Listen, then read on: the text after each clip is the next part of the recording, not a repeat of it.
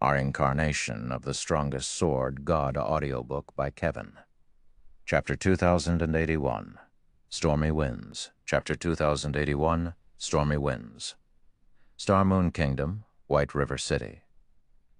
Although White River City was not the kingdom's capital, its popularity overshadowed Star Moon City as the main headquarters of the kingdom's #1 guild and home to the Candlelight trading firm, which continued to introduce one new product after another. At this point, White River City had become the kingdom's capital in the hearts of Star Moon Kingdom's players. Since White River City was the only city in the kingdom to be promoted, its fame had reached new heights. Tons of players from foreign cities and countries visited the city every day, and it had become almost as prosperous as an ordinary empire's imperial capital. Over a dozen. Level 64 players in gorgeous equipment had gathered on the second floor of White River City's auction house. They all wore the same guild emblem as they watched the fight in the auction arena. Contempt filled their eyes as they looked down on the combatants, as expected of a small kingdom. Although the local players' equipment standards are quite good, their combat standards are terrible. They're not even a match for some second-rate guilds in our Dark Knight Empire. It's no wonder why Zero-Wing lords over Star Moon Kingdom, a level 64 berserker said as he watched several guild players from Star Moon Kingdom fight in the auction arena in ridicule. The berserker had not held back his opinion. With the physique of Tier 2 players, the combatants had heard him clearly even from 50 yards away.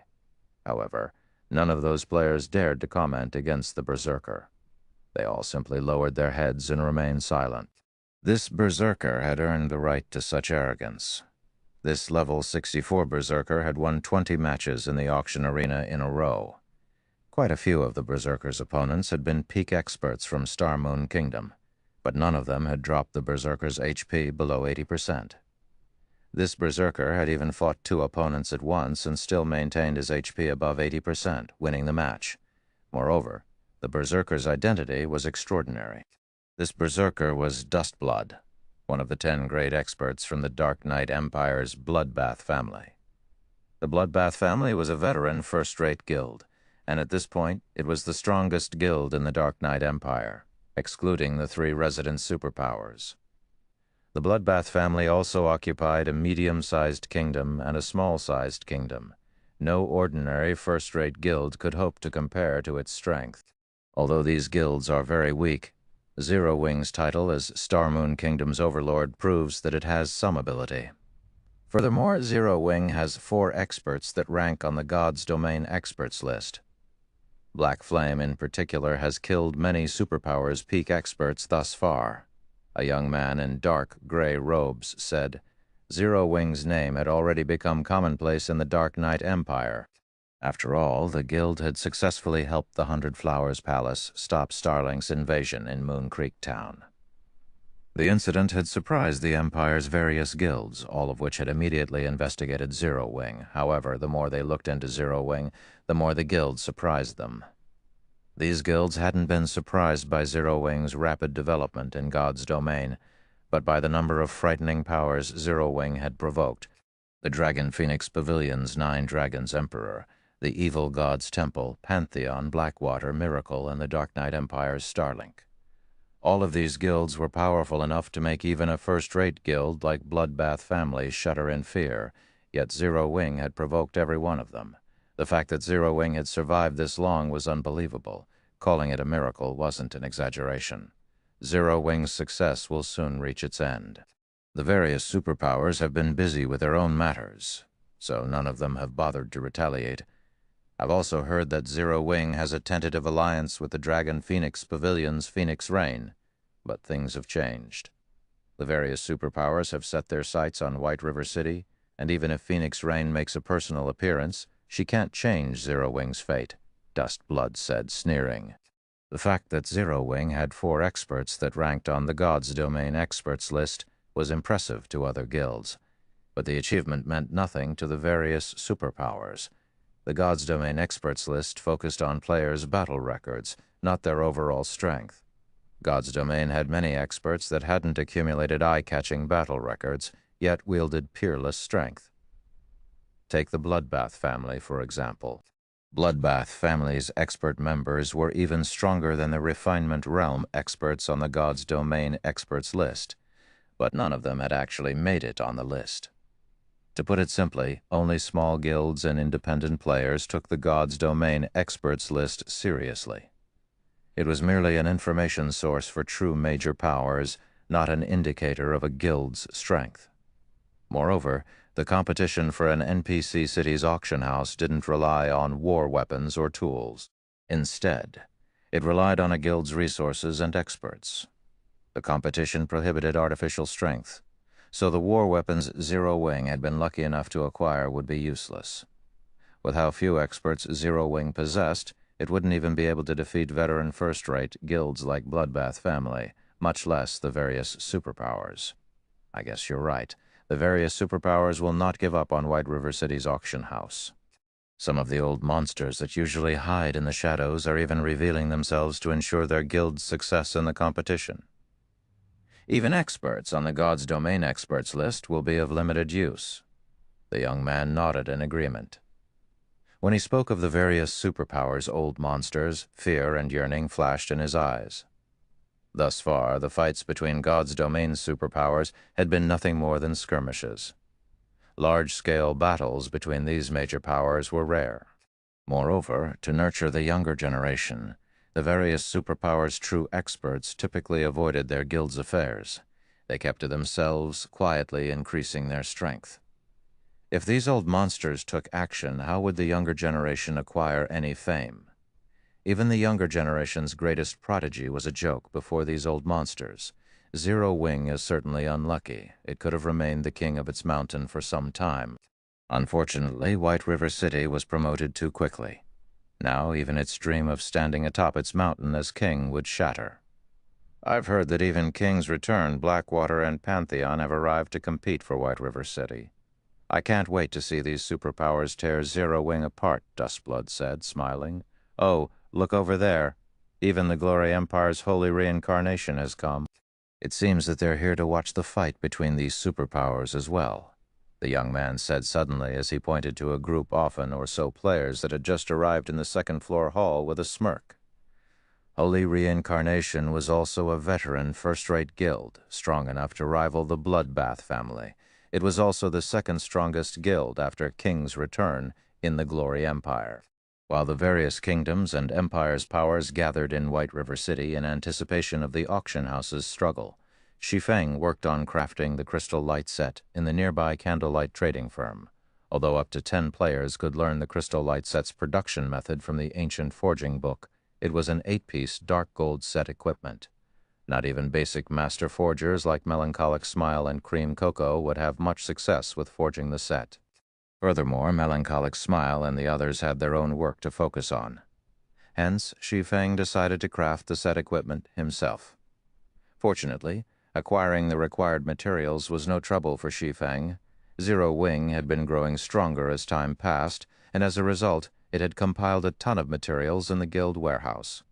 In addition, the candlelight trading firm had joined the secret chamber of commerce. So, obtaining the necessary materials to forge the crystal light set equipment was quite easy for the guild. In fact, Shi Feng had gathered more than a dozen sets of materials in less than an hour. He then refined the materials with the soul fire. Using the Philosopher's Hand's ability, Shi Feng continued to shape one set piece after another. Before he put the finishing touches on the 8-piece set, Shi Feng retrieved 40 grains of temporal sand. Temporal sand was incredibly valuable, with each gain selling for more than 20 gold on the market. Not only could it increase one's production success rate, but it could also strengthen the crafted item. Shi Feng allocated 5 grains of temporal sand for each set piece, the maximum amount dark gold equipment could handle.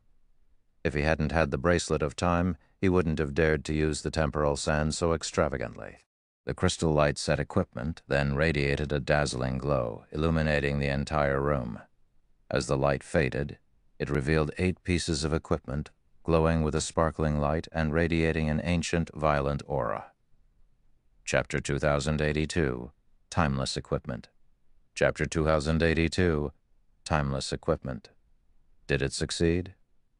Shi Feng could not help but grow a little excited as he gazed at the 8-piece set equipment on the table before him. Although he had more than 10 sets of materials on hand, the Crystal Light set was top-tier dark gold set equipment, its production difficulty only second to epic equipment.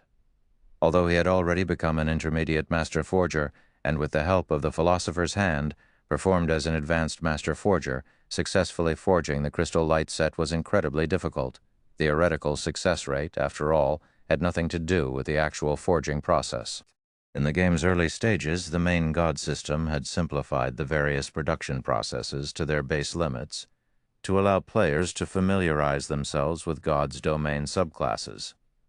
However, as players reached higher levels and adapted, the main god system would gradually withdraw its assistance, and the various production processes would become more complex and detailed. Meanwhile, successfully forging a dark gold set equipment was a massive threshold for lifestyle players. During God's domain's ancient times, weapons and equipment had only fallen into 2 categories: ordinary and extraordinary. More categories had only been added after the ancient gods had fallen. Ordinary equipment split into bronze, mysterious iron, secret silver, fine gold, and dark gold ranks. Extraordinary equipment had been broken down into epic and legendary. Dark gold weapons and equipment were considered the peak of ordinary equipment. Hence, they were extremely difficult to obtain and produce. Without a larger power support, an ordinary expert player would be limited to dark gold weapons and equipment at best. Meanwhile, dark gold set equipment was at the very apex of ordinary equipment, the best available without any flaws. No matter how high one raised their theoretical production success rate, a single mistake would result in failure. There was no room for error when crafting dark gold set equipment. One could argue that crafting dark gold set equipment was even more difficult than producing epic items, since the latter allowed for some mistakes. Only, the theoretical production success rate was much lower compared to dark gold set equipment. As Shi Feng began to inspect the Crystal Light set before him, the sound of a system notification reached his ears. System: Crystal Light set has been successfully forged. Forging proficiency increased by 200 points.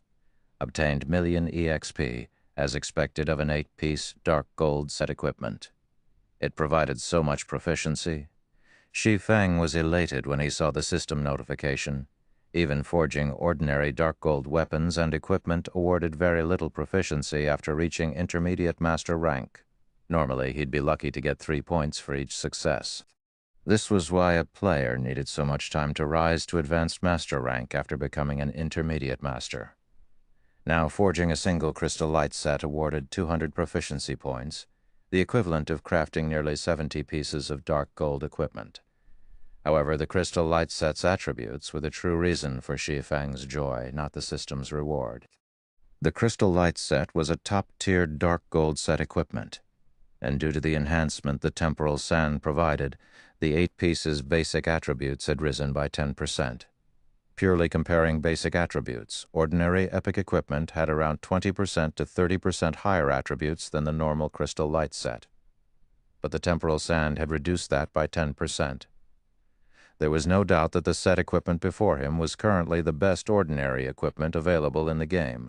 If he hadn't been wearing several pieces of epic equipment with beneficial effects, Shi Feng would have immediately replaced his items with the Crystal Light set. Of course, Shi Feng didn't stop after this success. He immediately began to forge the next set. As time continued to flow, the day of the auction house's struggle had finally arrived. White River City was particularly lively. Today, the various powers would battle to determine their future territories. As a result, countless players from Star Moon Kingdom and its neighbors had gathered in White River City. At this point, the city's player population exceeded 50 million. If not for White River City's traffic restriction, there would have been several times more players in the city. Today, even the various large guilds' elusive upper echelons gathered in the city's auction house. Representatives from more than 2,000 different guilds had come to participate in the competition. Moreover, a large number of adventurer teams and dark powers had arrived to participate in the day's events. With so many powers, ordinary players didn't even qualify to walk into the auction house and were barred from entering the building. The city's independent players watched the various major powers' members enter the auction house in envy. For today, only players needed to carry at least one epic material to enter White River City's auction house. Otherwise, regardless of how powerful or wealthy one was, they wouldn't get past the doors and were forced to wait outside. Even so, a large crowd had gathered outside the building to watch the competition. These players hadn't gathered because they had nothing better to do, but because the system had set up several colossal magic mirrors to broadcast the events along the business district. Anyone on the streets or resting in one of the city's establishments would be able to watch the spectacular competition for dominance over the auction house. Meanwhile, two players, one old and the other young, sat in one of the auction house's top-floor VIP rooms. From this spectator's room, these two would have a full view of the auction arena below, which easily accommodated more than 100,000 players. If the various large guilds' upper echelons saw that only two people occupied this spacious VIP room, they'd curse them for being wasteful. Renting the auction house's top-floor VIP rooms cost 5 epic materials. Although epic materials were not as valuable as epic weapons or equipment, they were still extremely difficult to obtain. First-rate guilds would be fortunate to collect several dozen epic materials, and none of them would dare to spend 5 epic items just for a better view of the auction arena. Amazing. A city like White River City has actually attracted so many superpowers. Mu Lingsha, the VIP room's younger occupant, exclaimed as she watched the various participating superpowers enter the arena. Starlink, Blackwater, Pantheon, and King's Return weren't the only superpowers present.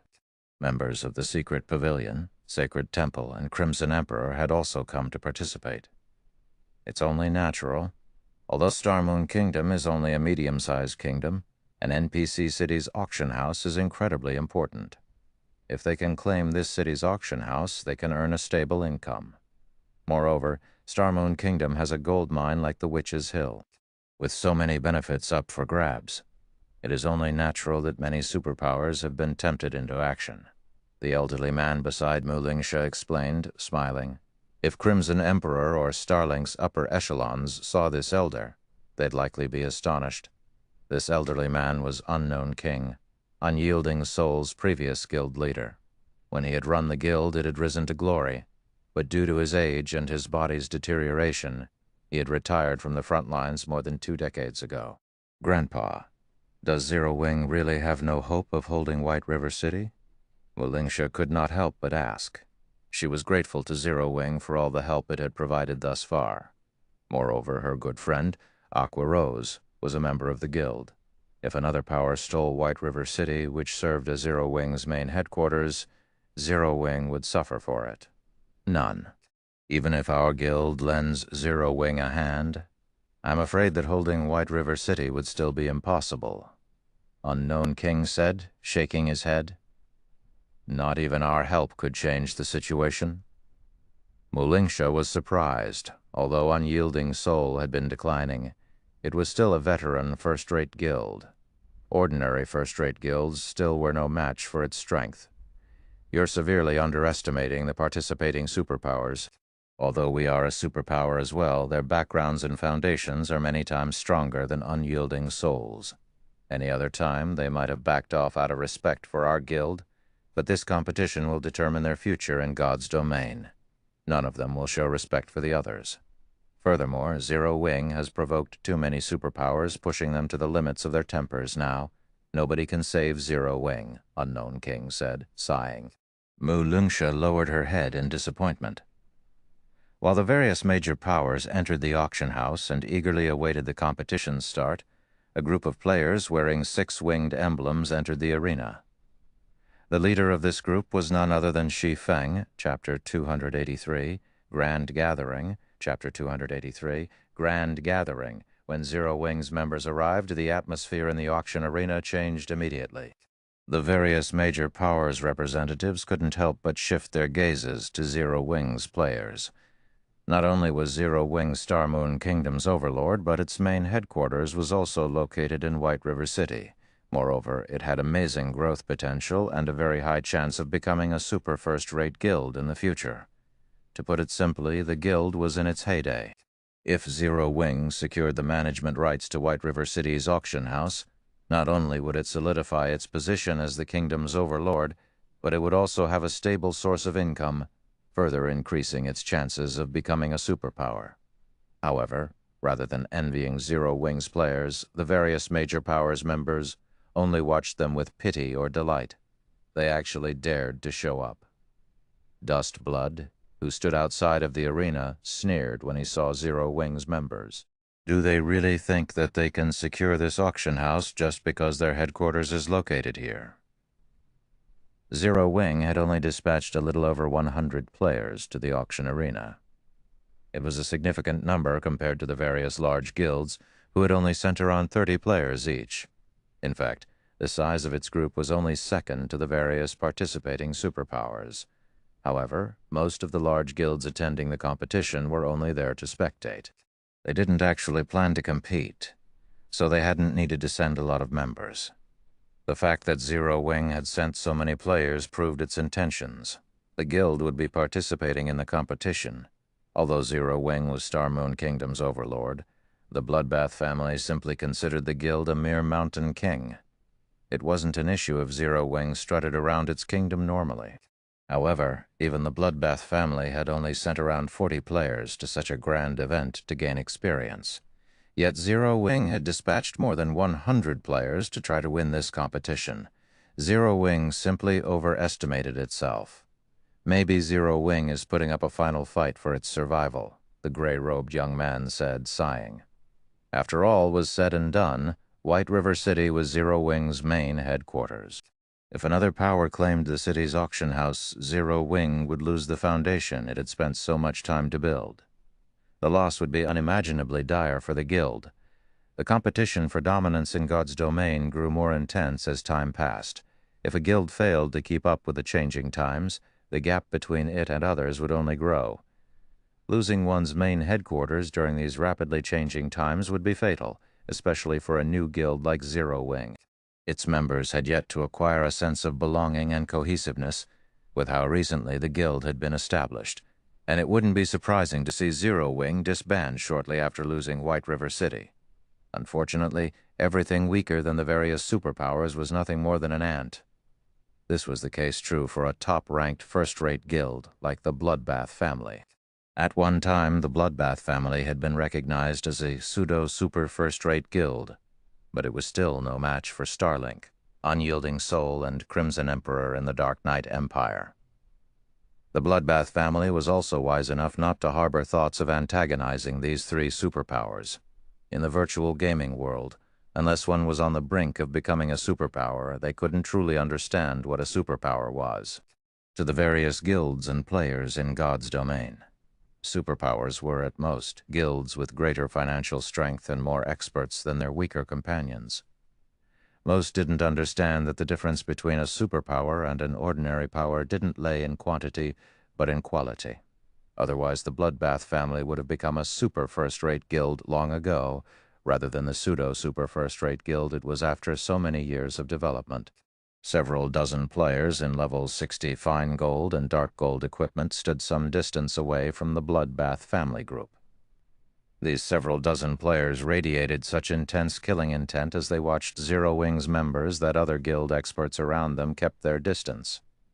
However, the other experts weren't afraid of these layers because of the dense killing intent they radiated. Instead, they were wary because those players wore Sin Realm's guild emblem. Sin Realm was the Purple Thorns Kingdom's absolute overlord. Unlike Zero Wing, which only controlled a little more than a dozen major NPC cities in Star Moon Kingdom, Sin Realm controlled every NPC city in the Purple Thorns Kingdom. Ordinary guilds couldn't afford to provoke it. To think that even you would have such a day, Zero Wing.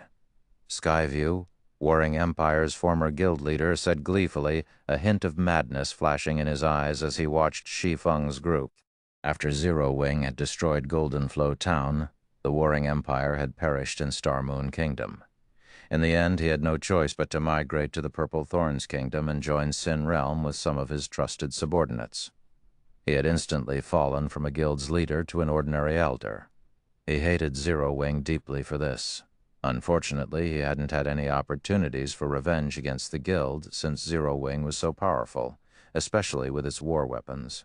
Even the various superpowers likely had headaches when dealing with Zero Wing's arsenal, much less a former guild leader.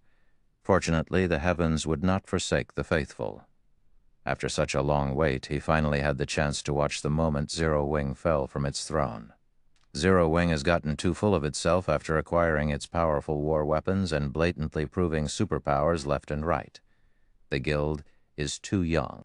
Now that the situation in God's domain has changed, Zero Wing can only blame itself for its downfall, Lone Beacon, who sat beside Skyview, calmly commented. One should never casually provoke a superpower. Take Sin Realm, for example. Despite so many experts and support from powerful corporations, Sin Realm only dared to call itself overlord in its own kingdom. It actively avoided superpowers' territories. However, Zero Wing repeated provoked superpowers even with no backing. Even Lone Beacon admired the guild's courage. However, regardless of Zero Wing's powerful war weapons, White River City would have a new owner today. While the various major powers discussed Zero Wing, a group of players entered the auction arena, causing a massive uproar. What? Even Nature Hall's members have come. Everyone was surprised to see Nature Hall's members in the arena. Nature Hall was one of the fastest-growing superpowers in God's domain. Not only did it control the Storm Empire, but it also had close relations with several powerful top adventurer teams in the game. Although these top adventurer teams weren't as large as superpowers, they had extraordinarily strong experts. It was rumored that some of these experts could even rival super first-rate guilds and super guilds' peak experts, with some even rivaling superpowers' old monsters. Hence, even the various superpowers avoided provoking Nature Hall right now. The Storm Empire is so far away from Star Moon Kingdom. Logically, there's no reason for Nature Hall to contest for White River City. Could it be here because of the issue with Twilight Echo? That's most likely the case. Otherwise, Nature Hall wouldn't have sent Deep Thunder, its first vice-guild leader. Furthermore, no one knows what Zero Wing did to convince Nature Hall to give up on Twilight Echo, and because of this, Nature Hall has been humiliated in the Storm Empire. Zero Wing is definitely dead now. It had already provoked Blackwater and Starlink, and now even Nature Hall has shown up. After today, Zero Wing will have no place in White River City. As everyone discussed Nature Hall's presence, they agreed that Zero Wing was truly doomed. Even other superpowers would suffer if they had to face 3 rising superpowers like Blackwater, Starlink, and Nature Hall, not to mention Zero Wing. Meanwhile, when Mu Lingsha saw Nature Hall's members from her top-floor VIP room, her expression turned grim. It's over. It's really over. Blackwater, Starlink, and Nature Hall. Every one of these guilds was stronger than Unyielding Soul. Not even her guild would casually provoke any of these 3 superpowers. Yet Zero Wing had angered all of them. All of Zero Wing's enemies smiled joyfully, especially Skyview and Shadowlight Axe, the former guild leaders of Warring Empire and Knight's Judgment. Meanwhile, after arriving, Deep Thunder and his team headed toward Zero Wing's members. But as everyone expected a fight to break out, Guild leader Black Flame, after such a short time apart, it seems that you've grown stronger yet again, Deep Thunder said amicably as he approached Shi Feng. Our guild leader has sent me with a specific order to help Zero Wing in this competition. If you encounter any trouble, please feel free to use my team and me as you see fit. Please send my gratitude to guild leader Nature. Zero Wing will remember this kindness, Shi Feng said, nodding. He realized that Nature Hall was trying to befriend his guild. Not at all. It's a small matter. When Deep Thunder heard Shi Feng's reply, he grinned with greater delight, recognizing that Shi Feng had accepted Nature Hall's attempt to form a friendship with Zero Wing. When the various major powers' representatives saw this, their jaws dropped in shock. Chapter 2084. There's more than one backer. Chapter 2084. There's more than one backer. What's going on? Isn't Nature Hall here to cause trouble for Zero Wing? Deep Thunder's behavior stupefied the various major powers. They could not understand what Nature Hall was trying to pull. Are those people using disguises? The Bloodbath family's dust blood muttered in confusion. Nature Hall had already grown stronger than super first-rate guilds like the Dragon Phoenix Pavilion and Unyielding Soul. Such a powerful guild should disdain ordinary super first-rate guilds, let alone Zero Wing.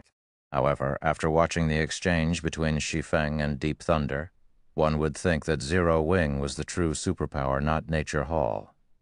No matter how Dustblood considered the situation, he couldn't understand what was happening. I've met Deep Thunder personally, although God's Domain has many tools that can disguise a player. They can't replicate a target's strength and aura, the gray-robed young man said, shaking his head. That Deep Thunder looks and feels exactly like the one I've met moreover. Deep Thunder wields the magic warrior hidden class. You can feel a special kind of mana around him at all times. No tool can duplicate that feeling. Then, why is that Deep Thunder treating Black Flame so graciously? Dustblood asked, clearly confused. This, I don't know. Maybe Nature Hall has some secret deal with Black Flame, the young man said. He was just as confused and didn't know how to answer his companion's question. With Nature Hall's strength and development speed, not even the secret pavilion would be able to stop it from targeting Zero Wing without tremendous compensation. The gray-robed young man had no idea what ability Zero Wing possessed to warrant Nature Hall's goodwill. Moreover, Nature Hall seemed to be desperate for Zero Wing's approval. The only explanation he could think of involved some private deal between Black Flame and Nature Hall's core upper echelons, convincing the larger guild to give up on Twilight Echo and support Zero Wing. No wonder why Zero Wing's members seem so fearless. It turns out they actually have Nature Hall's support, Dustblood said, sneering. However, a trace of envy and admiration could be seen in his gaze.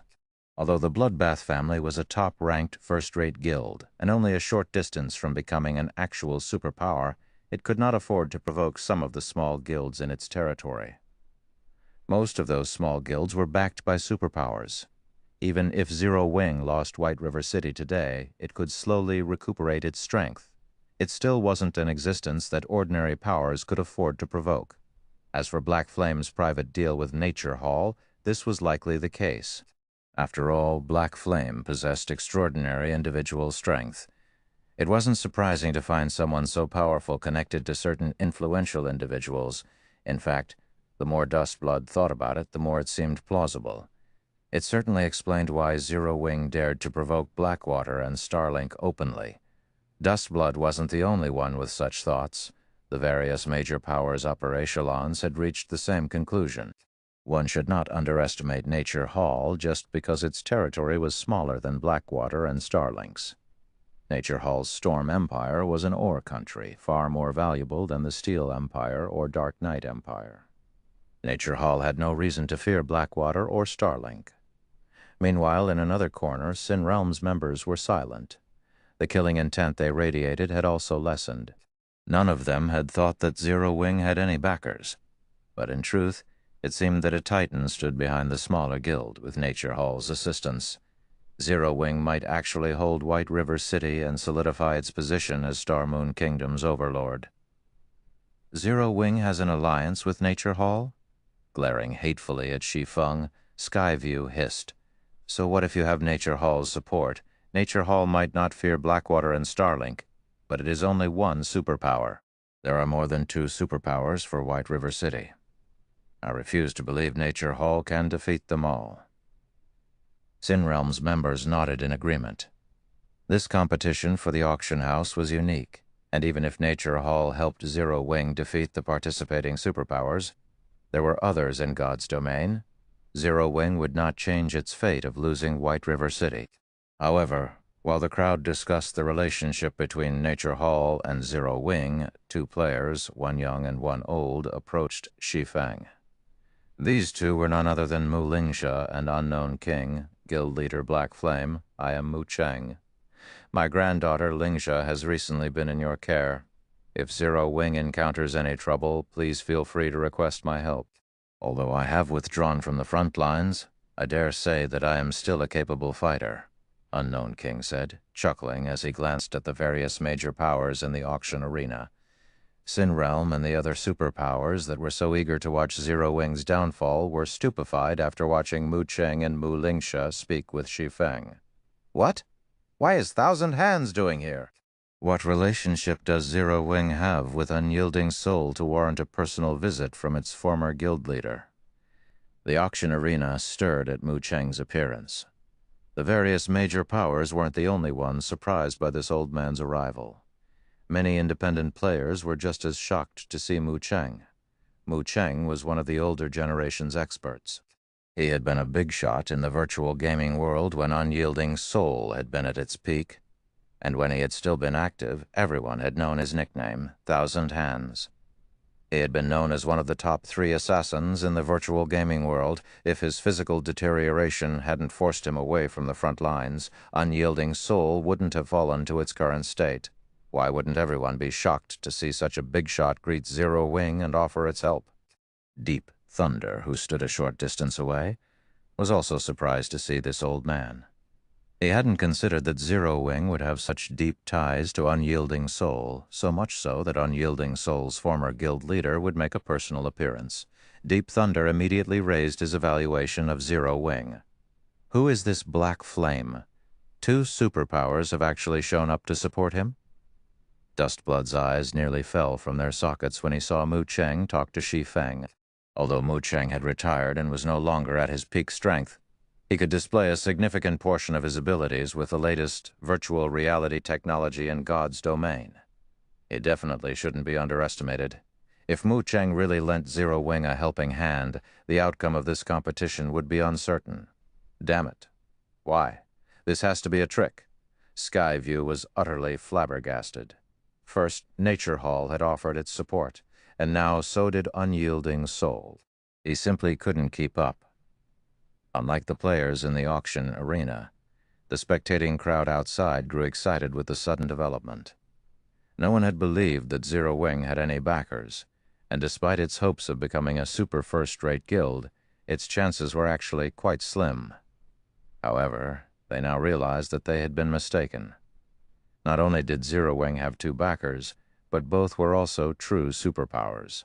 Factoring in Zero Wing's development speed, the likelihood of it becoming a super first-rate guild was extremely high.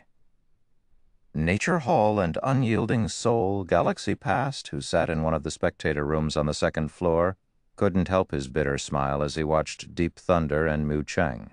He had thought that Star Alliance had significantly shortened the gap between it and Zero Wing. He hadn't expected that Zero Wing had hidden so much power. He had watched Zero Wing grow from nothing, and he had assumed that he had seen everything the guild had to offer. Unfortunately, it seemed that he still underestimated Zero Wing's strength. Meanwhile, Purple Eye watched Aqua Rose and Gentle Snow, who stood beside their guild leader in envy. She had thought of the 2 women as rivals, but now they were utterly out of her reach. Now that Zero Wing had the support of 2 superpowers, it could definitely ascend to the upper levels of God's domain in the future. While everyone talked about Zero Wing, a commotion erupted outside of the arena. Shortly after, a group of 400-plus players entered. Even the lowest-leveled player among this group was level 64, with their weakest piece of equipment being level 60 fine gold rank. They all wore Starlink's guild emblem, and the dozen or so players in the lead possessed several epic weapons and equipment, wearing no less than level 60 dark gold items. A faint glow enveloped these dozen or so players as if they were the incarnations of gods. Mu Lingsha was stunned. Not even Unyielding Soul's main force was likely a match for these players. Sure enough, they've come. Mu Cheng's expression gradually became serious as he watched the leaders of Starling's force. Chapter 2085, Glory. Chapter 2085, Glory. There were many experts in the magnificent auction arena. Some among them even served as pillars in their large guilds. And there were quite a few peak experts from the various superpowers. However, when Starlink's members entered the arena, everyone gasped as they felt the intense pressure emitting from these players. Starlink's members didn't feel like players, but great lords. The crowd subconsciously submitted as those players' aura washed over them. Even peak experts felt the threat of death from the dozen or so Starlink members in the lead. Why are they here? Deep Thunder's expression similarly changed when he saw Starlink's members' surprise and fear flashing in his eyes. "Grandpa, who are those people? Why do even superpowers peak experts seem afraid of them?" Mulingsha could not help but ask as she watched the various spectating superpowers peak experts in confusion. While it was true that Starlink's members were strong, the watching peak experts were as well. Even if there were a difference between superpowers' strength, there should be no reason for the spectating peak experts to fear Starlink's experts. But every one of their faces twisted with anxiety. Her grandfather, Mu Cheng, was a true domain realm expert, and his nickname of Thousand Hands was no trivial matter. Although he had grown weaker with age, he could still easily handle peak experts. However, when her grandfather saw the dozen or so players leading Starlink's team, he seemed to share the spectating expert's trepidation. She found this situation truly baffling. Zero Wing really has no chance in the struggle for White River City now. Mu Chang could not help his bitter smile as he watched Starlink's leading members. He had thought that they could help Zero Wing hold White River City with the combination of Nature Hall's assistance and his fame. After all, the various participating superpowers had their own NPC cities to prioritize. They would only be able to dispatch a limited portion of their strength to secure White River City's auction house. However, it seemed he had underestimated Starlink's feelings toward Zero Wing. Are they really that strong? Mulingsha was even more surprised by her grandfather's comment. They're not just strong against these people, even veteran super guilds like the Battle Wolves and Sacred Temple would have to take their opponents seriously. Otherwise, their defeat would be almost guaranteed, Mu Chang explained as he watched the 4 white-haired men among Starlink's team. To think that Starlink would recruit the 4 shadow demons. I've known that Starlink has been gathering an extraordinary amount of strength in secret, but I hadn't thought that it was so capable. Even unyielding soul is likely in danger. The 4 shadow demons? After giving the name some thought, Mulingsha asked in surprise, are they the 4 lunatics that shook up the various superpowers years ago? The 4 shadow demons had been very well known more than a decade ago, but unlike the name suggested, these 4 didn't operate as a group. They hadn't even known each other, acting independently. These 4 people had earned the nickname 4 Shadow Demons because of how much trouble they had caused the various superpowers, killing countless experts and peak experts. Not even Unyielding Soul had been spared from the 4 Shadow Demons' mischief. All 4 of these players were madmen. Moreover, they were independent players, and as a result, the various superpowers had a very difficult time tracking them down and dealing with them. During the height of their troublemaking, these 4 had been a hot topic among the general populace, so the secret pavilion had named them the 4 Shadow Demons, a nickname that had spread across the virtual gaming world. The various superpowers had the greatest headache trying to deal with players like the 4 Shadow Demons. Not only were they extremely powerful, but they were also insufferable lunatics. With all 4 of these madmen here, it was easy to imagine how frightening this competition would be. Meanwhile, hundreds of players wearing Blackwater's Guild emblem sat quietly in one of the top-floor VIP rooms. The inflexible, middle-aged man who led the group looked down at Shi Feng, watching the swordsman with a smug grin. If Shi Feng were there, he would have recognized the middle-aged man as Jing Yang, the Blackwater representative that had visited Zero Wing's main headquarters not long ago. Sure enough, Vice Guild leader was right. Starlink has secretly recruited those 4 old ghosts, Jing Yang said, smiling. I doubt even Zero Wing would have thought this could happen. Then should we take action now? Snowscar asked as he glanced at Shi Feng. No. It is too soon. Let's wait until the competition officially begins before we teach Zero Wing the meaning of despair. Even if we say nothing, Zero Wing will beg us to take their combat puppets, Jing Yang said, laughing. The arena's atmosphere had drastically changed when the 4 Shadow Demons had appeared. Everyone had been optimistic about Zero Wing's success in the competition. The guild had support from 2 superpowers, potential was limitless. However, such thoughts had been abandoned. It seems Zero Wing has reached the end of the line. Melody, you better give up now. Zero Wing can no longer back Ninth Heaven. Only setting sun can ensure Ninth Heaven's glory in Forest City. Now, a young, handsome male half-elf said, "Zero Wing might have been able to deal with the Death God workshop, but now that it's on the brink of destruction, how could it possibly afford to help your guild? Don't think that Starlink only has the 4 shadow demons. The dozen or so experts around them aren't ordinary either. Take that blue armored swordsman, for example. He has earned the nickname Illusion Swordsman, and his combat standards are on par with Miracle Dragons. There's also that tall shield warrior. He's called Mountain Horn and can rival Cuttlefish, the Iron Wall from Crimson Emperor. Every one of those people is an absolute peak expert. Moreover, Starlink has given all of them epic weapons and equipment. Just these people's strength is more than enough to make a super first-rate guild like Unyielding Soul suffer in a bitter battle, not to mention a guild like Zero Wing. Could Zero Wing really be doomed?" Melody wondered as she looked at Shi Feng. She had no rebuttal for the half-elf man. He had only spoken the truth. Even with 2 supporting superpowers, Zero Wing wasn't a match for the full force of another superpower. Unlike Melody's despair, Skyview was overjoyed. "So what if you have 2 superpowers to support you, Black Flame? It can't change the fact that you will watch as someone takes White River City from you." Skyview threw his head back and laughed. When he had watched one big shot after another stand up for Zero Wing, he had sighed at his own weakness. But who would have thought that the situation would change so drastically in the blink of an eye?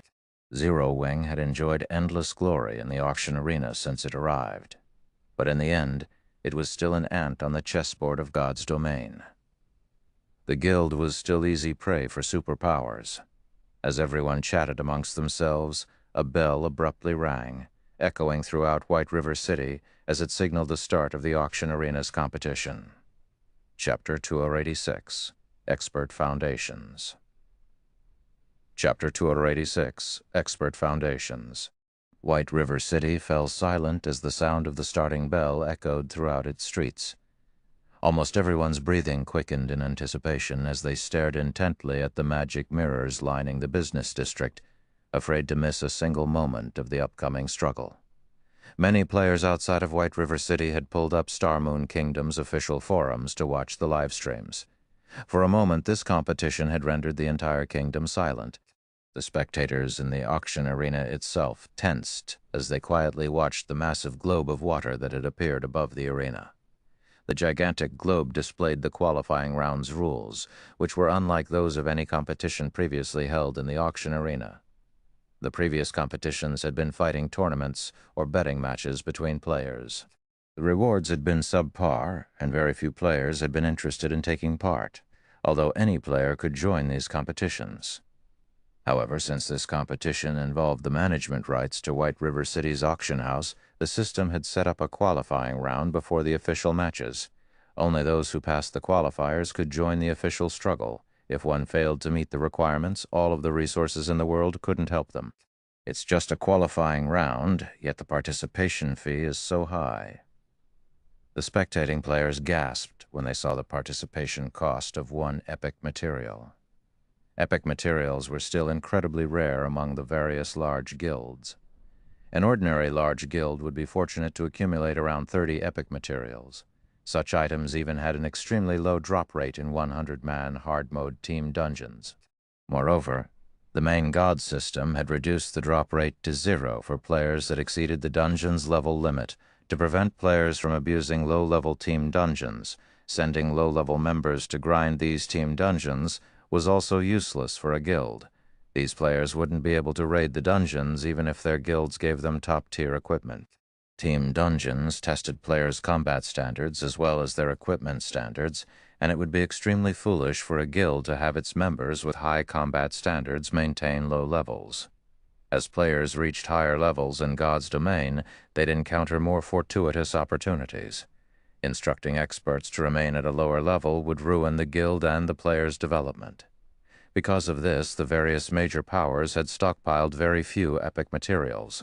Yet the auction arena charged 1 epic material per participant, and every participating power had brought at least several dozen members. However, despite the crowd's sentiments, more than 100 powers paid the participation fee. Starlink in particular paid for more than 400 participants. When they saw this, The spectators couldn't help but shudder. Even the independent players watching from outside of the auction house couldn't help but gape in shock. Everyone had known before this that the various superpowers shouldn't be provoked and possessed wealth that far surpassed first-rate guilds. But they were still blown away when they saw how many members the various superpowers had dispatched for this competition. Moreover, this was only for one city. Many of these superpowers were contesting for multiple cities. Superpowers could truly kill people with wealth alone. So this is a superpower. Melody was even more distraught when she saw how many Starlink members would take part in this struggle. Setting aside its members' combat standards, the fact that Starlink had the financial strength to dispatch more than 400 players was enough to devastate second-rate guilds like Ninth Heaven. The competition for the auction house didn't operate like a fighting tournament.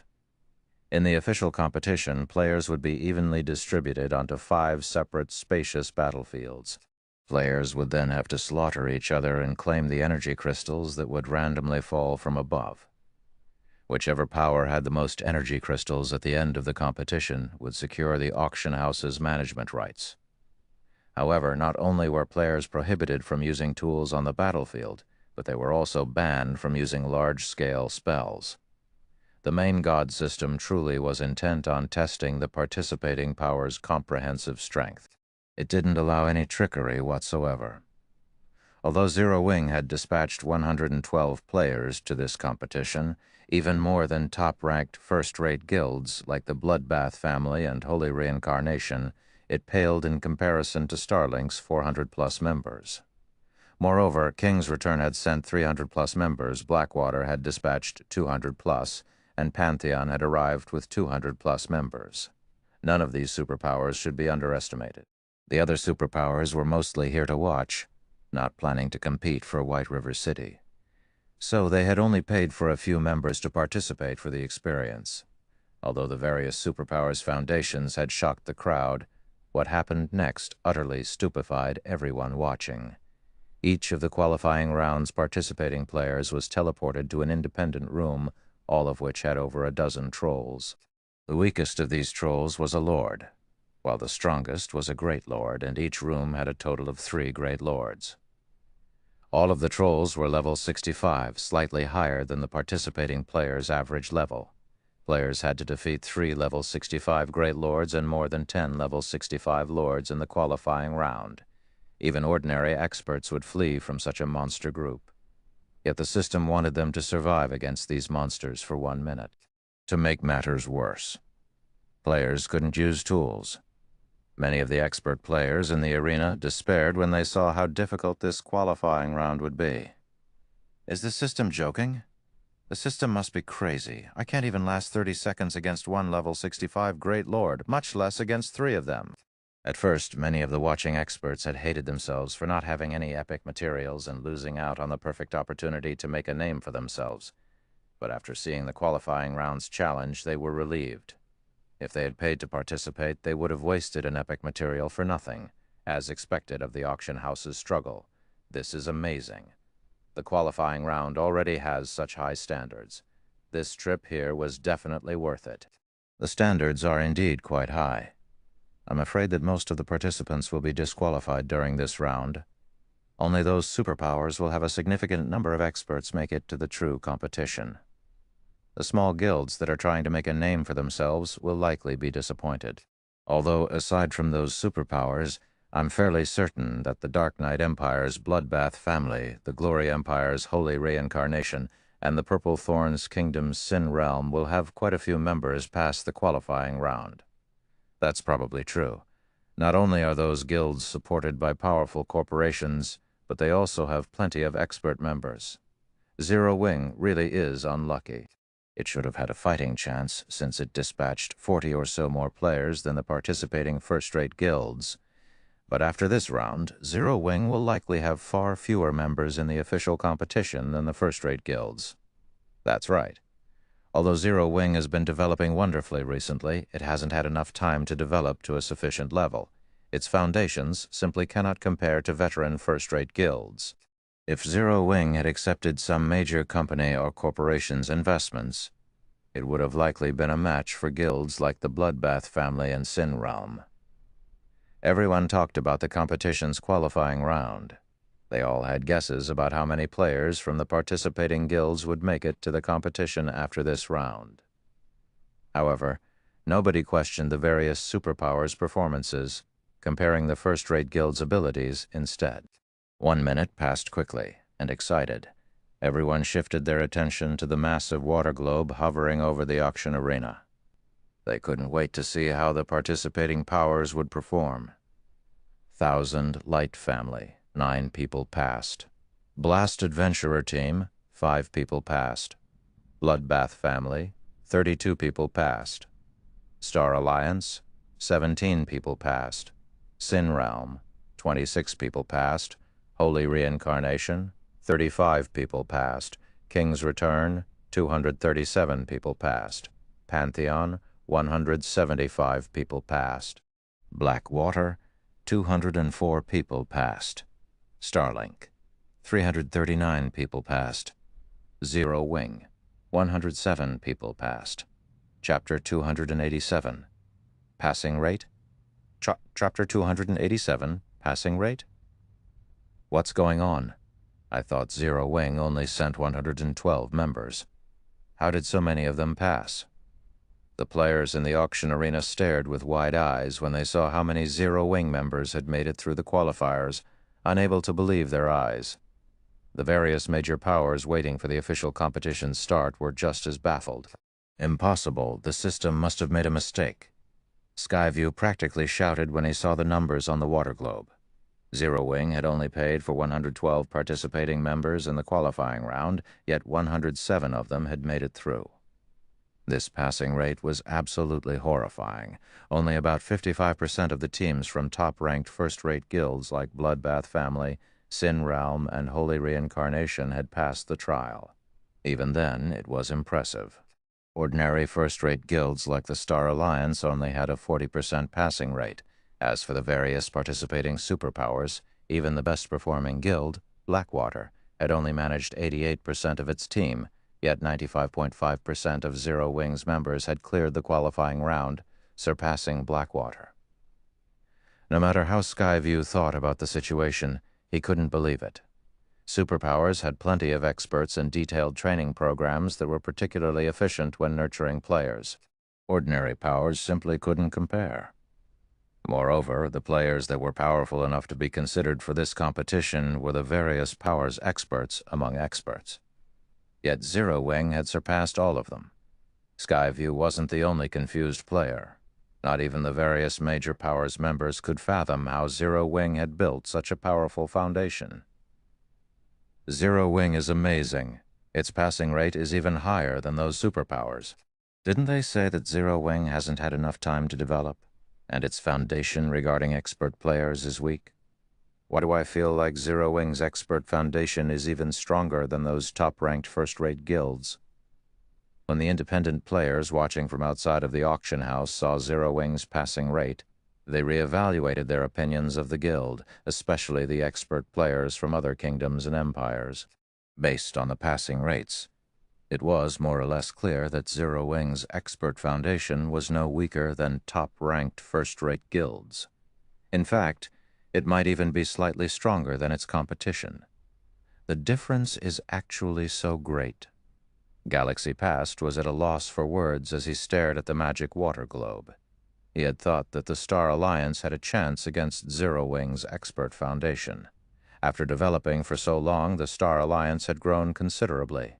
Nowadays, God's Domain's popularity continued to increase, and more people joined the game every day. As a result, more experts continued to rise. Not only had the Star Alliance successfully nurtured a lot of experts, but it had also recruited experts from elsewhere. The guild was many times stronger than when it had joined God's Domain. However, only 40% of the Star Alliance's players had made it through the qualifying round, while 95.5% of Zero Wing's players had succeeded. No matter how Galaxy Past looked at it, the Star Alliance wasn't on the same playing field as Zero Wing. Meanwhile, when Melody, who watched from a private spectator room, saw the passing rates, the darkness in her eyes vanished. She couldn't help her growing excitement as if she had just seen a ray of hope illuminate a dark sky. However, Despite Melody's elation, the half-elf man beside her remained unperturbed. "I'm assuming that you think Zero Wing now has some hope of holding White River City, right?" the half-elf man said as he glanced at Shi Feng, who stood in the auction arena. "Unfortunately, that is still impossible. Zero Wing's passing rate is amazing, but no matter how many players made it through the last round, Zero Wing still only has 107 members participating in the official competition. Compared to the 4 participating superpowers, that is nothing. Even Pantheon, the superpower with the fewest members in the competition, has 68 more players than Zero Wing. At the end of the day, this competition is a test of a guild's comprehensive strength. Zero Wing might be able to deal with top-ranking first-rate guilds like the Bloodbath family and Holy Reincarnation, but it doesn't have the power to contend with superpowers." But, although Melody wanted to argue, she knew his words were true when she saw how calmly the various superpowers members had reacted to Zero Wing's results.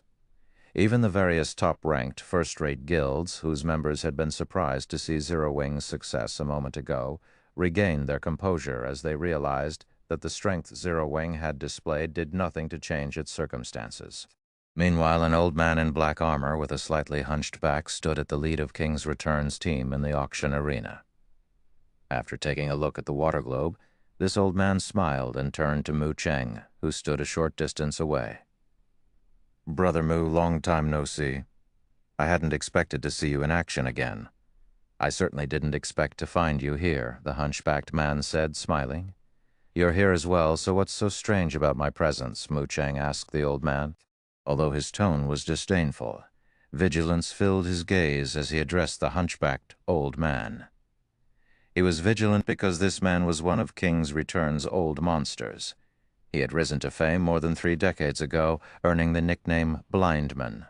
While his nickname sounded demeaning, the older generation's expert players knew it was by no means an insult. In fact, it was the highest form of praise. This old man was truly blind in the real world. But since virtual reality games connected to the brain directly, they allowed people with disabilities to function as if they had none in the game world. Naturally, those with sight disabilities could see normally in the game world. However, not only did Blindman recover his sight in virtual reality games, but his sight was also far sharper than the ordinary person's. By relying on his superior sight, he had carved a place for himself in the virtual gaming world. The secret pavilion had even called him the all-seeing sword saint. Even when Mu Cheng had been at his peak, he had only been able to win 4 out of 10 fights with Blindman. "I've heard that you have a close relationship with Zero Wing. Is that true?" "Unfortunately, our King's Return has a little enmity with one of that guild's little fellows." "How about this? If you don't help Zero Wing, we won't target the guild," Blindman asked, chuckling. Blindman's suggestion rendered Mu Cheng speechless.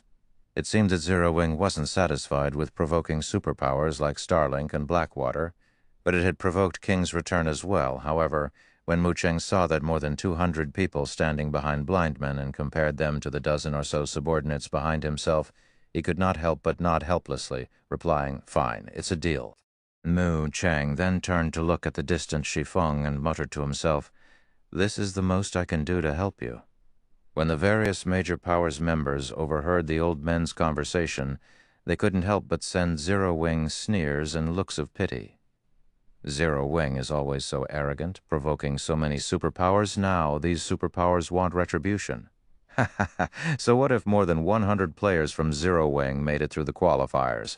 In the end, its efforts mean nothing. Now that Zero Wing had lost one of its capable supporters, its chances of holding White River City had fallen even further. Time passed quickly.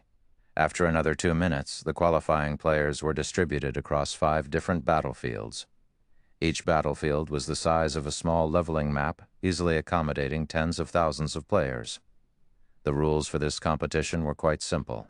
The competition had a 3-hour time limit, and throughout its duration, energy crystals would randomly fall into the battlefield. The power that secured the most energy crystals after 3 hours would be crowned as the victor. When the bell rang throughout the 5 battlefields, the official competition began as every player in Starmoon Kingdom watched. Everyone, listen up. prioritized Zero Wing's members above all others. When the competition began, the various major powers issued commands to target Zero Wing to curry favor with the various superpowers. I found some of Zero Wing's members here. Good. Get rid of them first. We'll fight for the energy crystals later. As soon as the major powers members discovered Zero Wings, they charged toward them. Zero Wing? Die. Skyview sneered when he saw the beauty observing her surroundings. He immediately charged at the woman from Zero Wing alongside a dozen or so of his subordinates. Chapter 2088, Suppressing Enemies with One Move. Chapter 2088, Suppressing Enemies with One Move. As the official competition began, Zero Wing's spectating members paled. The auction arena's competition should have been a free-for-all between the various participating superpowers, but now almost every player targeted Zero Wing. These superpowers moved as if they had already made an agreement. How can this be? Melody, who watched the competition through a magic mirror, was utterly devastated as she watched the various powers experts work together against Zero Wing's members. Dealing with several superpowers in this competition was one thing. After all, the auction arena had 5 independent battlefields, and players would be randomly distributed across them. Combined, these hostile superpowers only had around 1,000 members in total, and after being split between 5 battlefields, their numbers thinned. Locating Zero Wing's members across such a large map wouldn't be easy with so few players. Moreover, victory in the auction arena didn't depend on the number of kills one had. Players simply needed to contest for the energy crystals that would appear. As long as Zero Wing avoided confrontation with these several superpowers and focused on securing energy crystals, it definitely had hope of securing White River City's auction house. However, that hope was dashed if those superpowers worked together. While the various powers might not have as many participating members as the various superpowers when combined, they easily outnumbered the more powerful guilds by 3 or 4 times. Even if the battlefields were quite large, locating Zero Wing's members wouldn't be a challenge if all of these powers cooperated. I told you long ago that the various superpowers in God's domain are not as simple as you. Zero Wing has severely underestimated its enemies since the very beginning as well. Zero Wing doesn't have the slightest chance of winning this competition, the half-elf man said calmly. This competition is simply Zero Wing's execution. Rather than military strength, the various superpowers' influence over lesser guilds was truly frightening. The various participating powers understood that they would reach greater heights instantly if they could curry favor with a superpower. This was also why the various powers had become jealous when they had learned that 2 superpowers backed Zero Wing. Normally, trying to gain a superpower's support wasn't easy, but Zero Wing had presented the perfect opportunity to do just that. While the half-elf man expressed his opinion, Skyview and the dozen or so experts from other powers on Battlefield Number 4 closed in on the beautiful woman wearing a 6-winged emblem. The magic mirrors along the city's business district displayed the scene clearly. Huh? Isn't that beauty Graceful Moon, the former Firecloud Fox Adventurer Team's vice commander? An expert from the Black Dragon Empire asked, recognizing the woman on the magic mirror immediately. She's Graceful Moon?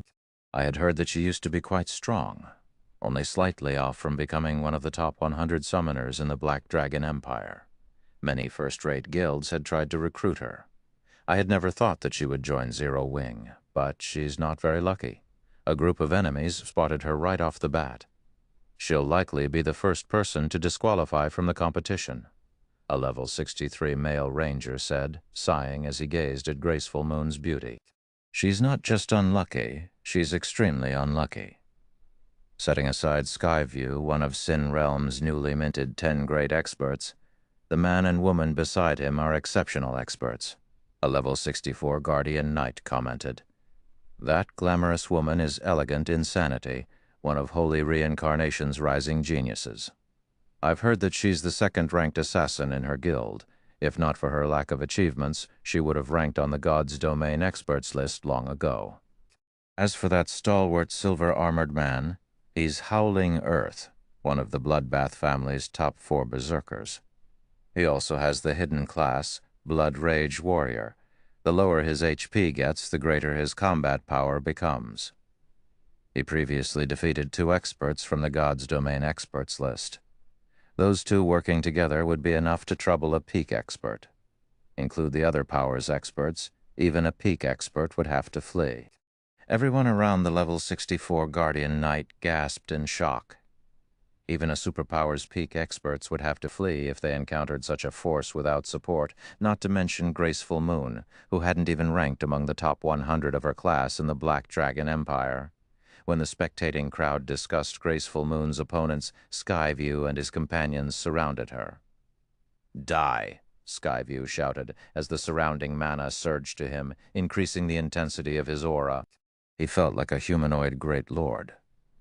He then launched the Tier 2 curse, violent flame spears at Graceful Moon, sending 28 fiery spears toward the woman from multiple directions. Howling Earth also shouted, and his muscles bulged as he leaped up with his giant warhammer raised. He swung his weapon down toward Graceful Moon like a mountain descending on the female summoner. In contrast, Elegant Insanity vanished, waiting patiently for an opportunity to land a fatal blow. The 3 experts cooperated, as if they had fought together for many years. Their attack's timing was perfect, leaving Graceful Moon no room to dodge, as the Warhammer and Flame Spears flew toward the level 65 summoner. Graceful Moon, who had stood motionless, finally made her move.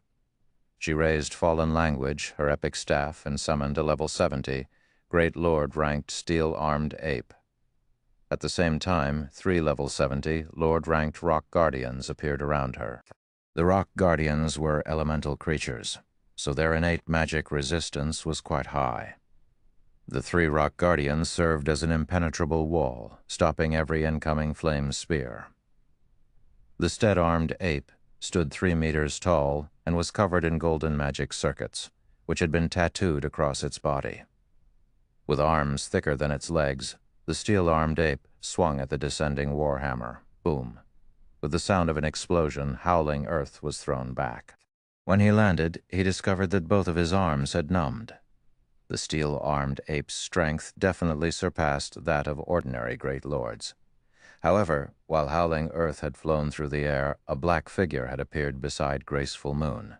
This figure was none other than Elegant Insanity. The snow-white dagger in her right hand silently slid toward Graceful Moon's throat like a cunning snake. Since Graceful Moon had just finished casting a spell and her physique as a summoner wasn't formidable, she had no defensive options to protect herself from Elegant Insanity's swift, silent attack. Just as everyone expected to see the assassin's attack land, a gigantic stone palm appeared above Elegant Insanity's head, descending on the female assassin like a falling mountain. She had no choice but to abandon her attack and evade. However, as Elegant Insanity tried to dodge the Rock Guardian's attack, the remaining 2 Rock Guardians attacked the assassin's blind spots, as if they had prepared for this moment. Caught off guard, Elegant Insanity couldn't dodge or block any of the incoming attacks. "Damn it!" Elegant Insanity frowned. She immediately activated wind steps, using the brief moment of invulnerability to survive the attacks. Pang! Pang! With 2 muffled sounds, Elegant Insanity was thrown like a cannonball, only stopping after she crashed into a large tree. Although she didn't take any damage, a trace of fear flashed in her eyes when she looked at Graceful Moon against a coordinated attack from 3 powerful experts like herself, Skyview and Howling Earth.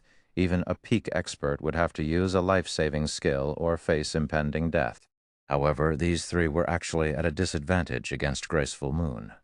The spectating players outside of the arena gaped in shock as they watched the events unfold. The Black Dragon Empire's experts, who were familiar with the female summoner, were particularly stunned. Was this female summoner the same Graceful Moon they knew? Chapter 2089, Shocking the Whole Arena, So Strong. Chapter 2089, Shocking the Whole Arena, So Strong. Zero Wing has hidden such a powerful expert. The first fight in Battlefield No. 4 astonished the crowd outside of the auction house, seeing as how Graceful Moon smoothly stopped the incoming attacks from 3 experts, all of which ranked among the top in their top-ranked first-rate guilds. It was clear that her combat standards could definitely rival those of Superpower's peak experts. Within a superpower, every peak expert served as a vital support pillar, and the various first-rate guilds feared them all. A peak expert could single-handedly wipe out a 100-man team of ordinary experts. Smaller guilds had no hope of suppressing a peak expert without constricting their players to operate in teams of several hundred at the very least. Some peak experts who had chosen classes with high survivability could come and go as they pleased. She only recently joined Zero Wing, yet she's already grown so strong. Yi Luofei, who watched from a second-floor spectator room, blinked in surprise as she stared at Graceful Moon incredulously. As the vice commander of FFF, a top adventurer team in the Black Dragon Empire, Yi Luofei had a certain familiarity with the Empire's well-known adventurer teams. Due to Graceful Moon's performance in the last ranking battle in the Empire, Yi Luofei had made sure to pay extra close attention to her. However, Yi Luofei remembered Graceful Moon displaying combat standards that hadn't even rivaled those of first-rate guilds' peak experts, much less refinement realm experts like Skyview, Elegant Insanity, and Howling Earth. Yet this female summoner suppressed all three refinement realm experts by herself. Graceful Moon's newfound strength shocked Yi Luofei. Moreover, this situation wasn't like Yi Luofei's defeat against Zhao Yueru during the ranking battles. Zhao Yueru had relied on superior basic attributes and spells to win. But as a true Void Realm expert, Yi Luofei recognized that the same couldn't be said for Graceful Moon. Graceful Moon's success was simply a result of her impeccable ability to control her summoned creatures. Not only have her basic attributes risen, but her combat standards have skyrocketed as well. It seems Zero Wing still has some secrets, Yan Tianxing, FFF's commander, commented as he watched Graceful Moon with squinted eyes, a hit of surprise flashing in his gaze. After the FFF adventurer team had secretly joined the Flower of Seven Sins, the adventurer team's upper echelons had gained a lot of detailed information on the various superpowers. Hence, Yan Tianxing understood how frightening they truly were. Their ability to nurture experts in particular was truly amazing. Other powers simply couldn't compete. As a peak expert that had risen to fame in the virtual gaming world many years ago and was only a short distance away from reaching the domain realm, Yan Tianxing recognized that Graceful Moon's current combat standards were quite powerful. Only, her strength was atypical. Normally, players tried to gain more control of their own bodies and their familiarity with the world around them to increase their combat standards. But Graceful Moon felt as if she were actively using the world itself to her benefit. While everyone was shocked over her performance, the female summoner in question began to chant another spell.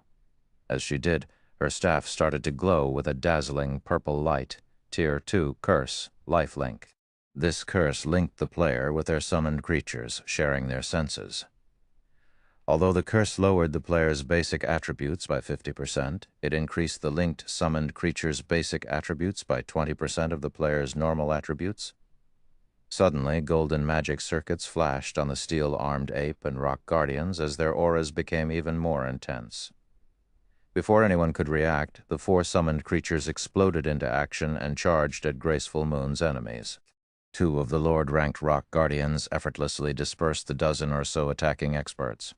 The third rock guardian remained by its summoner's side, repelling all incoming attacks. Meanwhile, the steel-armed ape charged toward Howling Earth, pummeling the hammer, wielding Blood Rage Warrior. After the steel-armed ape's first hit landed, Howling Earth's arms were numb and the ground beneath him had cracked. Second hit numbed the Blood Rage Warrior's entire body, substantially decreasing his reaction speed. Howling Earth had no power to respond to the steel-armed ape's third attack, taking the strike with his shoulders and sinking into the ground past his knees. With the fourth hit, the summoned creature hammered Howling Earth completely into the ground. On the fifth hit, Howling Earth died, becoming the first disqualified player from Battlefield No. 4.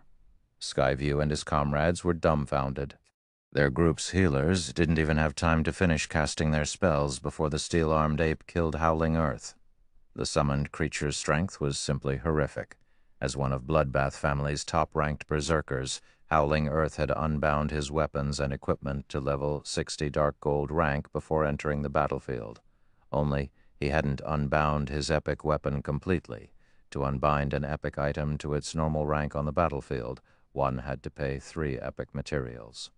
On the other hand, restoring all of one's weapons and equipment to dark gold rank only cost 5 epic materials. Meanwhile, a full set of level 60 dark gold equipment was more than enough to grant Howling Earth the strength of a High Lord of the same level. Even without a healer, he should be able to contend with a Great Lord of the same level for quite some time. Yet, a level 70, Great Lord-ranked steel-armed ape had killed Howling Earth in just 5 moves. Moreover, the steel-armed ape hadn't used any techniques or skills. It had relied on brute force to kill its enemy. Damn it, how many epic items does she have on her? Elegant Insanity stared at the female summoner in astonishment. At first, the steel-armed ape had only displayed enough strength to make Howling Earth stumble, but after receiving 20% of Graceful Moon's basic attributes, its strength had increased so drastically. Since the steel-armed ape hadn't used any skills thus far, Graceful Moon's basic attributes must be so incredibly high that a mere 20% was enough to give a level 70 steel-armed ape the strength of a level 65 Grand Lord. Before its enemies recovered from their shock, the steel-armed ape charged toward the nearby group. With the exception of Skyview and Elegant Insanity, the summoned creature killed every expert with 2 hits. However, the 2 peak experts didn't fare much better. Skyview died after 4 punches, and Elegant Insanity only survived until the 7th. In less than 30 seconds, the various major powers experts, who had tried to gang up on Graceful Moon, fell under the female summoner's retaliation. None of them had been able to fight back. This outcome stunned the watching crowd, but they also considered it reasonable. Players weren't allowed to use berserk skills in the arena, and without those skills, how were they supposed to fight a Grand Lord under another player's control? Zero Wing is insane. It dumped so many resources onto Graceful Moon. In my opinion, I think Zero Wing's decision was a wise one. At the very least, with a Grand Lord on its side, no ordinary power can eliminate Zero Wing. The crowd fell into a heated debate over Graceful Moon's strength. They had never expected Zero Wing to pull such a move. With this, Zero Wing should acquire plenty of energy crystals in Battlefield No. 4. Zero Wing certainly has a lot of clever tricks, the half-elf man beside Melody said, sneering at Graceful Moon through a magic mirror. However, while pouring its resources into a few select experts will allow them to perform well, what could a small number of players hope to accomplish on such large battlefields? Each battlefield would spawn 3 to 6 energy crystals at set intervals. As long as players held the crystals for 10 minutes, their ownership would become permanent, not even dropping if the player died. As the half-elf man finished speaking, easily more than 300 players were teleported back to the auction arena. In one group after another, an uproar tore through the auction arena's crowd. What's wrong with those people? The half-elf man turned to the ruckus in the stands in confusion. While most of the participating powers worked together against Zero Wing's members, there were bound to be exceptions. Seeing a large number of players return at the same time shouldn't be surprising, but when the half-elf man raised his eyes to the magic mirrors displaying the fights in other battlefields, his expression froze. Impossible. The several dozen magic mirrors in the center of the auction arena all displayed battles involving Zero Wing's members. Some of these Zero Wing players fought 2 or 3 opponents at the same time, while others faced more than 10. Every one of Zero Wing's members displayed combat standards that could rival refinement realm experts. Moreover, they all showed off their extraordinarily high basic attributes. The expert players that had returned from the battlefields were Zero Wing's victims, Chapter 2090, Ant, Chapter 2090, Ant. Blood, dust, and smoke filled the gigantic magic mirror's screens as they hovered above the arena. Corpses, what remained of the various major powers experts, littered the battlefield, while Zero Wing's members remained standing. However, despite their success, Zero Wing's members seemed incredibly calm, as if they had only slain mobs along the roadside. This scene shocked the upper echelons and expert players from the several hundred spectating major powers. Zero Wing's members had killed over 300 of the various major powers' top experts without breaking a sweat. And contrary to expectations, the responsible party didn't just include a dozen or so players. Rather, several dozen players were responsible for this slaughter. "This is interesting." Mu Cheng, who was assigned to Battlefield No, could not help but smile at the magic mirror above the battlefield. Even he had assumed that Zero Wing was doomed to part with White River City's auction house. He had never imagined that Zero Wing had such a sturdy foundation on an ordinary battlefield. Having a small number of powerful players that could defeat multiple players at once would be wonderful. But this was the auction arena. Players' goal here was to obtain energy crystals, so it was best to have as many capable experts as possible. At most, the various major powers would admire Zero Wing's battle strategy after watching Graceful Moon kill over a dozen experts by herself. It had merely been a clever trick to these guilds, proving nothing. However, now that several dozen Zero Wing members had performed similarly, the various major powers were beginning to feel afraid. The fact that Zero Wing could dispatch several dozen extremely powerful experts was proof of the guild's solid foundations. If Zero Wing had so many powerful experts, annihilating any of their guilds would likely be a piece of cake. Furthermore, so many experts meant that Zero Wing had the strength to fight the various superpowers for White River City's auction house. If Zero Wing held this auction house and eventually grew into a superpower, the powers that had opposed the guild today would suffer. How can a guild that only established after God's Domain's launch have so many powerful experts and epic resources? Dustblood, who had been assigned to Battlefield No. 3, glowered as he watched 8 of his guildmates return to the auction arena. Outsiders might not know these 8 players, but he, as the leader of Bloodbath Family's team for this competition, did. To prepare for this auction house competition, the guild had invested over half of its epic material stock to allow 32 participants to restore their weapons and equipment to Dark Gold rank. However, not only had Zero Wing dispatched more than twice as many players to the official competition, but every participant had unbound their weapons and equipment to Dark Gold rank at the very least. Based on what Dustblood could see, quite a few Zero Wing members had even restored their equipment to epic rank. Not even the Bloodbath Family and Holy Reincarnation could afford such an expenditure. Among the 8 slain Bloodbath family members, 2 were even bona fide refinement realm experts. Even in a superpower, these players would be treated as core members, but despite working with other powers in this competition, Zero Wing's players had defeated them. Moreover, the Zero Wing members responsible weren't even the guild's famous experts. Rather, they were just some of Zero Wing's main force members. Dustblood couldn't believe it. Meanwhile, after watching more than 300 of their experts die, the various major powers dismissed the notion of targeting Zero Wing. They had only gone after the guild's members to curry favor with the various superpowers watching. But not only hadn't they defeated Zero Wing, but their actions might have also provoked a future superpower. Continuing to single out Zero Wing's members would be foolish. They had only spent so many resources to participate in the auction arena to prepare for the competitions in their own territories once their auction houses were promoted. Order quickly returned to the 5 battlefields as players began to clash with each other, competing for the descending energy crystals. Unless an energy crystal was at stake, the various major powers' experts avoided Zero Wing's members as much as possible. For a time, Zero Wing's members moved across their battlefields with ease. The spectating crowd fell silent as they recognized this turn of events. Meanwhile, the Zero Wing members watching the competition grew excited. They all wished they were on those battlefields as well. The various major powers that had visited Star Moon Kingdom had treated Zero Wing like dirt in the past. None of them had seen anything special about the kingdom's ruling guild. However, these foreign powers now bowed their heads, doing the best they could to avoid Zero Wing's attention. Wonderful. Without the other powers' interference, Zero Wing can safely compete for the energy crystals, Melody exclaimed as she watched Zero Wing's members traverse the 5 battlefields unhindered. Although Zero Wing didn't have as many members in the competition as the various superpowers, the energy crystals appeared randomly across all 5 battlefields. Without the various major powers' interference, Zero Wing would have an easier time fighting the participating superpowers for energy crystals.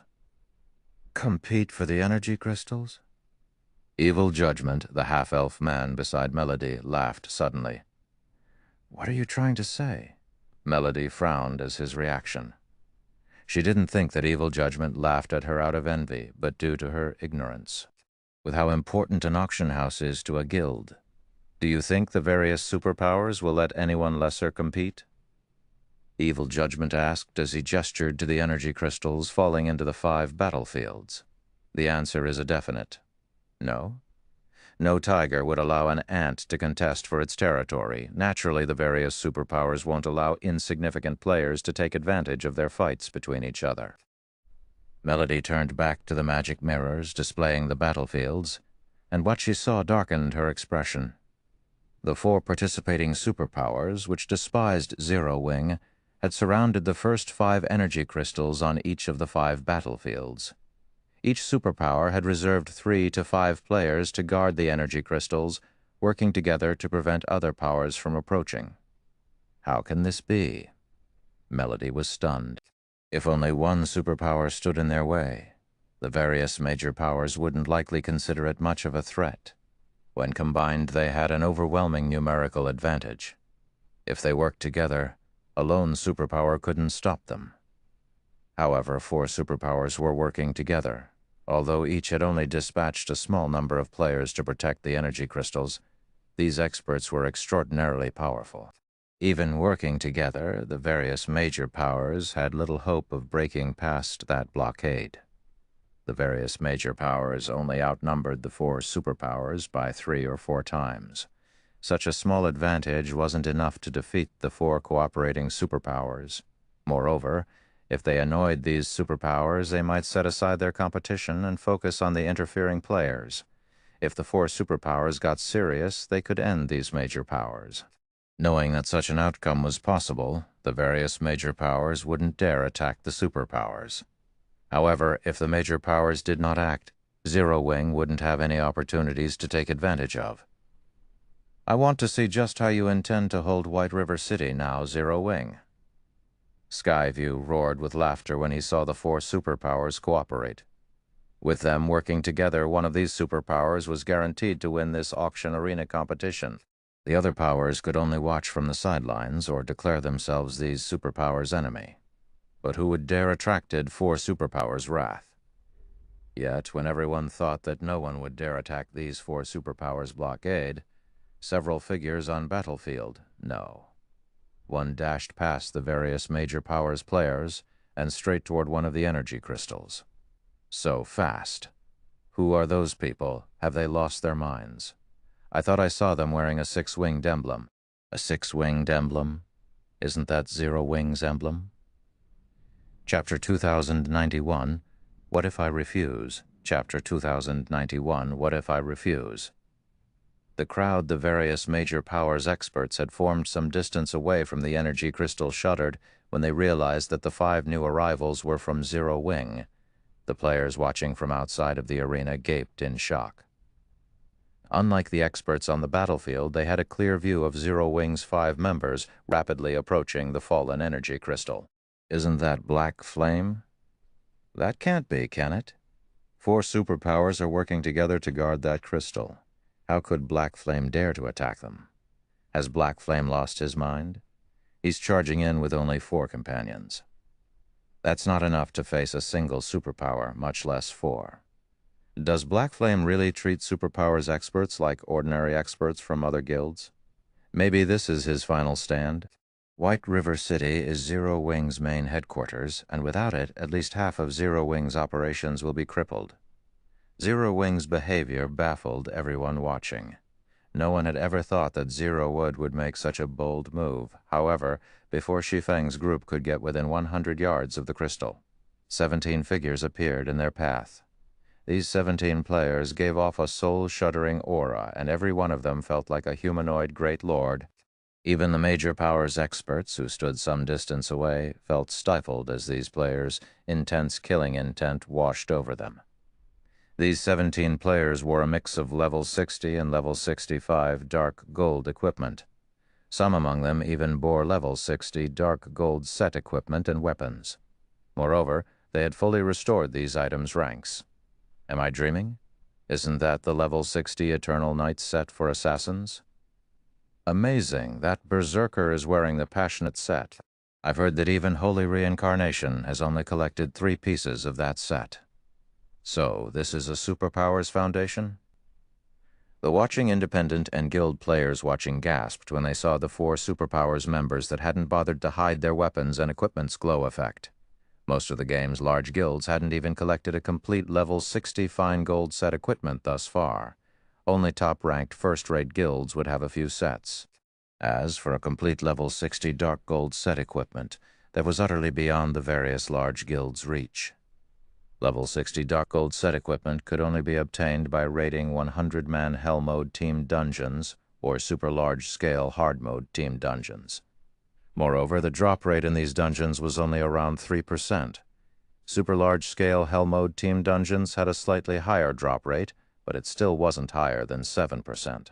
Most first-rate guilds at this stage of their game hit their limit with level 60 100-man hell mode team dungeons. They simply didn't have the power to raid super large-scale hell mode team dungeons. To the various large guilds, level 60 dark gold set equipment was godly right now. Yet these 4 superpowers had more than one such set equipment. Why wouldn't this revelation be shocking? Anyone who takes another step forward dies.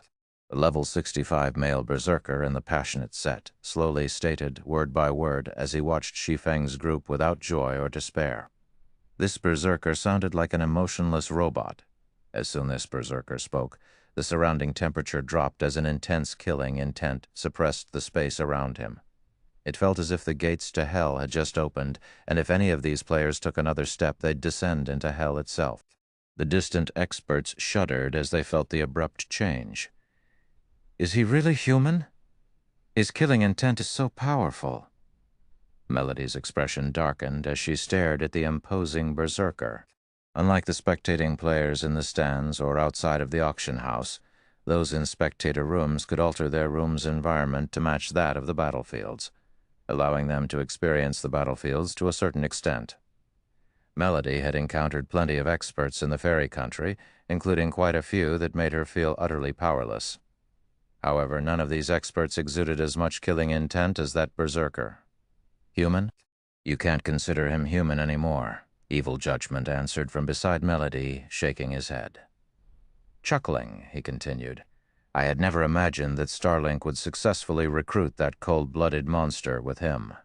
Zero Wing doesn't have a snowball's chance in hell of securing the energy crystal. Is he really that strong? Black Flame earned his title as the Sword King from the secret pavilion, Melody countered. Sword King? Evil Judgment laughed. Only first-rate and weaker guilds give that title any importance. The secret pavilion has recorded a lot of experts on the God's Domain experts list, but there are many more players that have slipped through the cracks. That cold-blooded monster is one of them. He's called Tengu, the Warring Ghost. Although Tengu hasn't reached the Domain realm yet, his brain doesn't work like everyone else's. You could say that his brain is particularly well developed, granting him a similar sixth sense to wild beasts. He can easily predict his opponent's movements. There's also his beast-like combat method to contend with. He is no weaker than Domain realm monsters. He's already killed more than 10,000 experts in God's Domain, including many peak experts from superpowers. However, due to his strange and violent nature, none of the superpowers have tried to recruit him. He's killed more than 10,000 experts? Melody was slightly stunned. She had only defeated several hundred experts since joining God's Domain. Even so, those fights had earned her plenty of combat experience, but the Warring Ghost had slain more than 10,000, and many of them had been superpowers peak experts. He was truly a monster. To make matters worse, this monster wore the passionate set, one of the best sets available in the game right now. When the various superpowers members saw Warring Ghost intercept Shi Feng's small group, they began to chat about the upcoming fight. Brother Mu, it seems Zero Wing has no hope of success in Battlefield number 1, Blind Man commented as he glanced at Mu Cheng, who stood a short distance away. He had heard much about the Warring Ghost, Tengu. If that man continued to grow stronger, he would undoubtedly reach the Four Shadow Demon's level.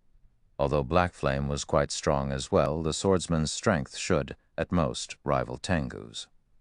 However, there were 4 other Zero Wing members present, while Tengu had a total of 17 allies.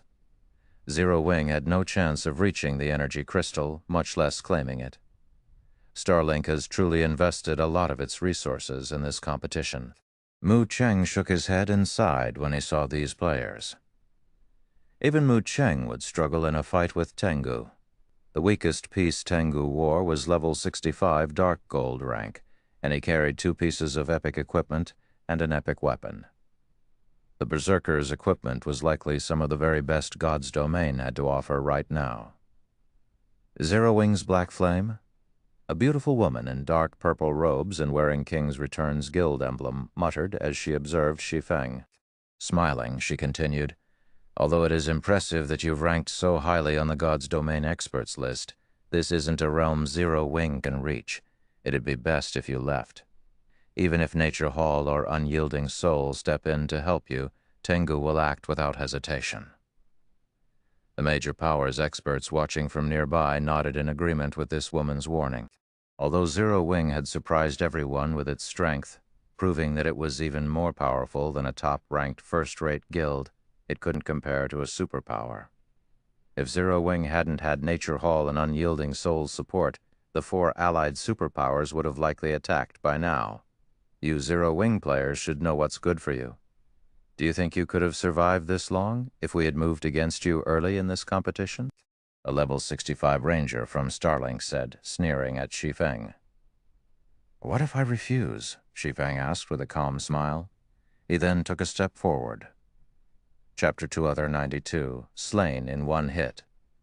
Chapter 2 Other 92, Slain in 1 hit. As Shi Feng stepped forward and his calm voice reached the players around him, the experts watching from a distance and the spectating crowd stared with dropped jaws.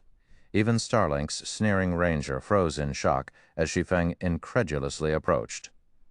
Is Black Flame tired of living? The 4 superpowers have only avoided Zero Wing thus far out of respect for Nature Hall and Unyielding Soul. Why would he dare take the initiative to attack them? Has he just given up? None of the major powers experts or upper echelons could understand why Shi Feng was being so stubborn. The auction arena had just begun, so there would be plenty of opportunities to secure energy crystals later. Even if the 4 superpowers wanted to monopolize the crystals, they didn't have the manpower to cover every corner of the 5 battlefields. Furthermore, Zero Wing's strength was only second to the 4 superpowers in this auction arena. It definitely had a chance of claiming the energy crystals that the 4 superpowers couldn't secure. Zero Wing didn't actually need to fight these superpowers. While the crowd chatted about the situation among themselves, the purple-clad woman's expression darkened.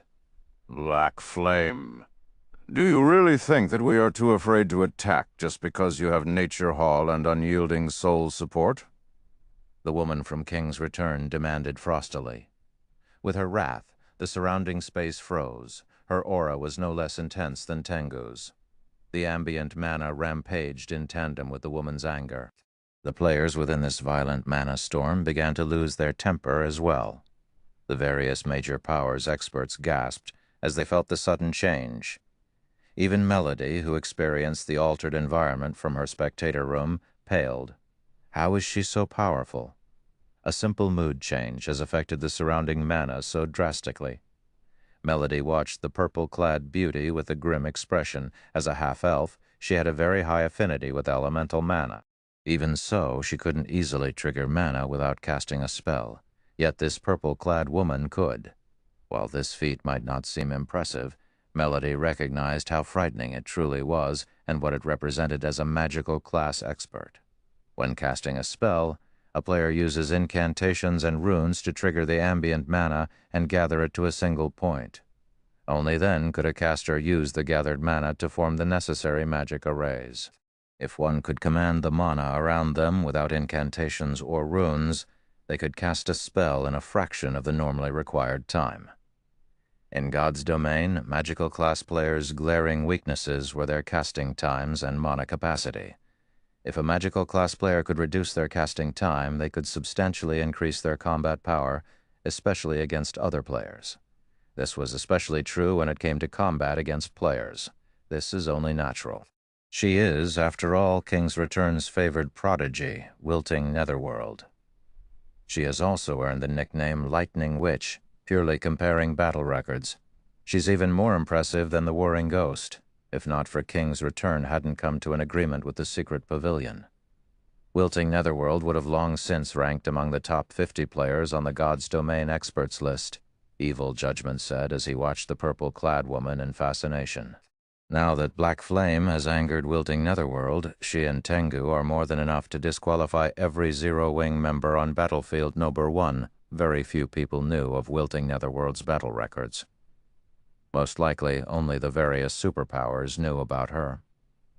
Furthermore, Wilting Netherworld's activities were usually only related to the various superpowers. First-rate guild's experts had no chance of encountering her.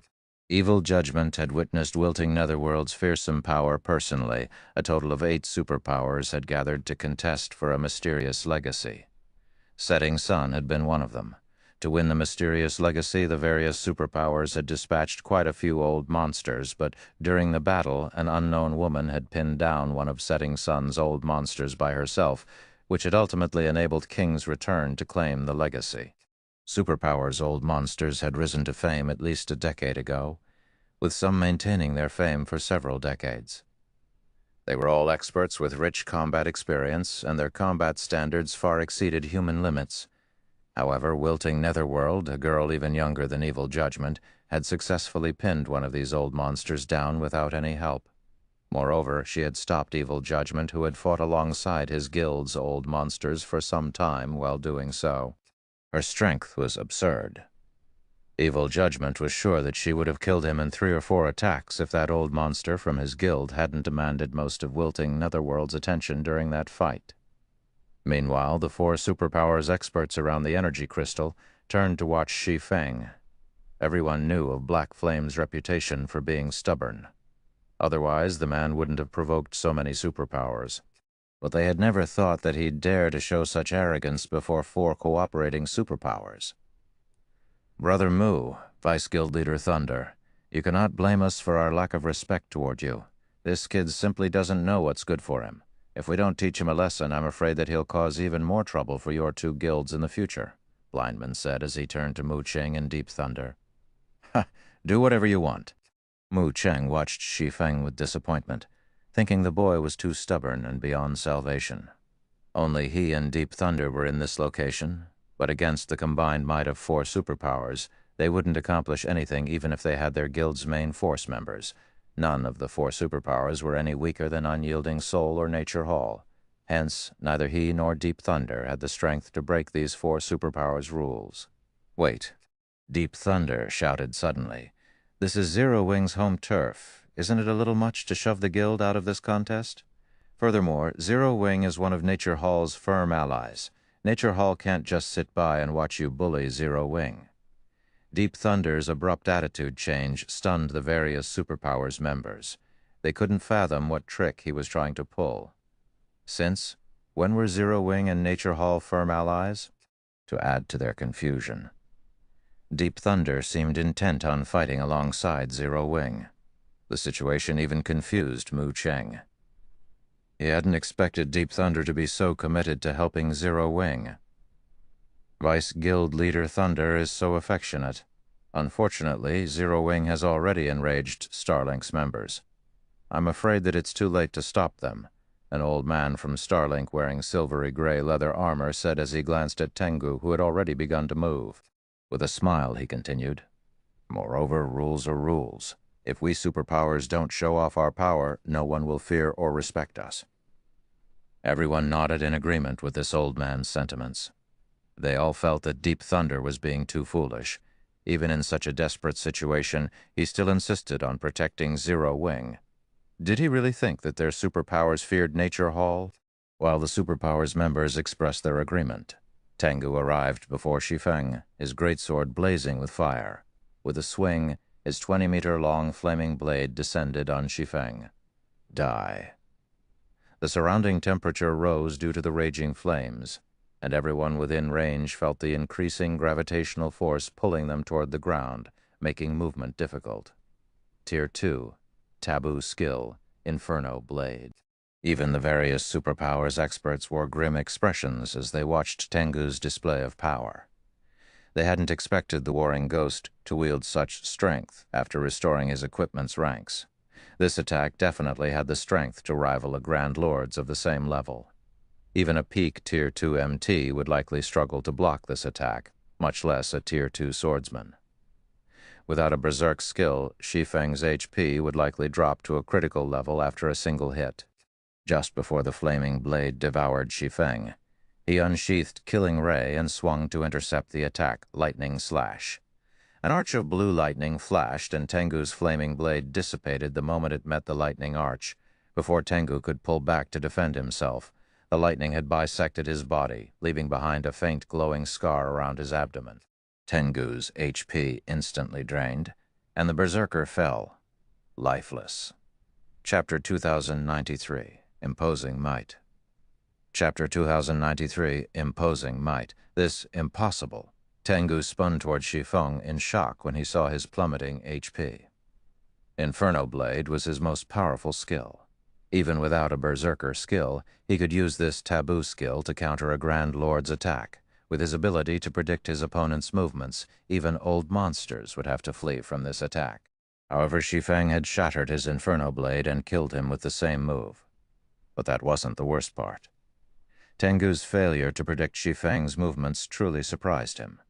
He could even foresee Domain Realm monsters' movements, yet this ability was useless against Shi Feng. Although Tengu wanted to warn his companions, his HP had already hit 0, and he lost control of his body.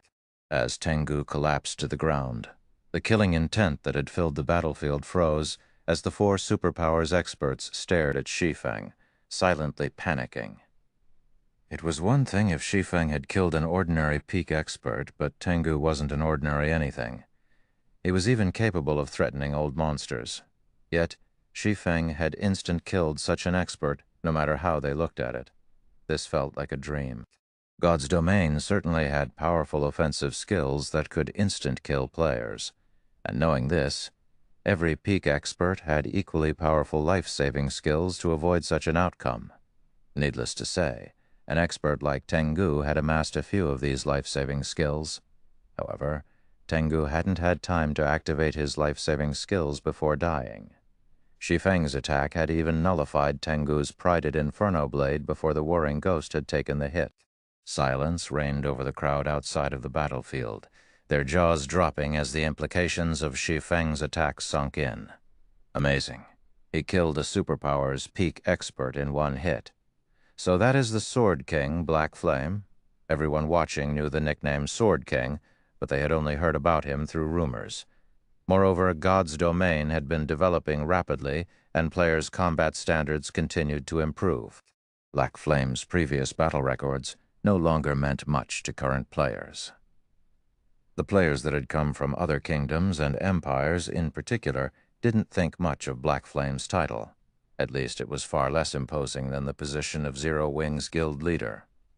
However, this scene reminded them of how fearsome the Sword King truly was. The Sword King had certainly grown stronger since receiving the title, not weaker. While the spectators discussed the fight, Shi Feng sheathed Killing Ray. He then glanced at wilting Netherworld and her companions, asking, "Do you still want to stop me?" Shi Feng's voice sounded calm and gentle, yet wilting Netherworld and the other experts felt an immense pressure weigh them down. These experts unconsciously moved out Foe the way. Seeing that his opponents had lost the will to fight, Shi Feng and his teammates continued toward the energy crystal. Wilting Netherworld and her comrades didn't attempt any sneak attacks, merely watching, frustrated from the sidelines. They merely looked on with frustration from the sidelines. Wilting Netherworld felt particularly bitter. Although she considered stopping Shi Feng, the moment she harbored the thought, she felt an indifferent gaze directed toward her, informing her that he was prepared for such an attack. When she met Shi Feng's cold gaze, she felt as if the man were telling her, "You can try it, but you'll only fall next to Tengu." With this realization, wilting Netherworld abandoned any thoughts of resisting. Her strength was at best a match for Tengu's.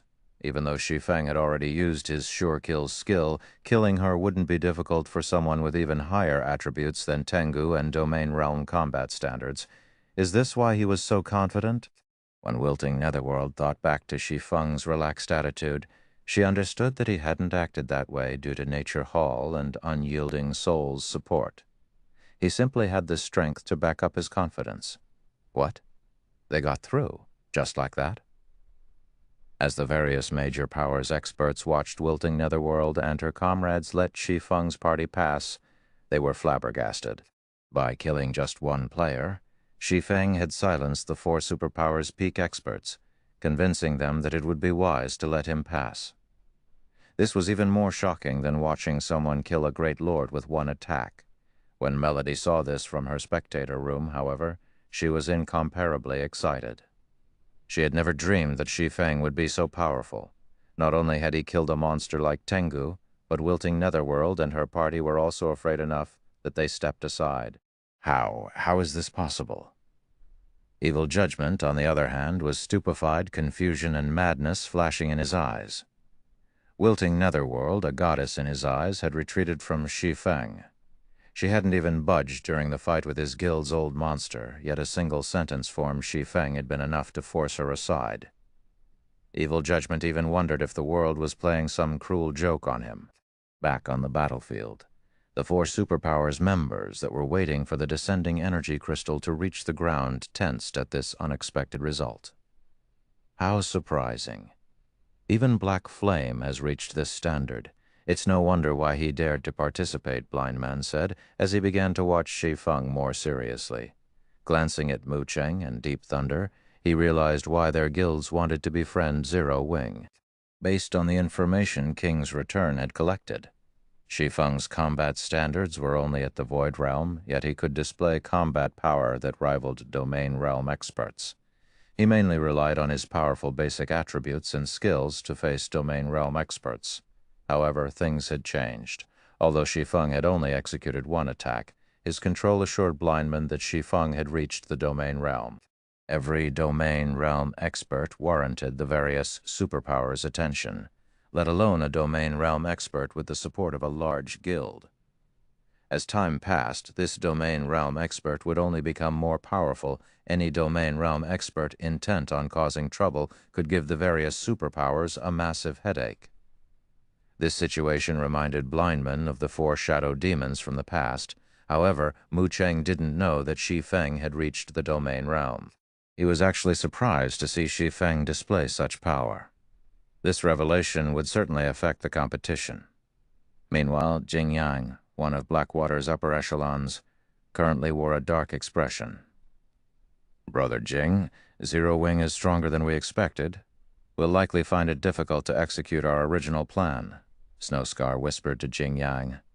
A Domain Realm expert wasn't an easy opponent. At the very least, it meant that Zero Wing qualified to compete for the energy crystals in Battlefield Number 1. It's true that Black Flame is stronger than we suspected, but slaying Tengu will cause Zero Wing some trouble, Jing Yang said as he watched Starlink's members approach Shi Feng. Smiling, he continued, "It seems Starlink can no longer sit still. Of the 5 battlefields in this competition, Battlefield Number 1 was a gathering of monsters. 2 of Starlink's most powerful combatants had been assigned to the battlefield, Wind Demon and Sword Demon of the 4 Shadow Demons." As Jing Yang finished his comment, both Wind Demon and Shadow Demon had reached Shi Feng. The 2 elderly men smiled at their opponent as if they were just 2 friendly old men from the neighborhood instead of the combat veterans. They truly were. These old men's auras were nothing like Tengu's. Their auras felt like the vast ocean, and everyone felt like small boats waiting to be devoured by the waves as these auras washed over them. Even wilting Netherworld was afraid as she looked at these 2 men. Not only did Wind Demon and Sword Demon carry 4 pieces of epic equipment, but they also wielded epic weapons. The rest of their equipment was level 65 dark gold rank. Not even wilting Netherworld's equipment was as impressive as theirs. "Little brother, you're quite skilled. You're already so strong despite your age. Your future is boundless. Our guild leader wants to annihilate Zero Wing, but after discussing the situation with Old Wind here, We've decided that if Zero Wing agrees to become one of Starlink's subordinate guilds, we'll talk the guild leader into giving you White River City." The white-haired old man with a slightly bent back addressed Shi Feng, smiling. He asked, "May I know what you think of this proposal?" Everyone was dumbfounded when they heard the old man's words, especially the various major powers' upper echelons. They all stared at Shi Feng in envy. No one had considered that not only would Starlink willingly abandon its vengeance against Zero Wing, but it would also offer to protect the guild. If the smaller guild accepted the offer, Zero Wing's development in God's domain would skyrocket. "There's nothing to think about. Scram." Shi Feng's response was cold as he eyed Wind Demon and Sword Demon. Chapter 294 with Just You. Chapter 294 with Just You. Sword Demon's expression sunk when he heard Shi Feng's reply, his smile vanishing as he gave Zero Wing's swordsman a chilling look. Even space around them frozen due to the bone-piercing, killing intent Sword Demon. Wilting Netherworld, who stood nearby, couldn't help but shudder as she felt the change. The experts from the various major powers just stared at Shi Feng, gaping in shock. Has Black Flame really lost his mind? Doomed. Zero Wing is doomed for sure. The various major powers didn't know what to say to Shi Feng's overbearing behavior. Starlink already suppressed 2 super first-rate guilds in the Dark Knight Empire. It had endless strength and wasn't a force that super first-rate guilds like Unyielding Soul or Nature Hall could compare to. Only top-ranked super first-rate guilds had any hope of standing against it. If Starlink gave the word, countless powers would do what they could to curry its favor and celebrate becoming Starlink's subordinate guild. As one of Starlink's subordinate guilds, not only would the guild receive financial support from the superpower, but it would also receive support in in-game resources. Most importantly, the guild could develop without worrying about enemies. It would have nothing to fear even when clashing with other superpowers. If Zero Wing submitted to Starlink, it could reach an entirely new level of development very quickly. Zero Wing wouldn't be limited to lording over Star Moon Kingdom. It could easily become the overlord in the several neighboring kingdoms as well. Yet, Shi Feng had actually rejected such an opportunity, and he had done so without hesitation. Even the various superpowers players were stunned by his answer. "Young people nowadays really are ignorant of their limitations," Blindman said as he shook his head and chuckled. He then turned to Deep Thunder and said, "Vice Guild Leader Thunder, although you have a good relationship with Zero Wing, I'd advise you not to interfere. If you attract the 4 Shadow Demons' ire, you'll likely have a hard time explaining yourself to Guild Leader Nature. Not even he would dare to show such arrogance before Sword Demon and Wind Demon. First of all, they had Starlink's support. Secondly, both experts were incredibly powerful, far stronger than the younger generation's domain realm experts. Ignoring Starlink, provoking these 2 was not wise. "Thank you for your concern, but King's Return doesn't need to worry about that," Deep Thunder replied. Calmly, he continued, "I've said this already, but Nature Hall and Zero Wing are firm allies. If someone wants to move against Zero Wing, Nature Hall won't sit back and watch." Blindman gave the younger expert an odd look, but he didn't comment further. The various superpowers members standing nearby were stunned by Deep Thunder's reply. Even now, Nature Hall insisted on shielding Zero Wing. The guild's choices were completely out of the norm. Deep Thunder's response even surprised Mu Cheng, and he took a moment to consider Shi Feng more carefully. He had never thought that Zero Wing was capable of inspiring Nature Hall to go to such great lengths, even willing to provoke Starlink on its behalf. However, despite the strange looks he received from the various superpowers members, Deep Thunder smiled contentedly. None of these superpowers, excluding Nature Hall, knew what strength Zero Wing hid. These players didn't know that Shi Feng wasn't the only powerhouse in Zero Wing. The guild also had Fire Dance, who had the combat power to rival Domain Realm experts. But that wasn't the end of it. Zero Wing also had Cola and the several other peak experts Shi Feng had brought with him during his visit to Nature Hall's reception room. According to Nature Hall's initial estimations, Zero Wing should have at least 10 peak experts. Even though Starlink had dispatched a considerable amount of strength to White River City's auction house, its chances of winning this competition weren't overwhelmingly high. Rather, it only had a 50-50 chance. Zero Wing had invested every resource it had in White River City, and every participating Zero Wing player had likely fully restored all of their weapons and equipment, allowing them to fight in peak condition. However, the same couldn't be said for Starlink's members. Only a fraction of Starlink's force had unbound all of their equipment. Even though Starlink had the numerical advantage, Zero Wing's overall combat power was on par with the superpowers, rather than side with the four superpowers and standing to gain insignificant benefits. Gambling on Zero Wing and potentially winning the lottery was a wiser move for Nature Hall. "Old Sword, it seems this brat doesn't appreciate your goodwill?" Wind Demon could not help but chuckle at Sword Demon. "There's no need to waste words on them, Elder Sword.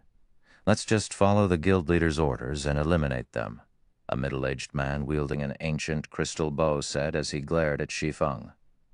Sword Demon was the strongest of the four shadow demons in melee combat. Even Lu Xinglo, Starlink's guild leader, had to treat him with respect. Sword Demon also had a great appreciation for talented individuals, especially those that used the sword.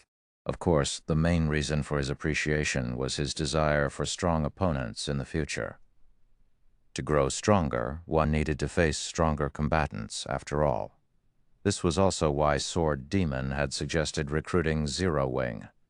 Otherwise, Sword Demon would have killed Shi Feng after watching the swordsman kill Tengu. "Little brat, it seems that you think you can ignore us old fellows now that you've reached the domain realm? Unfortunately, you are still naive. Since you aren't backed by a superpower, you fail to understand that reaching the domain realm is only the first step toward the apex," Sword Demon said as he heaved a deep sigh. His gaze then sharpened as he said, "I will teach you that even among domain realm experts, there can be a massive difference in strength." Sword Demon's aura abruptly shifted, releasing a tremendous amount of pressure to bear down on Shi Feng. Although Sword Demon's aura targeted Shi Feng, wilting Netherworld couldn't help but tremble, struggling to breathe even though she stood some distance behind Shi Feng. How is he so strong? Fire Dance, Alluring Summer, Flying Shadow, and Shadow Sword prepared for battle from behind Shi Feng. They had never expected this player's aura to be so strong before anyone could react. Sword Demon's Crimson Greatsword transformed into a rotating sword light. He then vanished, reappearing before Shi Feng in an instant. Like nimble snakes, 12 crimson sword lights spread out and converged on Shi Feng, altering their attack trajectories and becoming nearly impossible to predict. Moreover, the attacks were so fast that the naked eye couldn't keep up. Tier 2 skill, 12 heavenly rotations. Sure enough, he's reached this level after so long. Blindman's expression tensed when he saw the 12 sword lights. Wilting Netherworld, on the other hand, was utterly dumbfounded. Despite her keen perception, she couldn't follow the 12 sword lights' speed and transformations. It looked as if 12 different people commanded the sword lights, like each attack had a will of its own. The 12 sword lights didn't even interfere with each other's trajectories. Although each attack only carried a Great Lord's strength of the same level, she doubted that she'd be able to dodge or block this assault. An ordinary skill like 12 heavenly rotations had gained a life of its own in Sword Demon's hands. His combat standards were unlike anything she had seen from the domain realm experts she had fought before. "Alone? I'm afraid you're not qualified," with a snort. Shi Feng unsheathed Killing Ray and Twilight Blade, greeting the 12 sword lights in battle. Swords Transmigration. Chapter 2095. So confident with so many fighters. Chapter 2095. So confident with so many fighters. As the 12 crimson sword lights were about to bite into Shi Feng, Killing Ray and Twilight Blade cut 6 of them down. The counterattack forcibly altered these sword lights' trajectories, and rather than threatening Shi Feng's life, they became shields that protected him as they clashed with the remaining 6 sword lights. Dang, dang.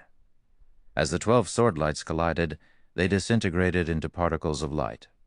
Meanwhile, Shi Feng remained unharmed. He blocked all of those attacks? Wilting Netherworld stared at the fading light particles with wide eyes. Sword Demon's use of this skill had reached the peak of God's domain. She was sure that even King's Return's old monsters would be forced to use a life-saving skill or powerful offensive skill to nullify the attack. Yet Shi Feng had done so with a few simple slashes. Moreover, Shi Feng had neutralized the attack so effortlessly, wilting Netherworld couldn't believe her eyes. Similarly, the various major powers watching experts gaped at the scene. Amazing. This is simply amazing. So this is an Apex expert's strength. Shock and excitement overwhelmed everyone after witnessing the brief clash between Shi Feng and Sword Demon. Although they all knew that the various superpowers' old monsters were extraordinarily powerful, they had never seen one in action before. At most, they had watched a few of those old monsters' battle videos. However, they now watched one of these old monsters fight an equally strong opponent. Moreover, they only stood 200 yards away from the fight. For Tier 2 players, watching from this distance was like watching a fight from 50 yards away for Tier 1 players. Black Flame really can't be underestimated. No wonder why he dismissed Sword Demon's offer so quickly. Blindman was also slightly surprised to see Shi Feng unharmed at Sword Demon's skill level. One could command their skills or spells as if they were subordinates, using them in such a way that they were beyond 100% effective. Ordinary Domain Realm experts had no hope against Sword Demon. After all, experts that had just reached the Domain Realm could only use their skills and spells at 100% efficiency. There was a qualitative difference between the two. While everyone discussed Sword Demon and Shi Feng's initial exchange, Shi Feng moved, appearing before Sword Demon instantly. Killing Ray and Twilight Blade then transformed into countless sword lights as they assaulted the older man, Sword's Orbit. Before Shi Feng had reached the Domain Realm, he had mainly used Sword's Orbit for defense, since using the technique offensively had dealt so little damage. He had only been able to execute 6 simultaneous attacks with the technique, but after reaching the Domain Realm, he could perform Sword's Orbit perfectly. Not only was the technique powerful when used defensively, but it was also quite strong offensively. Sword Demon's expression darkened as the sword lights flew toward him. He couldn't actually perceive the attack trajectories, and he felt as if the entire world pressed down on him. He could also sense that each sword light had enough power to slice apart space itself. Shi Feng's attacks were even stronger than a great lord's of the same level. In the blink of an eye, overall 4 sword lights sliced at him from different directions. "Break!" Sword Demon shouted, and the flames along his greatsword transformed into a streak of light as they countered more than half of the incoming attacks. He then left behind multiple afterimages as he dodged the remaining attacks. He elusively thrust his greatsword at Shi Feng, his attack carrying as much strength as a Grand Lord of the same level. However, Shi Feng's sword orbit was normally a defensive combat technique. Although Sword Demon's attacks were stronger this time and stronger than Shi Feng's, the galaxy of stars that surrounded the younger swordsman deflected every strike. None of Sword Demon's attacks touched Shi Feng. For a time, Sword Demon and Shi Feng continued to trade attacks. Their HPs falling bit by bit, neither swordsman was able to secure an advantage over the other. Very few of the watching experts nearby could keep up with Sword Demon's elusive attacks and movement techniques. When these experts tried to put themselves in Shi Feng's position, they realized that Sword Demon would easily slaughter them. As for Shi Feng's combat technique, he was so fast that they couldn't register his movements. They had only realized that he had swung his sword after the fact. When they imagined being on the receiving end of his attacks, they recognized that they wouldn't block a single swing and would be slaughtered helplessly. Amazing. Melody could not believe her eyes as she watched the exchange between Shi Feng and Sword Demon, excitement welling within her heart. Even the various superpowers feared Sword Demon, and he currently carried 6 epic weapons and equipment pieces. His equipment standards undoubtedly ranked among the very top in God's domain right now. Yet Shi Feng fought Sword Demon to a standstill. So, this is his true strength? Mu Cheng, who watched the battle from the battlefield, was just as shocked as Shi Feng held this play out from the side, Blindman said calmly. Damned Blindman, Mu Cheng inwardly cursed. Watching from the sidelines and staying its hand was the best option for King's return.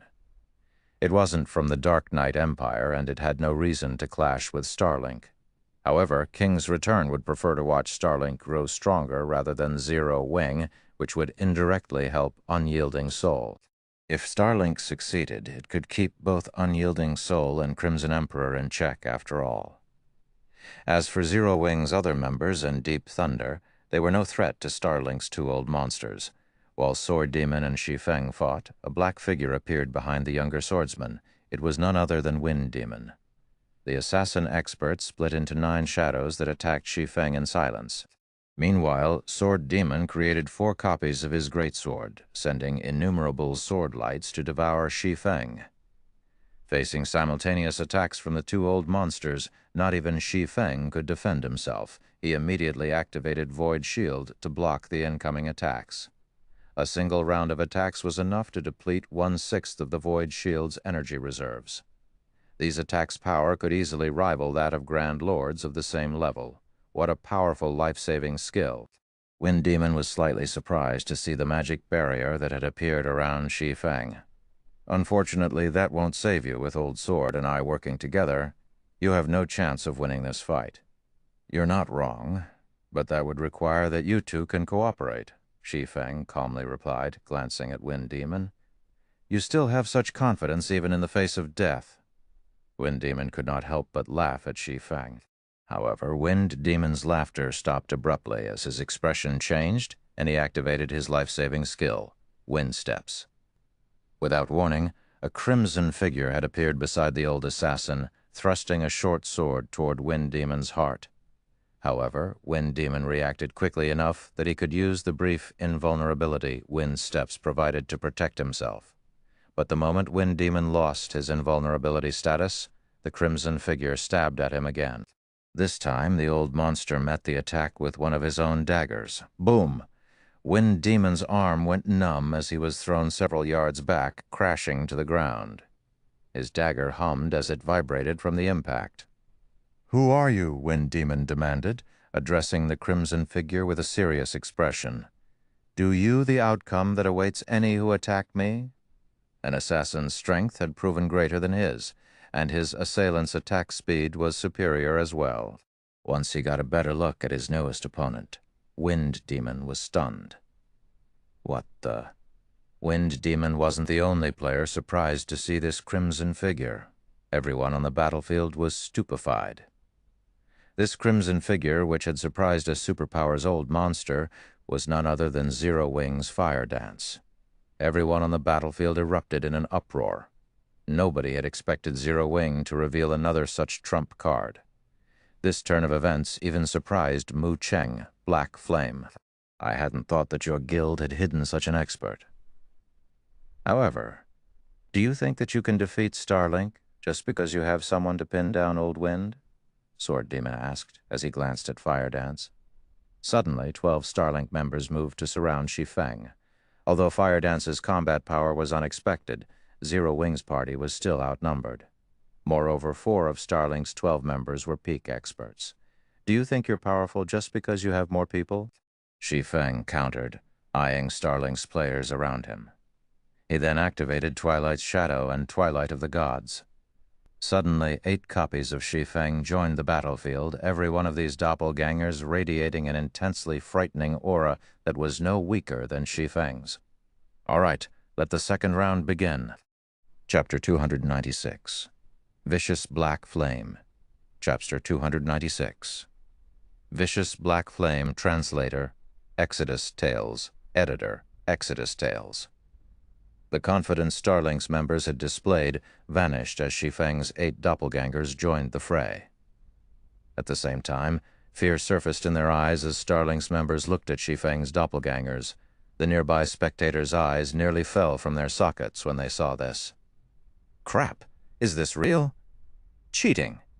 He is definitely cheating! Many experts watching from a distance couldn't help but shout in indignation. The Zero Wing members watching from outside of the battlefield, however, began to cheer.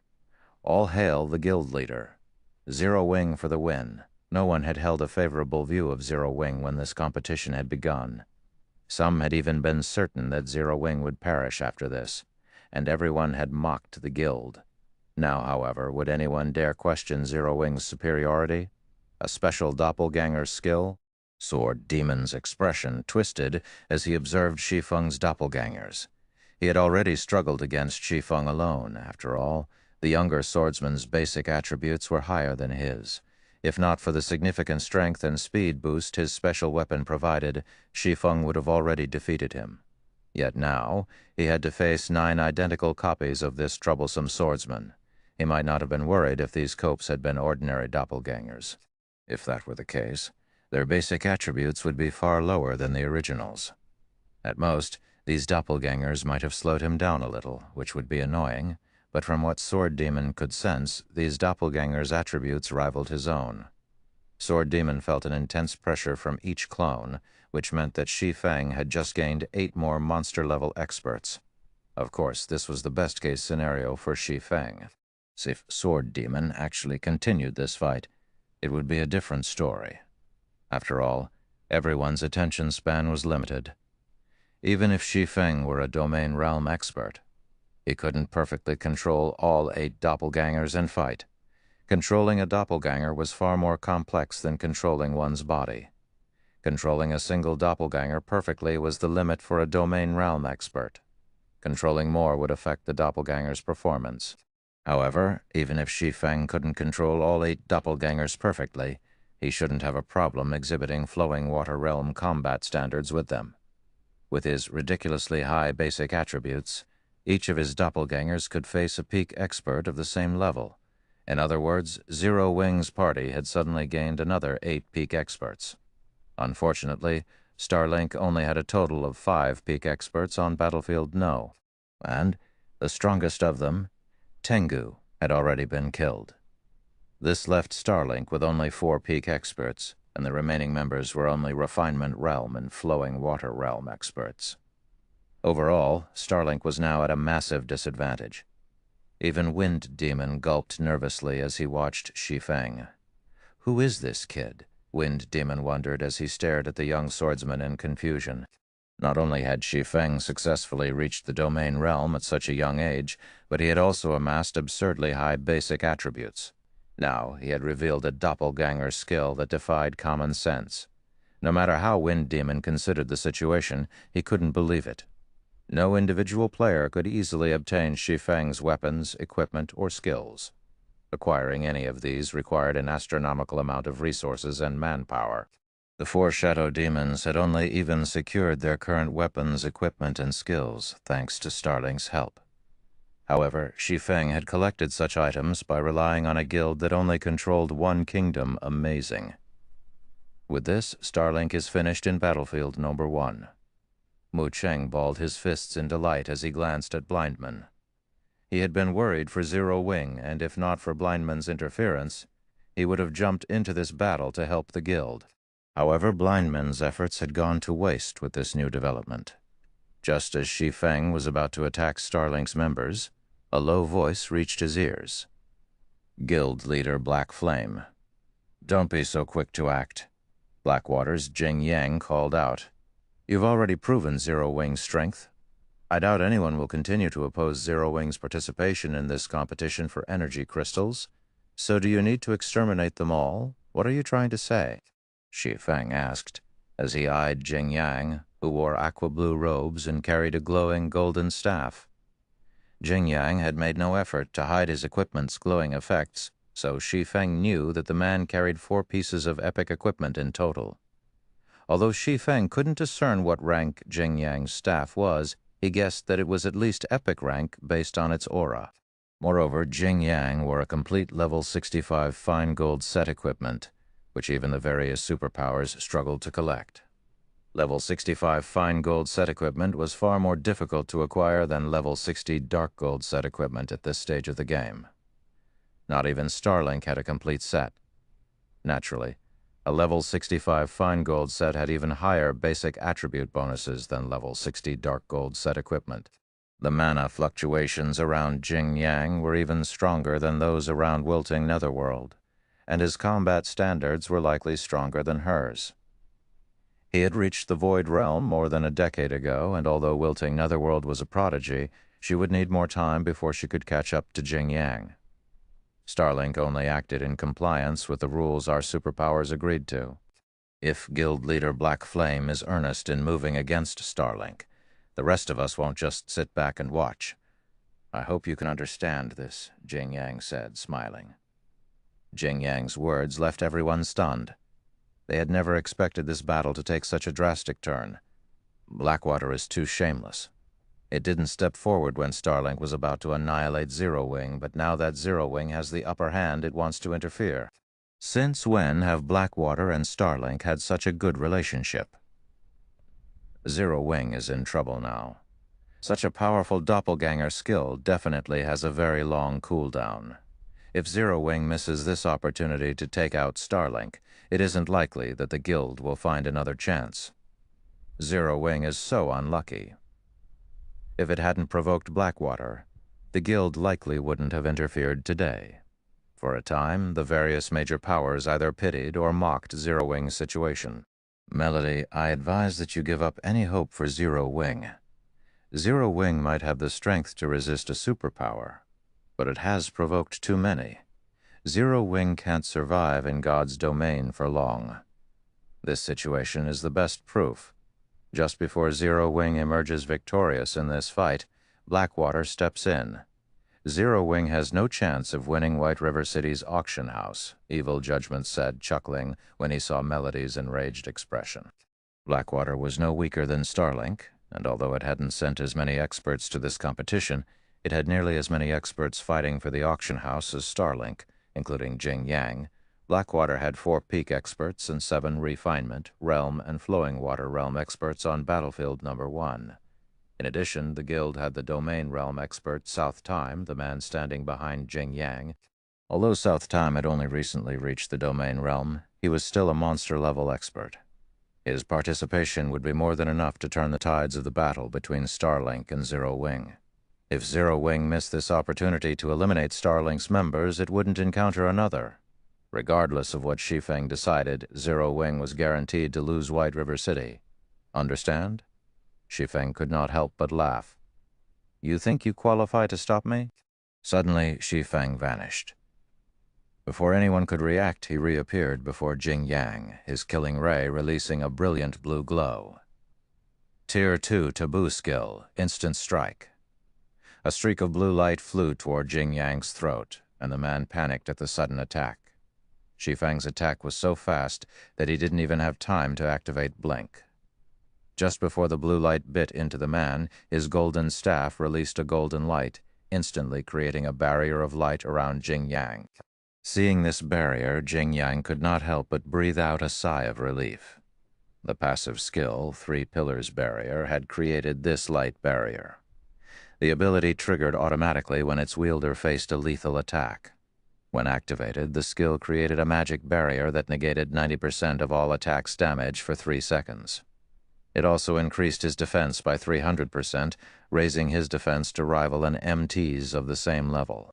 It was an amazing life-saving skill that had a 1-hour cooldown, and with it, even Grand Lords would struggle to kill him. However, the moment after Jing Yang sighed, Shi Feng's attack struck, the light barrier cracked, and Jing Yang instantly lost 1/3 of his HP. The man paled with fright. Although he immediately tried to escape by using Blink, Shi Feng's Twilight Blade had already begun its descent. When the second slash landed, Jing Yang's HP dropped to 0 in an instant without the protection of the 3 Pillars Barrier. His body only teleported 20 yards away after Jing Yang's vision began to darken. He then collapsed and disintegrated into countless particles of light. Chapter 297, Suppressing a Guild Alone. Chapter 297. Suppressing a guild alone, Shi Feng had slain Jing Yang so quickly that no one had time to react.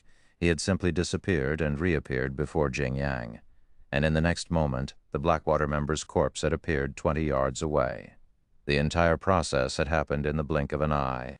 Even Snowscar, who had stood beside Jing Yang, hadn't had time to react. Snowscar had only been able to watch as Shi Feng killed Jing Yang before his eyes and casually sheathed his killing ray and Twilight Blade. The various major powers experts watching from the sidelines gasped when they saw Jing Yang's dead body. Horrifying. Vicious.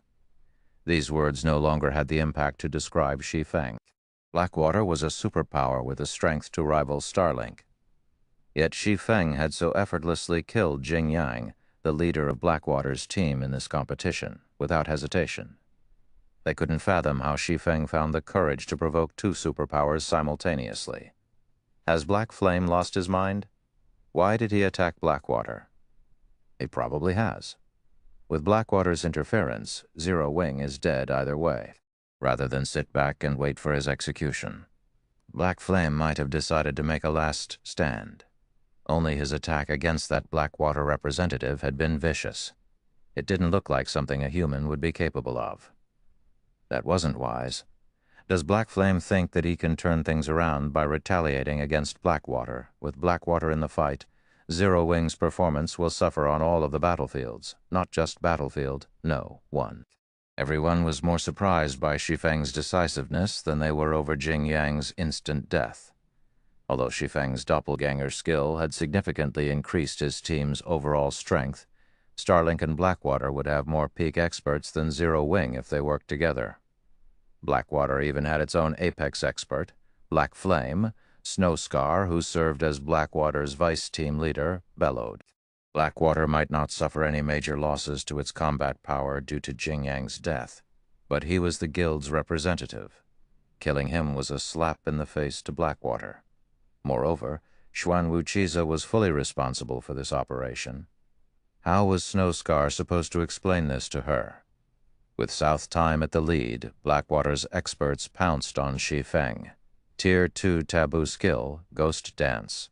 Suddenly, South Time split into 5 clones and attacked Shi Feng from different directions, each doppelganger sending more than a dozen slashes at its target, surrounding Shi Feng with sword images. Like hungry wolves, the sword images flew toward Shi Feng's vitals and blind spots. Meanwhile, Snowscar leaped into the air and activated his strongest taboo skill, Lightning Madness. Not only was this skill an AoE attack, but it also had enough power to force a Grand Lord of the same level stumbling back. The skill even ignored invulnerability effects, and although the skill required half a second to activate, which was more than enough time for a peak expert to evade, he used the skill in conjunction with South Time's Ghost Dance. Against this joint attack, even a Domain Realm expert would fall. What an amazing two-part attack. Sword. Demon couldn't help but admire South Time and Snowscar's coordinated assault. Even he would be concerned if he were on that attack's receiving end. South Time's Ghost Dance, in particular, perfectly eliminated the target's chances to evade. The target would be forced to face these skills head-on. However, not even Sword Demon was confident of surviving 60-plus simultaneous attacks. He would have no choice but to activate a life-saving skill before dealing with Snowscar's final blow. However, Shi Feng didn't activate a life-saving skill despite so many incoming attacks. Instead, he simply brandished Killing Ray, countering South Time's strikes. Shadow Blade. 10 Shadow Blades flew away from Shi Feng in all directions, crashing into the incoming sword images. He then executed Sword's Orbit, manifesting a galaxy of stars around himself. Like dominoes, the sword images the Shadow Blades struck crashed into each other. Shi Feng's counterattack threw off nearly 50 sword images' trajectories, while he used Sword's Orbit to neutralize the remaining 20 or so sword images. South Time was stunned to see Shi Feng so easily nullify his Ghost Dance, but Snowscar had already swung his Hammer of Lightning, slamming the gigantic weapon down on Shi Feng with astonishing speed. Unfortunately, Shi Feng no longer had the energy to block this lightning-fast attack. But just as the lightning hammer was about to smash into Shi Feng, the swordsman spun around and shouted, "Scram!" As Shi Feng spoke, a powerful shockwave crashed into Snowscar's lightning hammer. Dragon Breath. The instant the two attacks collided, space tore apart, and the resulting shockwave reached 100 yards away. The sound of the impact echoed across the battlefield. The immensely powerful lightning hammer vanished as if it had never existed as Snowscar stumbled back more than a dozen yards, losing nearly 10% of his HP. How is this possible? Shock colored Snowscar's face as he stared at Shi Feng. Shi Feng had neutralized his full-powered attack with a single roar. Moreover, the swordsman hadn't used a single life-saving skill to counter their joint attack. Is he a monster? The major powers experts were flabbergasted when they saw Shi Feng unharmed after the exchange. Both South Time and Snowscar's attacks had enough strength to rival a Grand Lord of the same level. Yet Shi Feng had blocked them without breaking a sweat. Friends from Blackwater, Black Flame won't be easy to deal with. Starlink will pin him down while you get rid of Zero Wing's other members, Sword Demon said suddenly. Okay, we'll leave that to you then. South Time nodded. After a final glance at Shi Feng, he and the other Blackwater members charged toward Zero Wing's party. Don't think you can get away from me so easily, Shi Feng frowned as he manipulated his 8 doppelgangers to attack South Time's group. We'll have to see if you have the ability to stop them. Wind Demon and his Starlink companions immediately intercepted Shi Feng's doppelgangers. Each doppelganger only had the combat power of a peak expert, and although Wind Demon and his team would have a very difficult time trying to kill them, pinning these doppelgangers down for a few moments wouldn't be an issue. With the strength of Blackwater's members, they should be able to slay Zero Wing's members before the doppelgangers slipped past Wind Demon's team. Eli, pin Fire Dance down. The rest of you need to end the fight as quickly as possible, South Time hurriedly commanded. Understood. Blackwater's dozen or so members immediately split into 3 groups, each under the lead of a peak expert. These 3 groups would be more than enough to deal with Zero Wing's 3 remaining members. For a time, chaos ruled over the battlefield. South Time kept Fire Dance busy while Alluring Summer, Shadow Sword, and Flying Shadow had their hands full with Blackwater's peak experts. With the help of Blackwater's other players, this battle was particularly bitter. Due to interference from 2 Refinement Realm magical class experts, Shi Feng wasn't able to shake off Sword Demon. Likewise, Wind Demon and his assassin team kept Shi Feng's doppelgangers occupied. As they watched, the experts from the various major powers couldn't help but admire Shi Feng. The swordsman managed to suppress all of Starlink's experts by himself, and even if Zero Wing lost today, it would be a glorious defeat. What a pity, Black Flame. I admit that your strength is superb. Even among the various superpowers, you cannot be ignored. However, you're still just one person, and God's Domain is not a single-player game. Sword Demon commented as he watched Zero Wing's enemies force its members into a coma. You're right. God's Domain isn't a single-player game, Shi Feng said, nodding. His lips then curled as he asked, However, when have I ever said that Zero Wing only relies on me? Summer, Shadow, you don't need to hold back anymore? Activate the secret law and show these people what the consequences are for provoking Zero Wing. Hearing Shi Feng's command, Alluring Summer and Shadow Sword's eyes began to glow as they waged a bitter battle. We can finally make a move? Excitement brightened Alluring Summer's features as she used Blink to put some distance between her and her opponents. I've been waiting to hear those words for so long, Guild Leader, Shadow Sword said, laughing. Like beasts waking from their slumber. The intensity of Alluring Summer and Shadow Sword's auras skyrocketed, becoming even more frightening than those monster-level experts like Wind Demon and South Time. Chapter 2098, Peerless Aura. Chapter 2098, Peerless Aura, before anyone could react to Shi Feng's command. Alluring Summer and Shadow Sword's auras washed over the battlefield. Everyone fell silent as they unconsciously turned toward the 2 players, dumbfounded. What powerful auras! How is this possible? Aren't berserk skills prohibited in the auction arena? The feeling of the 2 Zero Wing members' auras had changed completely. For a moment, everyone felt like they stood before 2 Grand Lord-ranked monsters. In God's Domain, players would determine their opponent's strength based on their auras in situations where they couldn't inspect the opponent's information. A player's aura couldn't be faked. Expert players, in particular, relied on this method to avoid unnecessary deaths. The fact that Alluring Summer and Shadow Sword's auras had abruptly grown stronger meant that their combat power had just increased. However, players weren't allowed to use tools or berserk skills in the auction arena. No one on the battlefield could figure out how these 2 had suddenly become so powerful. Blackwater's members paused their assault, shuddering as they felt the sudden transformation. These experts stared at Zero Wing's players in fear, too wary to attack. Alluring Summer and Shadow Sword now displayed the auras of Domain Realm experts.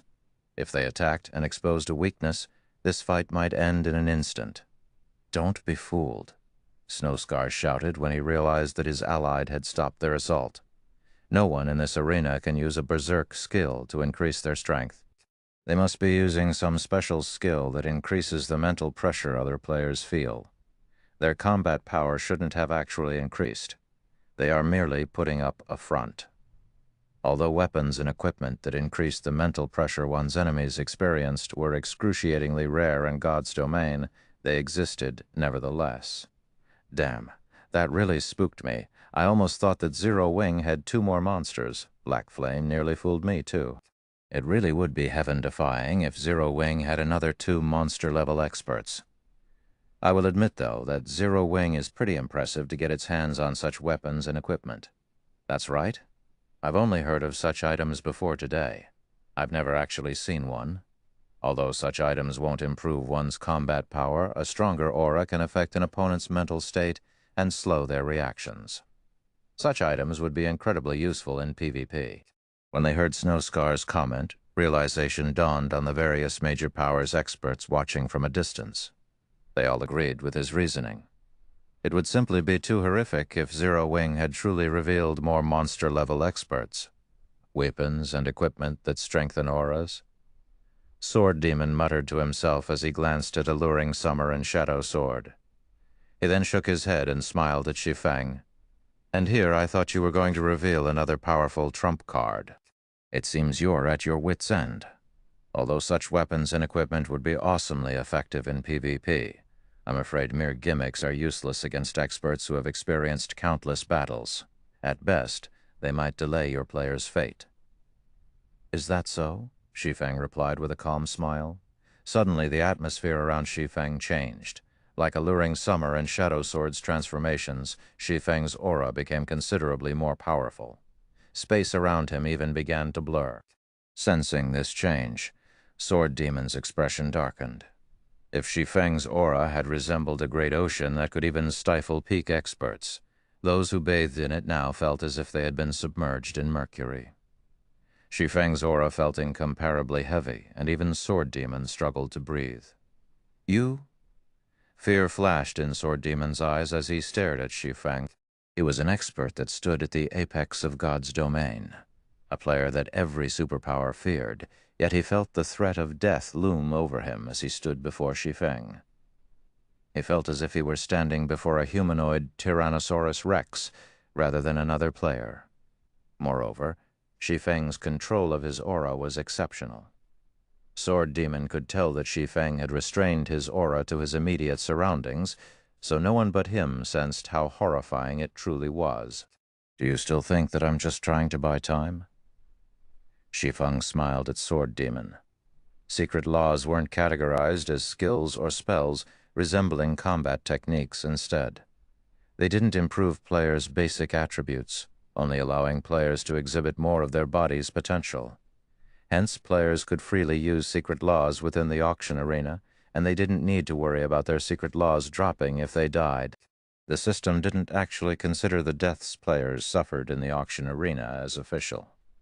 This was why secret laws were so valuable. The various superpowers had even offered to trade epic set equipment for a basic secret law during Shi Feng's previous life, since the secret laws would be far more effective in the auction arenas than epic set equipment. The physique improvement secret laws provided was secondary, however. More importantly, secret laws allowed players to enter a supersensory state. In this state, players' senses became so sharp that they could perceive things they couldn't normally detect. Of course, how useful this was would depend on the player.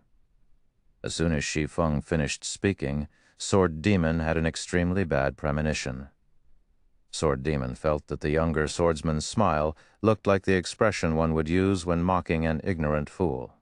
Moreover, Shi Feng looked down at him as if he were watching an ant. Sword Demon had seen that expression on many powerhouses before. "Quick! Everyone retreat!" Sword Demon instinctively shouted. He hadn't been able to determine whether or not the change to Alluring Summer and Shadow Sword's auras was truly related to a combat power increase. But after experiencing Shi Feng's enhanced aura, he was absolutely certain that this transformation wasn't due to a weapon or equipment effect. Rather, it was a byproduct of their combat power increasing. Retreat? Why are we retreating? The players from Starlink and Blackwater were confused when they heard the command. Victory was already within reach. As long as they kept fighting for another minute or so, they'd win. Yet Sword Demon wanted them to flee. Sword Demon has gone too far with his affection for talented individuals? Blindman frowned at Sword Demon's warning. Is that really the case? Mu Cheng, who stood beside Blindman, wondered as he watched the old monster's tense expression. No matter how he looked at it, that expression didn't look like affection. It looked like Sword Demon was terrified. When Sword Demon saw his allies' confusion, his anxiety grew, but as he was about to explain, he heard the sound of laughter. It's too late to escape now. The moment this voice reached his ears, Sword Demon instinctively brandished his greatsword, swinging the weapon at Shi Feng, who had suddenly appeared before him. The older swordsman instantly split into 3 clones, each launching multiple attacks with the strength to suppress Grand Lords of the same level. This was Sword Demon's final trump card and his weapon's strongest additional skill, Phantom Assault. In his hands, this skill could even kill Domain Realm experts in an instant if they didn't activate an invulnerability skill. However, Shi Feng easily deflected the dozen or so attacks with his killing ray, displaying far faster reaction speed than before. Shadow Blade. Sword lights flew towards Sword Demon simultaneously, each aiming for his weak points, but not to be outdone. Sword Demon executed an advanced defensive combat technique to evade the incoming attacks. 1 attack, 2 attacks, 3 attacks. After blocking the 7th sword light, Sword Demon hit his limit, and the 3 remaining attacks tore through his body. The last 2/3 of his HP vanished instantly. Elsewhere on the battlefield, Alluring Summer and Shadow Sword had made their move, slaying the 2 Blackwater Peak experts they faced within 2 or 3 moves. With this turn of events, the battlefield fell deathly silent. Chapter 2099, Horrifying. Chapter 2099, Horrifying. Chapter 2099, Horrifying. Predicament, they're dead. Didn't they say that Zero Wing's members were only using items that increased their auras? When the various experts on the battlefield saw the corpses of Sword Demon and 2 Blackwater Peak experts disintegrate into particles of light, their eyes nearly fell from their sockets in shock. Both sides had been evenly matched and fought each other to a standstill earlier, yet something like this had happened within seconds. No one had expected this outcome. Even Mu Cheng was speechless for a long moment. Even among super guilds, experts like Sword Demon were exceedingly rare. Trying to kill an expert with such high combat standards was nearly impossible without launching a large-scale operation and multiple domain realm experts. This was also why the various superpowers had such huge headaches when dealing with the 4 shadow demons. Yet Shi Feng had relied on his own strength to kill Shadow Demon. His combat power was truly horrific. Logically, no player should be capable of the feat. Moreover, Zero Wing had Alluring Summer and Shadow Sword, who had suddenly revealed their monster-level abilities. The fact that a guild like Zero Wing had 2 monster-level experts surprising enough, yet 2 more had appeared from the guild. With this strength, Zero Wing could rival ordinary superpowers. To think Zero Wing has hidden so much power all this time, it's no wonder why it dared to ignore Starlink and Blackwater's threats. As Blindman looked at Shi Feng now, he felt as if he were meeting this swordsman for the first time. 1 monster-level expert in Zero Wing was enough to warrant the various superpowers' attention, but with 4, not even King's Return could afford to underestimate the guild. Blindman finally realized why Deep Thunder had shown such strong support for Zero Wing, even willing to provoke Starlink and Blackwater. Zero Wing was only as powerful as a first-rate guild, lacking the resources and territory to nurture experts. Yet despite that, it had successfully produced 4 monster-level experts. It was easy to imagine what strength the guild would wield if it became a true super first-rate guild. Zero Wing would likely rise to the upper ranks the moment it became a superpower. It would become as powerful as guilds like Miracle, and even the various super guilds would fear its wrath. Miracle currently occupied 2 empires, and both were on different continents, the East and West continents. In other words, Miracle fought on 2 front lines. Not even King's Return had such power. In contrast, Deep Thunder watched Zero Wing's outstanding performance with elation. "We really made the right bet this time." Deep Thunder's eyes glowed as he watched Alluring Summer and Shadow Sword fight in the distance. He had thought Zero Wing only had 2 monster-level experts. Neither he nor Nature Hall as a whole had expected to find 4 of them in the guild. As far as ordinary major powers were concerned, monster-level experts simply had inhuman combat power. Even if these powers got lucky and produced one of their own, they'd only treat that expert like a weapon against their enemies. However, that would be an ignorant use of such a powerful player. In reality, not only did monster-level experts pose a great threat to the various superpowers, but they also played a crucial role in obtaining powerful items. Based on the various superpowers research, one needed strength, as well as luck, to secure certain powerful tools. As guilds procured more powerful items, they'd grow stronger overall. One could say that monster-level experts were responsible for finding 70% of the powerful items the various superpowers had collected. Since Nature Hall had only recently become a superpower, it had far fewer monster-level experts in its midst than other super first-rate guilds. The fact had troubled the guild for some time now, yet, as luck would have it, many of God's Domain's super high-ranked quests required more than one person to complete. They needed the strength of a team. But how rare were monster-level experts? Even in veteran superpowers, one could count the number of monster-level experts present on one hand. If Nature Hall wanted to complete super high-ranked quests, it would need to work with other superpowers, but if it chose that option, it would gain far less. However, it would be a different story if Nature Hall worked with Zero Wing. Zero Wing was still only a first-rate guild. To develop further, it would need an astronomical amount of resources, not powerful items. As it so happened, Nature Hall had plenty of resources. Nature Hall would benefit more by partnering with Zero Wing than it would if it worked with other superpowers. Both guilds would be able to complement each other's deficiencies. This was why Nature Manifestation had sent Deep Thunder to befriend Zero Wing. While everyone was shocked over the strength Zero Wing's members had displayed, Shi Feng, Alluring Summer, and Shadow Sword busied themselves by slaughtering Starlink and Blackwater's Oshular experts. Although deep-sea meditation was only a basic secret law, maintaining it placed an immense burden on players. Players couldn't even keep it active as long as a berserk skill. Fortunately, the difference between both sides' strength was massive. Shi Feng and his companions only needed a few moves to dispatch each of their opponents. In less than 10 seconds, Blackwater's members had been annihilated. Even South Time, Blackwater's Domain Realm expert, hadn't survived the combined assault from Alluring Summer and Shadow Sword. As for Starlink, only Wind Demon remained alive. The battle was utterly one-sided.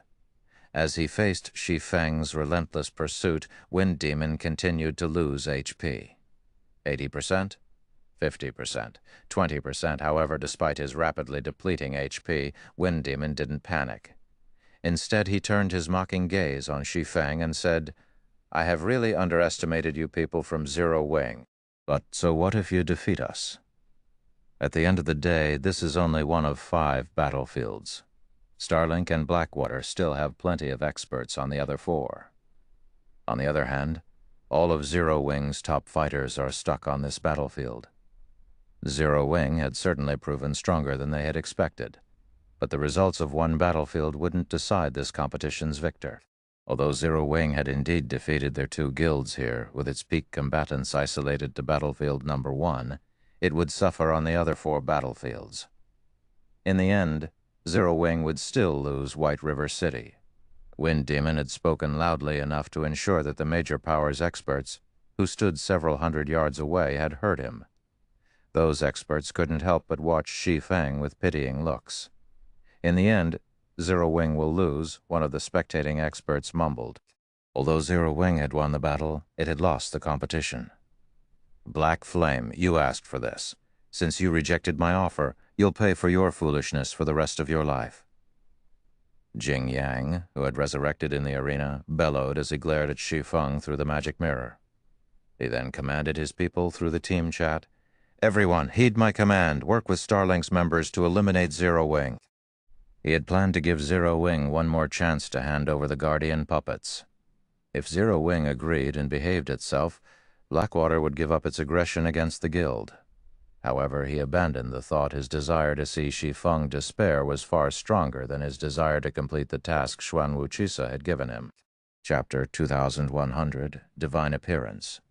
As soon as Jing Yang issued the command, Blackwater's members on the other 4 battlegrounds began to cooperate with Starlink's members against Zero Wing. Although Battlefield Number 1 had a collection of monsters, the other battlefields had barely any. For example, Blackwater didn't have a single monster-level expert among the 4 other battlefields, and Starlink only had the 2 remaining Shadow Demons. However, while the 4 remaining battlefields did not have many monster-level experts, more players had been assigned to these battlefields than those on Battlefield Number 1. Every one of the 4 remaining battlefields had at least 100 Blackwater and Starlink members in total, and even the weakest of these players was a Refinement Realm expert. In contrast, even when added together, Blackwater and Starlink had fewer than 40 members on Battlefield Number 1. There was simply no comparison between Battlefield Number 1 and the others.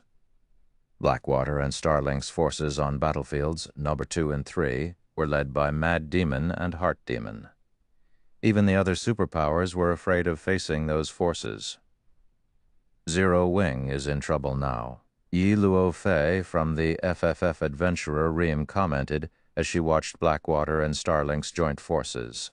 Although Zero Wing had emerged victorious on Battlefield No. despite the monsters there, it was at an overwhelming disadvantage on the other battlefields, especially Battlefields No. 2 and 3. A 100-man team of Refinement Realm experts, led by a Domain Realm expert, could even hunt down lone Domain Realm experts. On the other hand, Zero Wing only had around 20 players on each of these battlefields, and they didn't have any monster-level experts to lead them. They stood no chance against Blackwater and Starlink's forces. The auction house competition was about securing energy crystals, and as time passed, more crystals would descend onto the battlefields. At that time, the advantage of having more players would become obvious, and Zero Wing would suffer an even greater disadvantage. Black Flame's decision was really unwise. If he hadn't provoked Blackwater into cooperating with Starlink, Zero Wing might have had a chance of victory. At the very least, Zero Wing could have taken advantage of the chaos as the various superpowers would eventually fight over the energy crystals. Now, however, the participating superpowers want to avoid a battle with the 2 guilds. There won't be any chaos for Zero Wing to take advantage of, Yan Tianxing said, sighing as he watched Shi Feng through a magic mirror. This was the problem all developing guilds faced. Even if a developing guild had the strength to fight a superpower, other superpowers wouldn't sit idle and allow a new superpower to rise. They would usually cooperate to apply pressure on the developing guild and prevent the growth of a new rival. Yan Tianxing had faced the same when he had established his own guild some years ago. In the end, he had been forced to abandon the guild and establish an adventurer team instead. Now it was Zero Wing's turn. The situation somewhat saddened the various major powers as well. They had thought that they'd get to witness a guild with no background become a new superpower, but it seemed that opportunity was gone. First- and second-rate guilds dreamed of becoming superpowers, titans in the virtual gaming world, but the road to becoming a superpower was an arduous one. Without a powerful background and the support of major corporations, reaching such heights was nearly impossible. The fact that Zero Wing had become so powerful despite its lack of support or a background had shown these major powers a ray of hope. Now, however, that hope was about to be extinguished. Despite such a powerful monster like Shi Feng in its midst, Zero Wing would suffer in the end. Needless to say, ordinary first- and second-rate guilds wouldn't fare any better. Ha ha ha ha! Black Flame, I'll finally have my retribution. Singular Burial, who currently wore Blackwater's guild emblem, laughed maniacally as he watched the magic mirror hovering above Battlefield Number 3. He had waited for this day for a long time now. He should have been Star Moon Kingdom's overlord, becoming a titan in the virtual gaming world, but Zero Wing had foiled his plans, and in the end, he was nothing more than a commander in Blackwater. His hatred for Zero Wing was endless due to this. He had thought he had lost his chance to see Zero Wing perish, so he was overwhelmingly delighted at the moment. Without White River City's auction house, Zero Wing would lose the city. Without the headquarters it had painstakingly developed, Zero Wing's development would suffer. In this era of fierce competition, even a small setback could destroy a guild's positions, not to mention something as major as losing one's main headquarters. While Singular Burial celebrated Zero Wing's downfall, Blackwater's team in Battlefield Number 3 had met up with Starlink's team near a descended energy crystal. Starlink's Heart Demon then took command of the joint team. The other superpowers, who had been waiting for the energy crystal to drop, promptly moved aside. The nearby major powers experts gasped when they saw this. So, this is Blackwater and Starlink's joint force? Dustblood from Bloodbath family felt his scalp tingle when he saw the gathered expert players below the descending crystal. The team consisted of more than 120 Starlink and Blackwater members, and every one of these players felt incredibly dangerous to Dustblood. There were also 6 specific players that Dustblood couldn't even bring himself to look at. Each of these 6 wore at least 2 or 3 epic weapons or equipment pieces. However, these 6 players paled in comparison to Heart Demon, the hunchbacked old man that led the team and truly instilled fear in Dustblood's heart. Even though Dustblood was not a magical class player, he could see the mana circling Heart Demon's body. Meanwhile, Heart Demon wore a total of 5 pieces of epic equipment. Although Dustblood could not tell what rank the old man's staff was, the weapon radiated a soul-shuddering pressure. As far as Dustblood was concerned, these 120-plus experts from Starlink and Blackwater could even destroy a top-ranked first-rate guild like Bloodbath family if given enough time. Sure enough, guilds like ours cannot afford to provoke superpowers. Morning Sun, the female elementalist leading Holy Reincarnation's team in Battlefield Number 3, sighed when she saw the gathered force. This was superpower strength. Superpowers like the Bloodbath family and Holy Reincarnation simply couldn't compete. Setting aside monster-level experts, Blackwater and Starlink had even more combat power on Battlefield No. 3 than on Battlefield No. Bore. Despite the great lengths Zero Wing had gone to defeat the 2 guilds on Battlefield No. 1, these superpowers had immediately formed another formidable team on another battlefield. Moreover, they had 3 more teams on the other battlefields, while the various major powers were awestruck over Blackwater and Starlink's strength. A team of 20-plus players made its presence known. Everyone made a ruckus when they saw this team. Why are Zero Wing's members here? Don't they know that Blackwater and Starlink will attack them the moment they show themselves? The various major powers experts shot the team incredulous looks. They couldn't believe that Zero Wing's members would be so daring. Unlike the team on Battlefield No. 1, this team didn't have any monster-level experts like Shi Feng, Fire Dance, Alluring Summer, and Shadow Sword. Very good. And here I thought you would only act after a significant number of energy crystals had dropped. This will save me the trouble of looking for you. Heart Demon watched Zero Wing's team approach through narrowed eyes. With a wave of his hand, he said, "I'm not like Old Wind and Old Sword. I prefer to settle troublesome matters as soon as possible. Everyone, attack. Do not let any of them get away." Blackwater and Starlink's experts swarmed toward Zero Wing's team under Heart Demon's command. However, once these experts got within 20 yards of Zero Wing's ream, a silver-armored woman wielding a golden greatsword emerged from the group. This woman brandished her greatsword at Blackwater and Starlink's many experts. 1 slash, 2 slashes, 3 slashes. The silver-armored woman executed 5 consecutive attacks, sending 5 sword lights flying at her opponents. Wherever the sword lights passed, they left behind a pitch-black spatial tear, following which the 5 golden lights enveloped the advancing players. When the light finally faded, Blackwater and Starlink had less than 20 players on their team. The rest had transformed into countless particles of light and vanished. Suddenly, the battlefield was eerily silent. Thank you for listening to the story on KevinAudio.com, Volume 22, Chapter 201 Ride, Monster Galore, Chapter 201 Ride, Monster Galore. The dissipating particles of light looked like fading fireworks on Battlefield No. 3. Gentle Snow, who stood among the fading particles, looked like a war goddess that had just descended onto the battlefield, her silver armor and golden greatsword only adding to her sacred, majestic beauty. However, the only thing the watching players felt when they looked at her was panic. How? Dustblood could not believe his eyes. Gentle Snow had just slain more than 100 experts from Starlink and Blackwater. Every one of those experts had even posed a threat to him, yet they had been nothing more than pests before Gentle Snow. With 5 slashes, she had wiped out 80% of the two superpowers' joint team, and those that had survived had less than 50% of their HP remaining. Is she really a player? Spatial tears? Can current players even be this strong? The various major powers exerts nearby couldn't help but watch Gentle Snow in fear.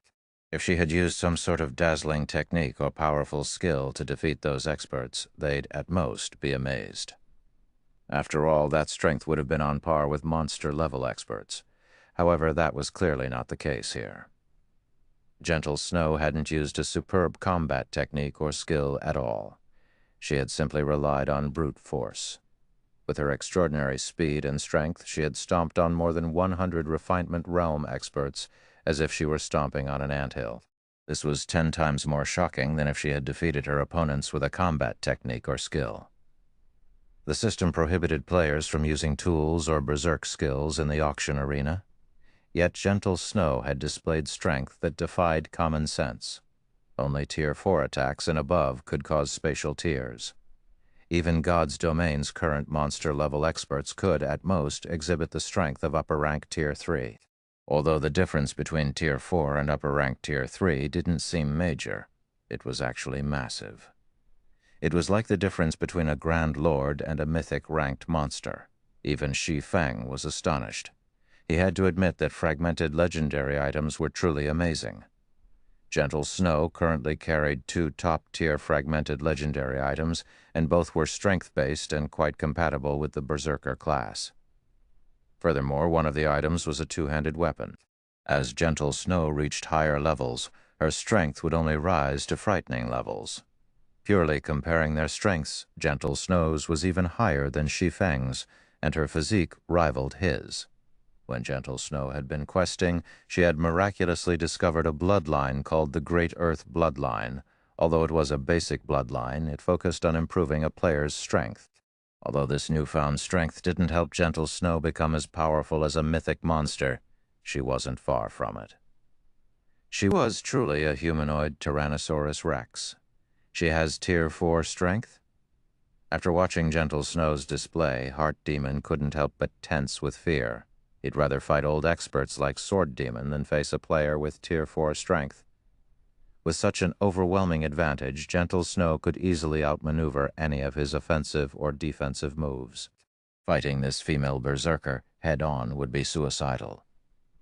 While everyone was shocked over Gentle Snow's terrifying strength, the crimson-clad Zhao Yueru, who stood some distance behind her berserker friend, had finally finished casting her spell. "Go!"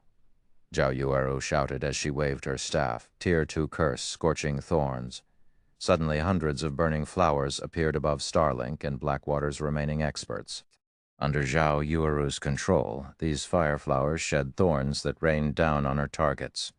Every one of these fire thorns had the strength to rival a Grand Lord of the same level. Moreover, her attacks were precise and numerous, making them impossible to dodge. Boom, boom, boom, a series of explosions shook the battlefield, followed by towering pillars of fire that rose into the air, one after another. When the flames subsided, only 3 peak experts from the 2 guilds remained alive. Everyone else had burned to death. This turn of events broke the spectators' minds. Isn't she a little too powerful? Another monster? Just how much power has Zero Wing hidden? Everyone was in shock as they stared at Gentle Snow and Zhao Yueru. Although none of them wanted to believe it, they had no choice after witnessing such a dazzling display. She's even stronger than before? Yi Luofei, who sat in the spectator stands, was dumbfounded by Zhao Yueru's performance. She had a far better understanding of how powerful the woman was than the other spectators around her. If not for the auction arena's restrictions, Yi Luofei guessed that Zhao Yueru could even solo Heart Demon. However, Yi Luofei was even more surprised by the woman's improved combat standards. When Yi Luofei had fought Zhao Yueru in the Black Dragon Empire, the latter had only been at the refinement realm, but now she had moved beyond that, and Yi Luofei could see hints of Black Flame's abilities in Zhao Yueru's performance. Although she wasn't as powerful as Black Flame, Zhao Yueru had displayed incredible control over her spell. Yi Luofei doubted that she could control hundreds of fire thorns as well as Zhao Yueru. How much time had actually passed since the ranking competition in the Black Dragon Empire? Improving one's combat standards wasn't as easy as upgrading one's equipment. It took a lot of time and effort to improve combat standards. A few months shouldn't be long enough, yet Zhao Yueru had managed it. Could it be because of Zero Wing? Yi Luofei could not help but wonder, what did Zero Wing do? There was the same situation with Graceful Moon. Before joining Zero Wing, Graceful Moon had only been a relatively talented expert, but nothing compared to true geniuses. And yet she had actually defeated 3 Refinement Realm experts from top-ranked first-rate guilds by herself. Now, Zhao Yueru displayed similarly frightening improvements. The various superpowers members that watched from the sidelines had fallen silent. They no longer looked down at Zero Wing in ridicule. Rather, they looked on in fear. Everyone had thought that Blackwater and Starlink had Battlefield Nova 3 in the bag. But now only Heart Demon remained of the 120-plus experts on the team. On the other hand, none of Zero Wing's members had taken damage. This didn't look good for Heart Demon. Gentle Snow and Zhao Yueru might not be Domain Realm experts, but they had the combat power to rival Domain experts. These 2 women might actually be even more difficult to deal with than actual Domain Realm experts. Moreover, these women's classes complemented each other perfectly. The only option Heart Demon had left was a retreat. The old monster didn't have a second option. Damn it! How does Zero Wing have so many players with such monstrous attributes? Jing Yang, who watched via one of the gigantic hovering magic mirrors, paled when he saw the one-sided battle. The fact that Zero Wing had monsters like Fire Dance, Alluring Summer, and Shadow Sword was already unbelievable. But now 2 more monsters stepped out of the shadows. For a moment, Jing Yang even wondered if Zero Wing had found a way to cheat. However, he very quickly recovered his composure. Although Zero Wing now held an overwhelming advantage in 2 of the 5 battlefields, there were still 3 other battlefields. As long as Blackwater and Starlink dealt with the smaller guild on these battlefields, Zero Wing might still lose this competition. Only the hope didn't last long as the other magic mirrors displayed more scenes that shattered Jing Yang's fantasies. In Battlefield No. 2, Zero Wing's Violet Cloud fought Mad Demon to a standstill. Moreover, Cola and Blackie trampled over Starlink and Blackwater's experts alongside her. In the end, Zero Wings secured an overwhelming victory in this battlefield as well. In Battlefield No. 4, Aqua Rose and Turtle Dove worked together, displaying absurdly high combat power and holding their advantage over Blackwater and Starlink's experts. Wearing the Crystal Light set, Silent Blade, Remnant Cloud, and Seven Light easily overwhelmed the 2 superpowers' peak experts in Battlefield No. 5 with their superior basic attributes. For a time, an uproar shook the auction arena. Nobody had dreamed that Zero Wing was actually so powerful. The guild had an absolute advantage in all 5 battlefields, increasing its collection of energy crystals. The first 3 battlefields were practically Zero Wing's home turf. The guild claimed over 70% of the energy crystals in these maps. The watching crowd only snapped out of its daze after the competition's ending bell had rung.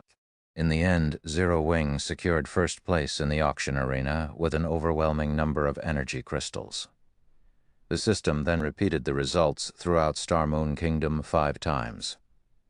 Not only had Zero Wing won White River City's auction house, but it had become one of the few guilds that owned one throughout God's domain. Chapter 202, New Era.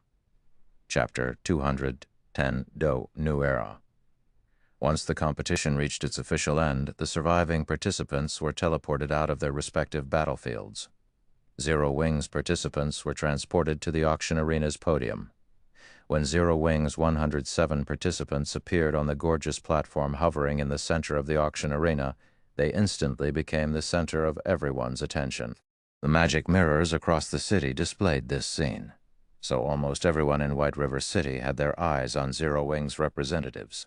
"We won! Our guild won!" The innumerable Zero Wing members throughout the city cheered excitedly when they saw their guildmates on the platform. White River City's citizens were not the only ones amazed by this outcome. Practically every player and power in Star Moon Kingdom was stunned. With just 107 players, Zero Wing had held White River City against 4 superpowers. Moreover, it had won the competition by a landslide. This was practically a dream. When the system had announced the auction arena's activation, even players who had just joined God's domain knew that the auction arenas would become a playground for the various superpowers. Lesser powers had no place in the competitions. Even if they wanted to fight for an NPC city's auction house, they'd have to wait for the second round of promoted NPC cities. Ordinary powers couldn't hope to understand the superpower's level of strength. This fact had been proven true multiple times in God's domain already.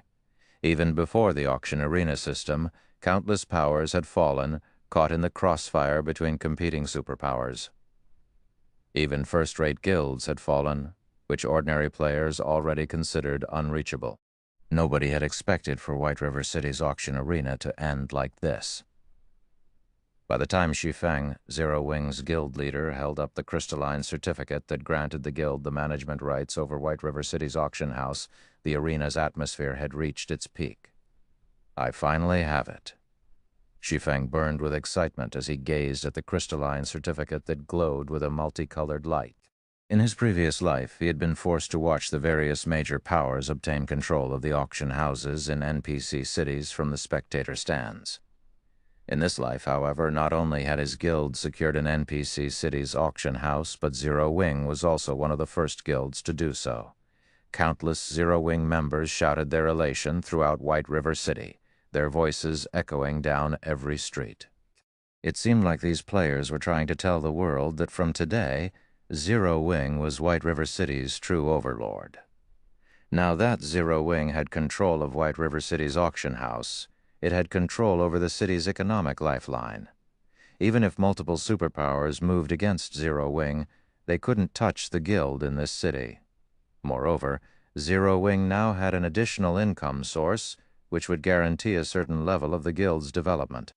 Zero Wing's position in Star Moon Kingdom was also unshakable now. Surpassing the guild within its kingdom was nearly impossible after this victory. In addition, as one of the first guilds to win the management rights to an NPC city's auction house, Zero Wing qualified to contest with the various superpowers for neutral maps. With a nigh impenetrable mean headquarters, Zero Wing could afford to send more manpower to neutral maps. Now, Zero Wing truly had the potential to become a superpower in the future. A superpower. Countless powers and players in the virtual gaming world dreamed of commanding such power. When Gentle Snow and Aqua Rose saw the crystalline certificate in Shi Feng's hand, they were just as emotional and excited. Neither of them ever thought that Zero Wing would reach this point. As the guild's core upper echelons, no one understood Zero Wing better than they did.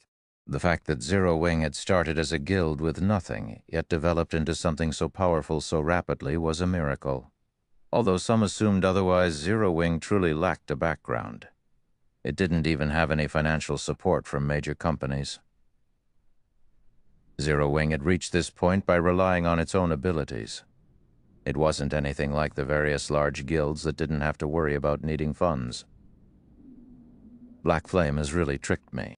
It's no wonder why Zero Wing has always been uninterested in the various superpowers' olive branches, going so far as to provoke multiple superpowers. Galaxy Past, who sat in the spectator stands, couldn't help his rueful sigh as he watched Shi Feng and the other Zero Wing members bask in their glory. When he thought back to his plan of surpassing Zero Wing with the Star Alliance, he found the idea laughable. Surpass? How was the Star Alliance going to do that?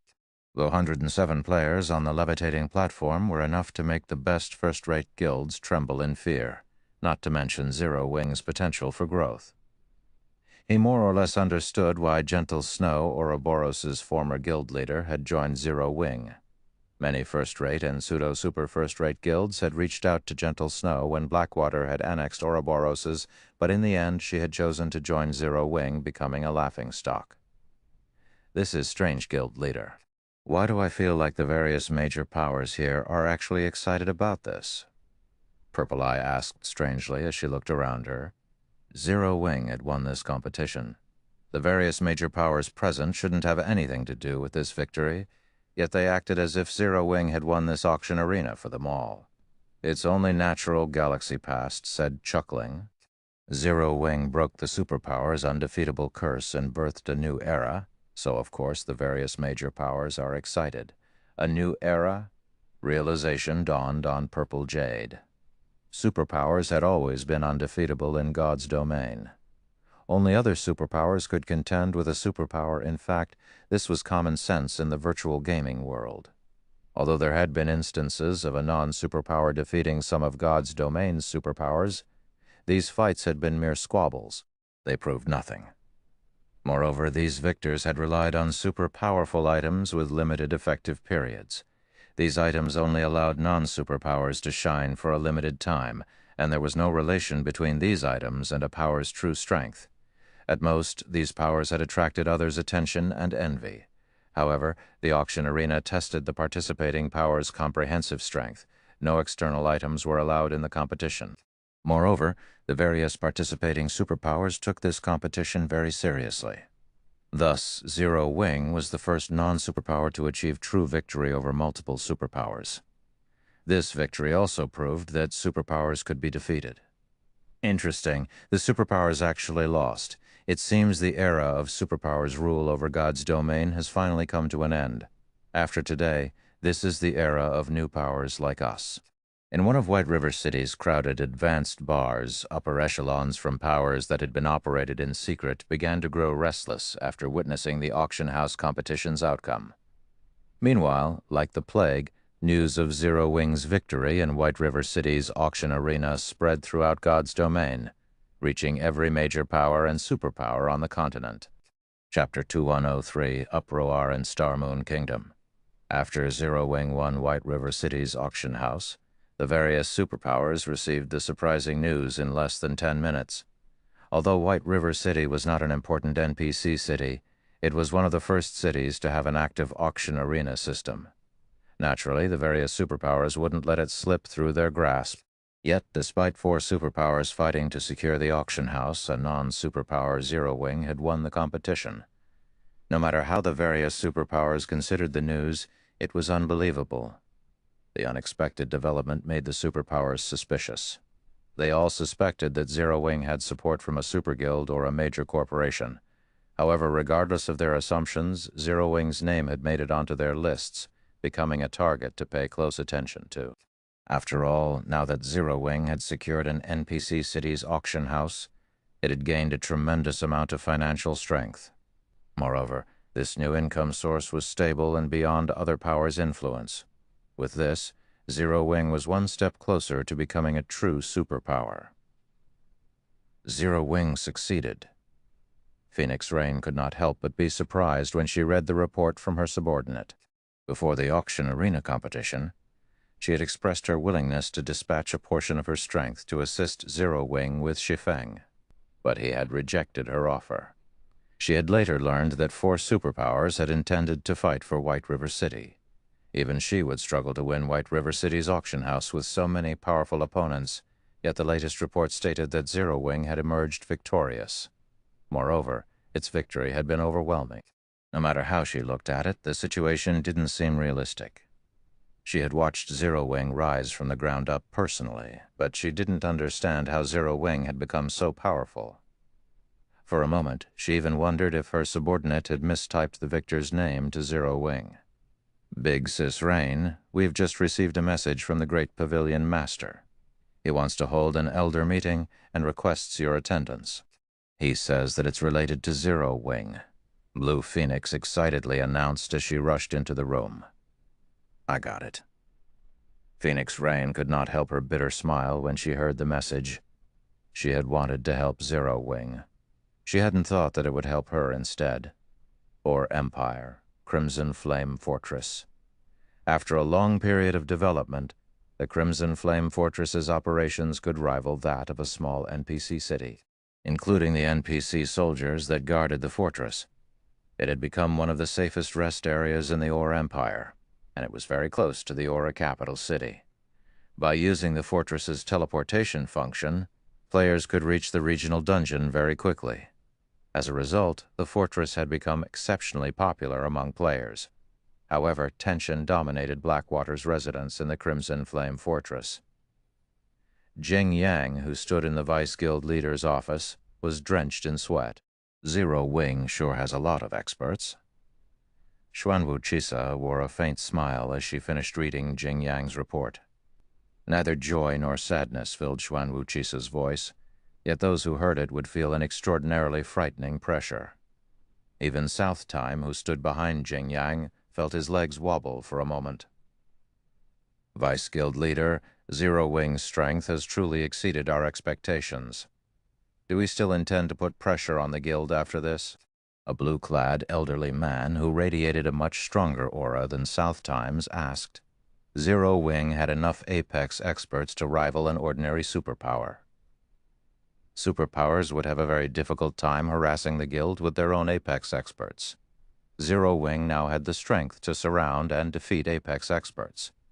On the off chance that its experts killed Blackwaters, the consequences would be severe.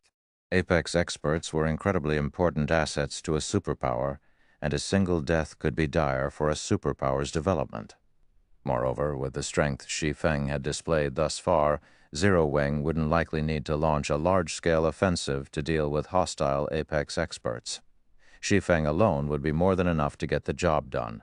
The only option Blackwater had left involved mobilizing all of its Apex combatants to wage a war of attrition against Zero Wing. However, doing so would not benefit either side. Blackwater's development would stagnate, and it would fall behind other superpowers. They had to avoid that method unless absolutely necessary. This was why the various superpowers rarely mobilized their Apex experts to resolve conflicts with other superpowers, dispatching peak exerts at most to fight. Apex experts played a crucial role in acquiring powerful items, and superpowers couldn't afford any hindrances to their development. Normally, superpowers also had the option of an economic war, but now that Zero Wing had White River City's auction house, its financial prowess was likely unshakable. Of course we are continuing, Xuanwu Chiza said as she eyed the blue-clad elder beside her. This is merely the start of Zero Wing's tragedy. Starlink has won auction houses in 3 NPC cities, including Dark Knight cities. This has substantially increased the guild's overall strength. With the Starline Corporation's support, Starlink will only grow stronger. Although it failed to take White River City from Zero Wing, it won't let the smaller guild off the hook so easily. Understood. I'll make the necessary arrangements. The blue-clad elder bowed and left the room. After the blue-clad elder Jing Yang and the others left, Xuanwu Chisa restarted the battle video of the competition for White River City's auction arena. At one point, she began to smile. Black Flame, huh? Xuanwu Chisa's eyes narrowed as she focused on the moment Shi Feng had killed Sword Demon. Laughing, she said, "How interesting. The fact that you have grown your guild from nothing is truly amazing. It seems you have quite a few secrets, but turning a guild into a titan in God's domain isn't such an easy task. Show me how much you can grow." Meanwhile, joy dominated White River City's streets. Zero Wing's members celebrated throughout the city like it was New Year's Eve. Now that Zero Wing had control of the city's auction house, its position as Star Moon Kingdom's overlord was stable. Any power that picked a fight with the guild in Star Moon Kingdom would simply be asking for an early death. Although Zero Wing had only secured the management rights to White River City's auction house, White River City had the highest player population of any city in the kingdom. Merchant and lifestyle players frequently gathered here, and various products flowed through the city every day. Any power that wanted to develop in Star Moon Kingdom couldn't avoid visiting White River City's auction house. It was easy to imagine the consequences if a power were barred from the city's auction house. Because of this, Star Moon Kingdom's various powers forbade their members from provoking Zero Wing under any circumstances, once Zero Wing had secured White River City's auction house. Any player that ignored the order would be instantly banished from the organization, and no power in Star Moon Kingdom would accept the banished player. Even the kingdom's dark players were a little intimidated by Zero Wing. Before this turn of events, they had been able to move about the kingdom without fear. But as time passed, the merchandise in White River City began to have greater influence on their daily lives in God's domain. Furthermore, if they wanted to fetch a good price for the items they sold, White River City's auction house was the best place to go. If they made it onto Zero Wing's blacklist, their relationship with the auction house would be severed. At the same time, Zero Wing's new position and influence in the kingdom attracted an unprecedented number of players who wanted to join the guild. In the past, Zero Wing's position as Star Moon Kingdom's overlord hadn't been infallible, but now it was truly unshakable. Taking into account the guild's incredible performance in the auction arena, players who wanted to leech off of others' success and those who wanted to improve their own strength swarmed to join Zero Wing. In less than an hour after the auction arena's conclusion, Zero Wing had received more than 200,000 applications. Many among them were experts that could reach the trial tower's 5th floor, and some were even half-step refinement realm experts. It astonished Gentle Snow and Aqua Rose. First-rate guilds offered high prices and instant promotions to core member to recruit half-step refinement realm experts. Yet many of these experts approached Zero Wing, wanting to join even if they had to start out as normal members. However, the situation didn't surprise Shi Feng. Zero Wing was only a step away from becoming a superpower now, and it was normal to receive membership applications from half-step refinement realm experts. Moreover, the threshold Zero Wing needed to cross to become a superpower wasn't like what other first-rate guilds faced. Other guilds typically lacked sufficient peak and apex experts when trying to become a superpower, but Zero Wing only lacked certain developmental aspects. Growing the guild was much easier to accomplish than nurturing peak and apex experts. Of course, Zero Wing didn't actually have any real peak or apex experts. The players the guild had shown off in the auction arena had been forcibly created through powerful weapons, equipment, and skills. However, with the Lost Town and Zero Wing's many combat techniques, the guild wasn't far behind the various superpowers in its ability to nurture experts. Moreover, as the workshop perfected the facilities in Zero Wing's main headquarters, it would only be a matter of time before Zero Wing's methods were even more effective than the various superpowers. While Gentle Snow and Aqua Rose organized the guild's new members, Shi Feng made his way to White River City's City Hall, even after securing the management rights to NPC City's auction houses in the past. The various powers had only treated these auction houses as important income sources. They had failed to recognize the management rights' true value. Someone had only discovered the true value of NPC auction houses after more than a year had passed since the auction arena system had been introduced. When this discovery had gone public, many powers had hated themselves for not investigating NPC auction houses thoroughly. If they had paid more attention, they would have been able to elevate their development to a whole new level. What the various powers had failed to discover was the fact that NPC auction houses could be linked with player-constructed auction houses. The process of doing so was troublesome, but compared to the potential harvest, it wasn't worth mentioning. After waiting in the City Hall for some time, a level 150, Tier 3 Senior Administrator approached Shi Feng. "Lord Count, I apologize for the long wait. The magistrate is in his study. Please follow me." The Senior Administrator respectfully addressed Shi Feng. "All right." Shi Feng nodded. He then followed the Senior Administrator to the staircase that led to the top floor. Chapter 2104, Proper Use of the Auction House. Chapter 2104, Proper Use of the Auction House. Under the Senior Administrator's lead, Shi Feng arrived at a quiet and elegant study. The study was not particularly large. It had only 2 bookshelves, which were filled with dilapidated books. Some of the books didn't even have a cover. At a glance, one could tell that these books were considerably old. Some of them even exuded a faint trace of divine might. In God's domain, every item capable of exuding divine might was extraordinarily valuable as past possessions of gods, and having been bathed in the aura of gods for long periods. Among items that exuded divine might, Books were especially valuable, since they recorded either a topic that interested gods or knowledge left behind by gods. Some even recorded hints and instructions on how to become a Tier 6 god. Hence, even a useless book that exuded divine might could sell for thousands of gold on the market. Their value easily rivaled an ordinary piece of epic equipment. Meanwhile, more than 50 of such books were sitting on the 2 bookshelves. So, this is the study of White River City's City Hall. Shi Feng was astonished as he gazed at the 2 bookshelves. From an ordinary player's perspective, there was nothing special about a magistrate meeting a player in his study. After all, the magistrate would not always remain in one location inside the city hall. However, what most people didn't know was that magistrates normally wouldn't ever meet with players in their studies. Only the manager of an NPC city's auction house would be allowed to visit the study of the respective city's city hall. One could say that this was a special privilege of auction house managers. Any other player would most likely never set foot in a city hall's study. Tier 6 god-ranked players were no exception. One could also say that a city hall's study was the most fortified location inside an NPC city. This wasn't because the study was protected by amazing magic arrays, but because it was located in a special space.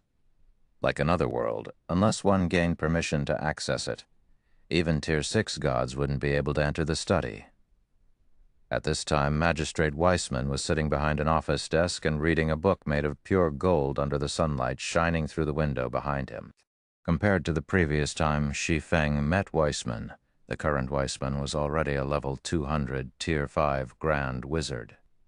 This could be considered one of the benefits of White River City being one of the first NPC cities to get promoted in God's domain. With a Tier 5 NPC guarding White River City, even Tier 4 players would not dare act rampantly inside the city. The security level of the city was on an entirely different level compared to that of ordinary NPC cities. Players could develop themselves here without worrying about small incidents ruining all their investments in the city. "You're here. Do you have some business with me?" Weissman asked, as he looked at Shi Feng with a friendly smile. Due to his promotion in tiers, Weissman's intellect had received further improvement. The NPC was now capable of acting much more like an ordinary human being. He even perfectly suppressed his aura. If one did not use an identification skill on Weissman, they would most likely treat him as an ordinary old man. "Lord Magistrate, I wish to make the city more prosperous, so I want to link White River City's auction house with the auction house of another city. I hope I can gain your permission to do so," Shi Feng answered. An auction house was an important economic pillar for a city. Auction house's development was a city's development, and the prosperity of an auction house was a city's prosperity. In the past, the powers merely treated the NPC auction houses they acquired as an ATM and the key to controlling an NPC city. They failed to understand that NPC auction houses were actually a tool for hastening the development of guild towns. This function had only been discovered more than a year after the auction arena system's introduction into the game. A year. With the popularity and income that an NPC auction house brought, 1 year was more than enough to elevate a guild town into an advanced city. However, as the various powers failed to discover this function, even more than 2 years after God's Domain's launch in the past, there hadn't been a single advanced guild city in the game. Even the existing intermediate cities back then had still been far from becoming advanced cities. Without the help of an NPC auction house, even 3 to 5 years of development wouldn't be enough to elevate an intermediate city to an advanced city. Guild towns, and cities were a guild's foundation for development in God's domain. Meanwhile, there was an enormous difference between guild towns and cities of different ranks, especially when an intermediate city was promoted into an advanced city. Although the change was mostly quantitative, the difference was massive. Moreover, some special constructions that assisted players in their development could be constructed only in advanced cities. Hence, when the various powers received news about this function, they had all been filled with regret. Had they known about this function early on, they would have been able to elevate their guild's development speed and the standard of players in their territory to a whole new level. This was particularly true for the standard of players. As players reached higher levels, the maps inside kingdoms and empires would become inadequate for players seeking to improve themselves. This improvement wasn't limited to levels. It referred to clearing the Tier 3 promotion quest as well. Level 100 was a massive turning point for players in God's domain. Not only were level 100 monsters much more difficult to handle than level 99 monsters, but it was also the minimum level at which players could get promoted to Tier 3. Meanwhile, the precondition for promotion to Tier 3 was development in neutral maps. However, as luck would have it, level 100-plus neutral maps were extremely dangerous, so dangerous that even Tier 2 experts would struggle to survive in them. Most importantly, the environment in these neutral maps was extremely severe. Low ambient mana, like in the Witch's Hill, was only the least of the environmental challenges in these level 100-plus neutral maps. If players wanted to have an easier time developing in these level 100-plus neutral maps, they needed to rely on the support of a guild city. Developing in a level 100-plus neutral map was akin to walking through a barren desert with a guild city serving as an oasis. However, proper player development in level 100-plus neutral maps depended largely on the rank of the guild city. In level 100-plus neutral maps, a basic city was only the baseline for survival for Tier 2 players. That was right. Survival. Basic cities merely protected players from dying from unexpected events. Only after reaching the intermediate standard would a guild city be able to provide players with a better life in neutral maps. Guild cities that had reached the advanced standard could provide players with comfortable lives even in level 100-plus neutral maps. Tier 3 promotion would also become considerably easier, which was the reason why the various powers of God's domain had been so desperate to obtain an advanced city of their own in the past. If a power could upgrade its guild city to the advanced standard early on, the speed of conversion to Tier 3 and the number of players converted would increase significantly. Said power could then widen the gap between itself and other powers. This was also the reason why Shi Feng was so desperate to secure White River City's auction house. After all was said and done, superpowers were still superpowers. Zero Wing could not hope to match the resources and manpower they had on hand. Although everyone believed that Zero Wing was only one small step away from becoming a superpower, they failed to realize that a gigantic gap remained between Zero Wing and an actual superpower. Moreover, as more time passed, this gap would only become increasingly obvious, the so-called snowball effect. Currently, even the best players in God's domain had just started their journey in Tier 2, so the difference might not be so obvious. However, after players reached Tier 3, the gap would be glaring. If he did not set up a sturdy foundation for Zero Wing now, then once the various superpowers of God's domain started obtaining Tier 3 players, he might be able to protect himself, but Zero Wing might not be able to defend itself against superpowers. Link with the auction house of another city? Weissman put down the book in his hands and entered deep thought when he heard Shi Feng's words. Before long he said, "It's not exactly impossible, but this matter will be very difficult to accomplish. If you fail, you'll have to pay a considerable price. Are you truly willing to accept this task?" Yes, Shi Feng nodded seriously. He had long since known about this point, as he wouldn't have visited Weissman without preparation. "Which town or city would you choose?" Weissman asked. "Stone Forest Town," Shi Feng replied. "The Witch's Hill Zero Wing City was built in, was a precious leveling ground. He couldn't possibly move Zero Wing City to a neutral map." Stone Forest Town, however, was a different story. The Stoneclaw Mountains the town was built in was already starting to lose popularity among players. Moreover, Stone Forest Town was already an advanced town and only a step away from becoming a basic city. He naturally had to prioritize its development. Although linking an NPC auction house with a guild town's auction house was slightly more difficult than doing so for a guild city's auction house, the difficulty was only on the standard of an epic team quest. To Shi Feng's current self, completing such a quest would be no problem at all. "All right, as White River City's magistrate, I will grant you this authority. Here are the tasks you need to complete. I hope you can succeed," said as he took out a parchment and handed it to Shi Feng. Meanwhile, the moment Shi Feng accepted the parchment, a system notification entered his ears. "System, you have accepted the inferior legendary quest Road of Prosperity. Chapter 210, Road to Tier 3, an inferior legendary quest. Shi Feng was stunned when he saw the system notification.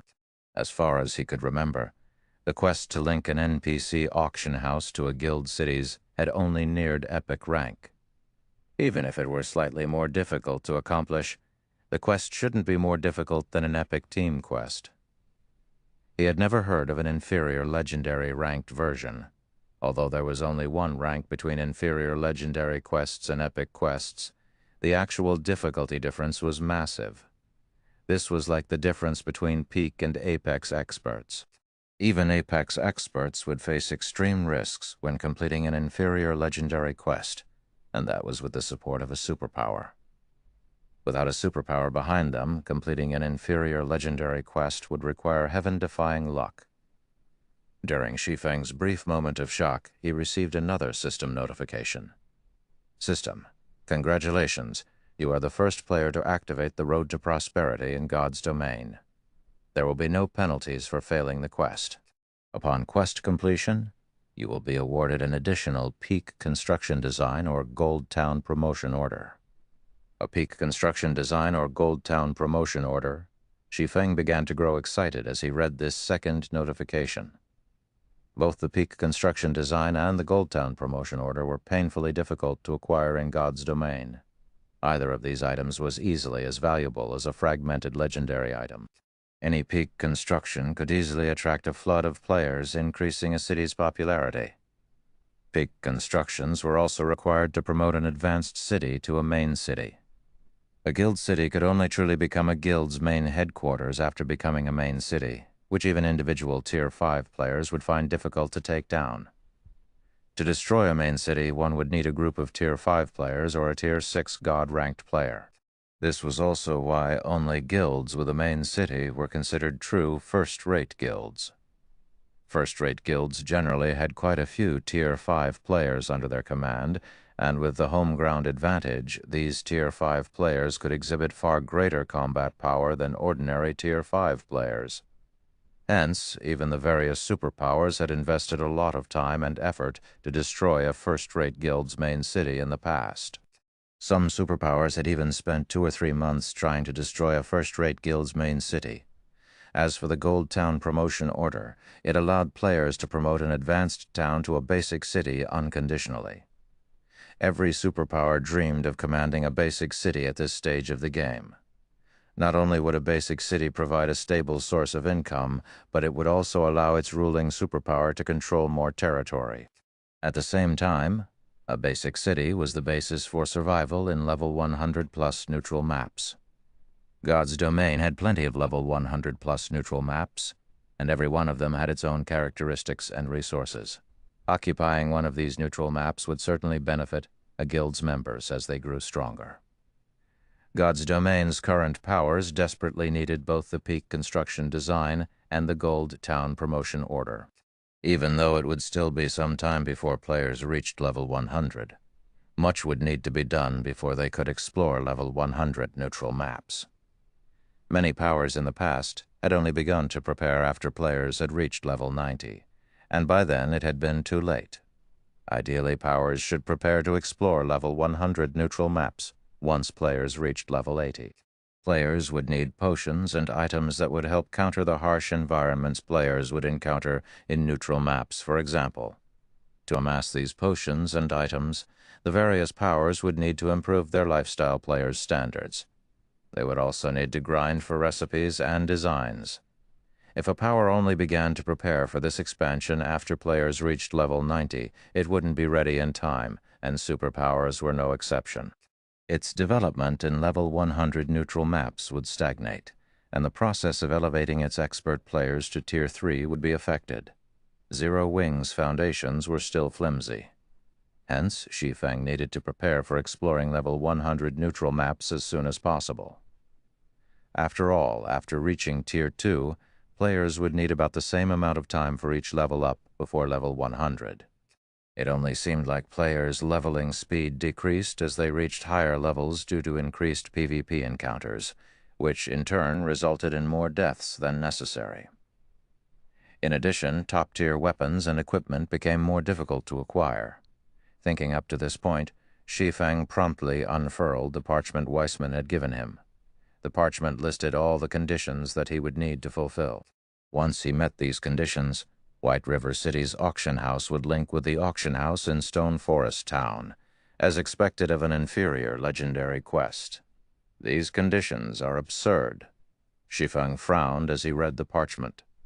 To put it simply, he needed to obtain 100 units of 7 Luminaries crystal and complete 1 hero-ranked crusade quest. Although the quest only had 2 conditions, fulfilling both would even be a challenge for the various superpowers. The various superpowers likely didn't even know what a hero crusade quest was. A hero crusade quest was also known as a kingdom crusade quest. Even an entire kingdom would struggle to complete such a quest, so they were usually commissioned through the Adventurers Association.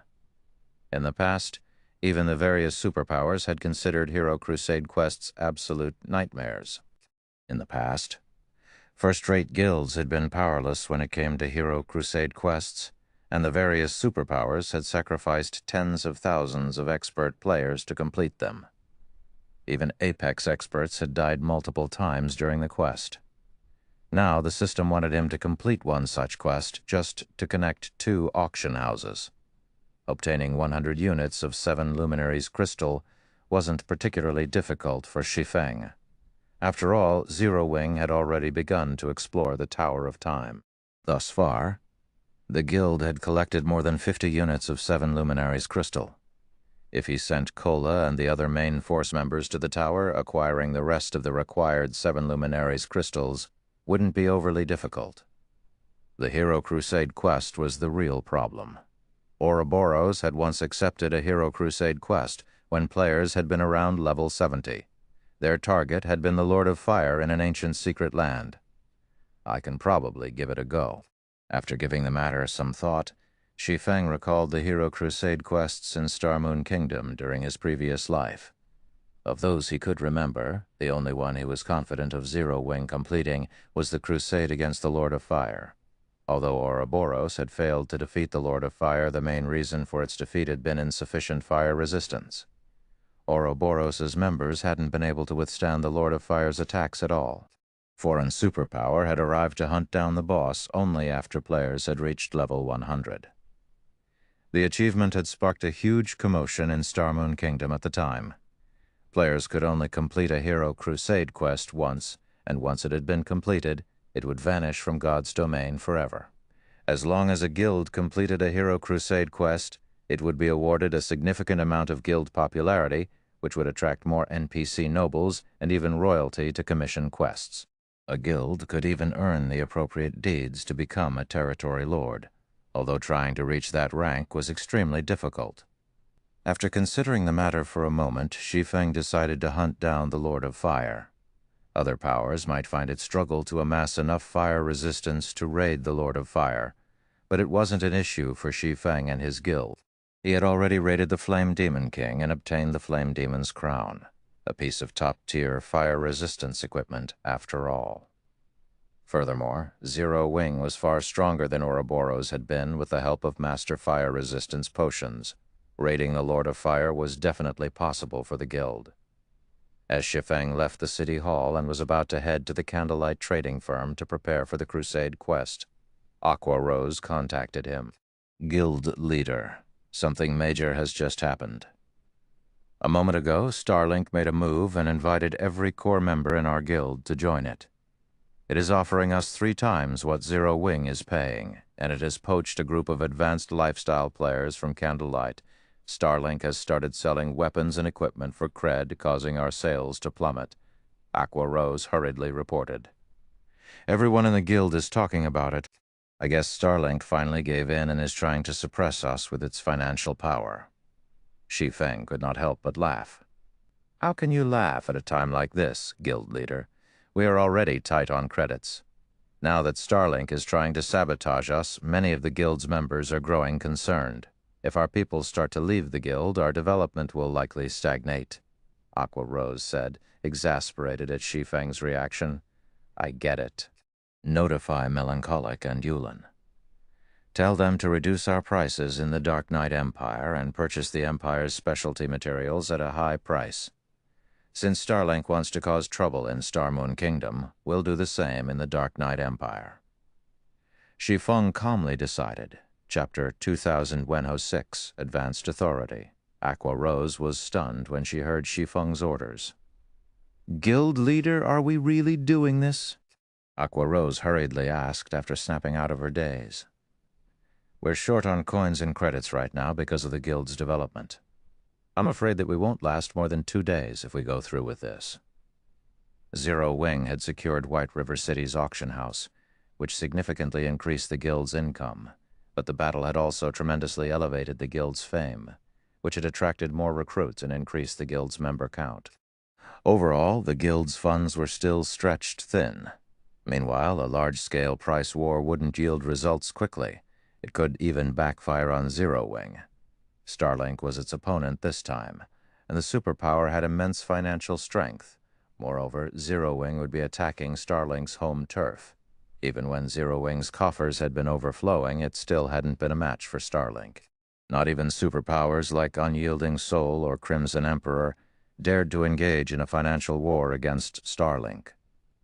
"How many coins can we save each day after including the income from White River City's auction house?" Shi Feng asked. "After deducting the guild's necessary expenditures and including the funds we have on hand, we should be able to save around 35,000 gold per day," Aqua Rose said with a bitter smile. 35,000 gold was unquestionably a huge sum to current first-rate guilds. Many of them dreamed of saving so much in a single day. As guilds continued to develop, they encountered more necessary expenditures, trying to wage a price war against a superpower on its home turf with just 35,000 gold per day was a joke. That money would be gone in 2 days at most. Even if Zero Wing was generating more income each day, the guild could only afford to maintain its financial attack for around 5 days. Any longer, and the war would affect the guild's development. That should be just barely enough. Shi Feng mimicked Aqua's faint smile after giving the matter some thought. "That's enough?" For a moment, Aqua Rose wondered if she had misheard Shi Feng. Either that, or she had accidentally told him the wrong numbers, stating the guild's net income as 350,000 rather than 35,000. That's enough. Just inform Melancholic and Yulin and tell them to see to the necessary preparations in the Dark Knight Empire," Shi Feng said, nodding.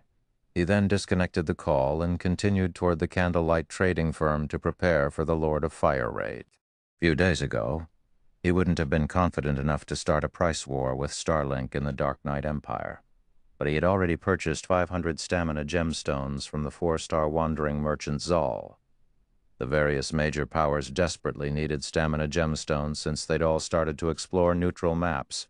Unfortunately, these neutral maps didn't have guild towns or cities yet where players could rest. Moreover, the various large guilds couldn't transfer their guild towns to these neutral maps yet, which meant that exploration relied entirely on players' strength and stamina.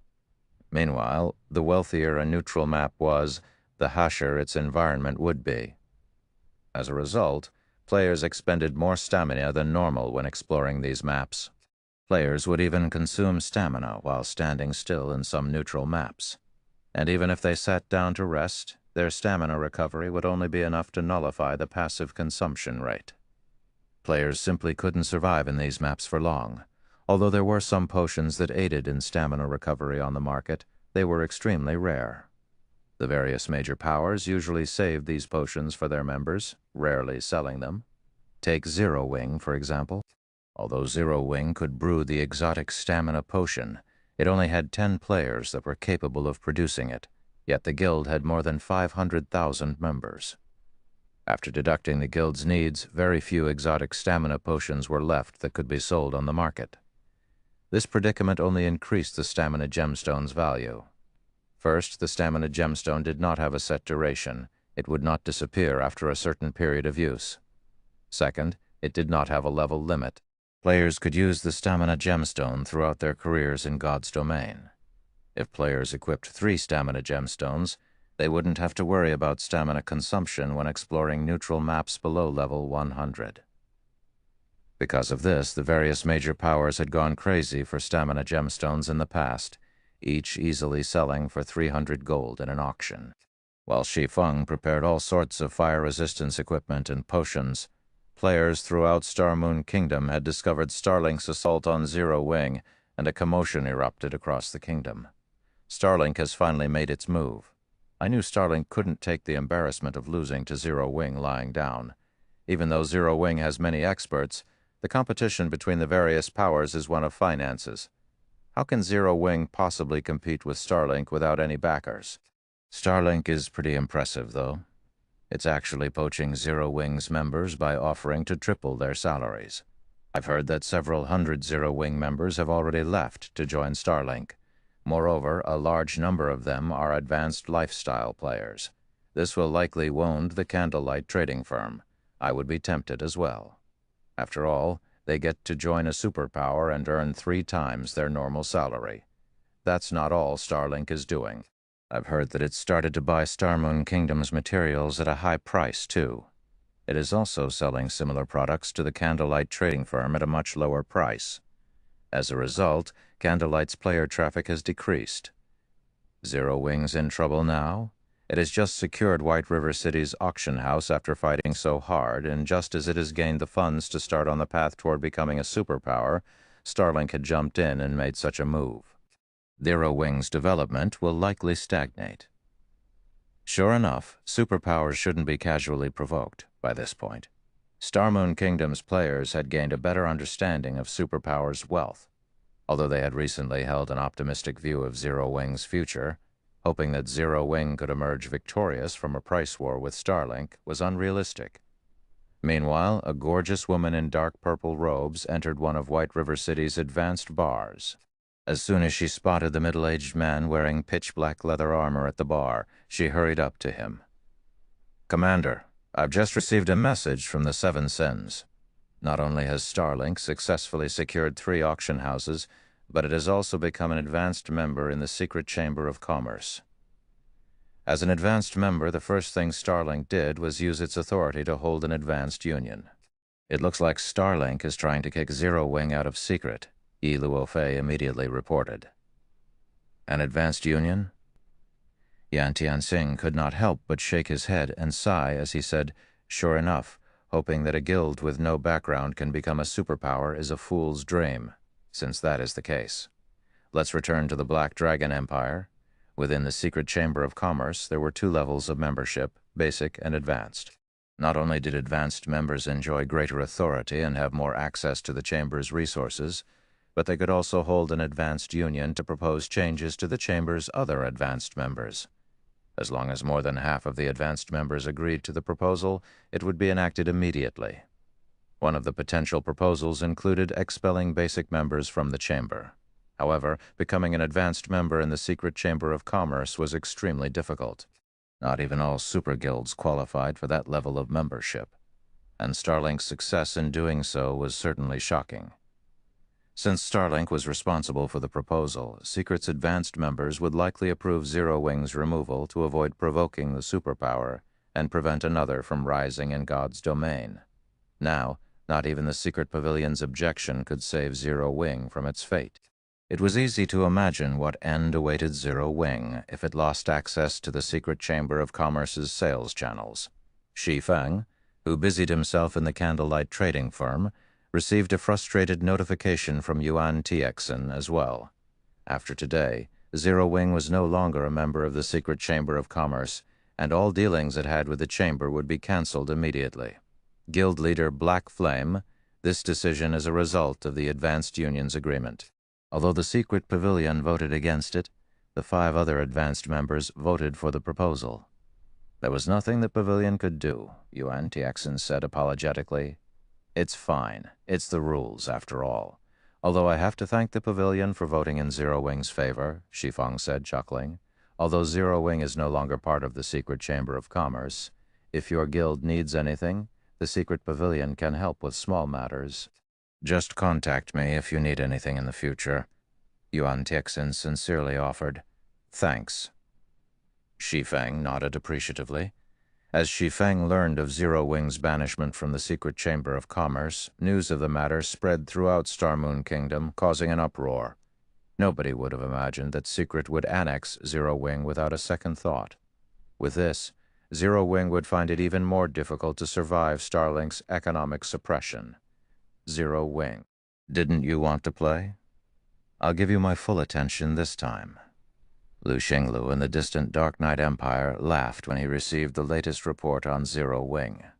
Previously, he hadn't had the time to deal with Zero Wing, but now that Starlink has secured its position as the Dark Knight Empire's overlord, neither Unyielding Soul nor Crimson Empire was a match for its prowess in the Empire. Now that he didn't have to worry about Starlink's position in the Empire, he had the time to punish Zero Wing for angering Starlink. Meanwhile, Melancholic Smile and Yulin had just arrived in one of the 100 Flower Palace's shops in Dark Knight City that Zero Wing had taken over. Guild leader, all of Candlelight's shops in the Empire have been stocked with stamina gemstones and exotic stamina potions.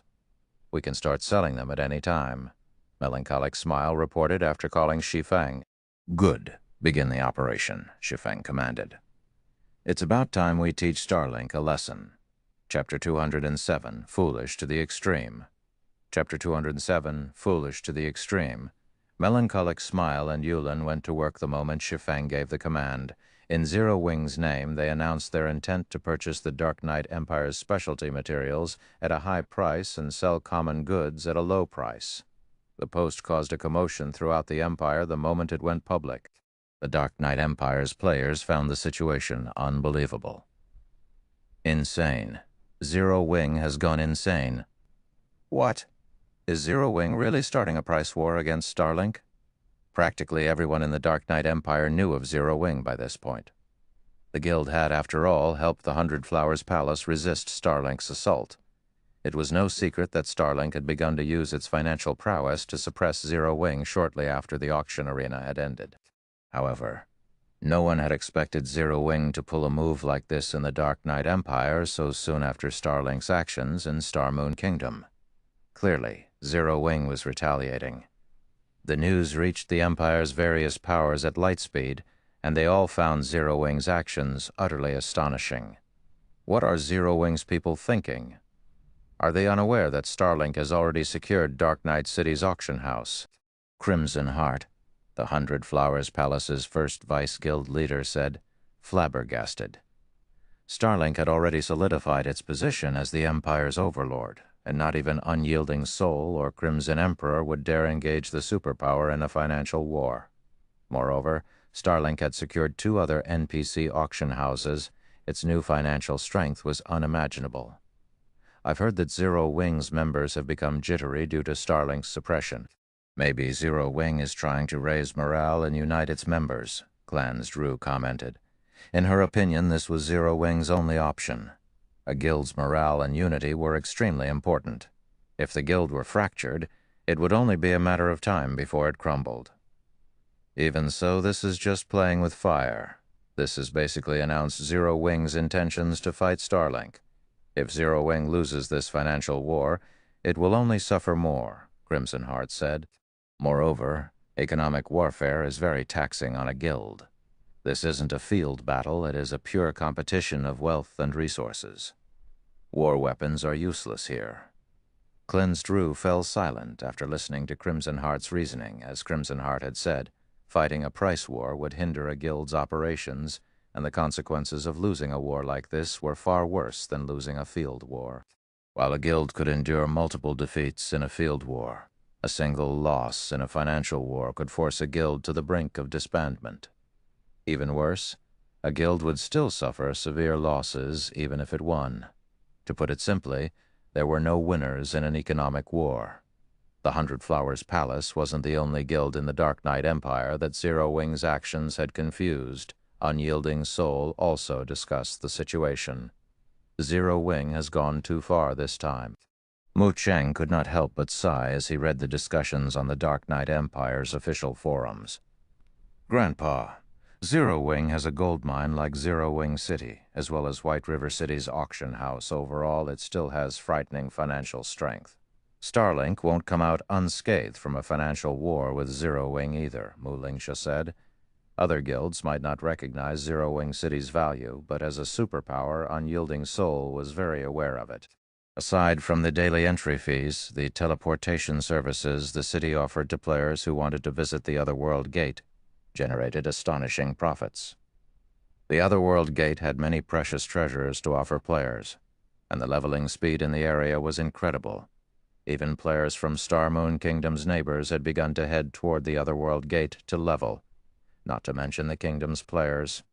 The city's teleportation services likely earned Zero Wing as much money as White River City's auction house. Yuri severely underestimating Starlink. Don't forget that Starlink has taken control of Dark Nai House. In other words, it holds the city's economic lifeline in its palm, Mu Cheng said, shaking his head. A single word from Starlink is enough to determine who can enter the auction house and who cannot. Furthermore, Starlink controls 3 total NPC auction houses. Even if one of the auction houses stops generating income, Starlink won't suffer for it. Starlink's influence over the Empire's players is leaps and bounds beyond Zero Wings. Do you think that everyone would risk provoking Starlink for a little extra profit?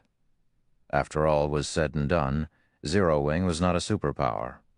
Ignoring background, there was a massive difference between the two guilds in terms of the number of auction houses under their control.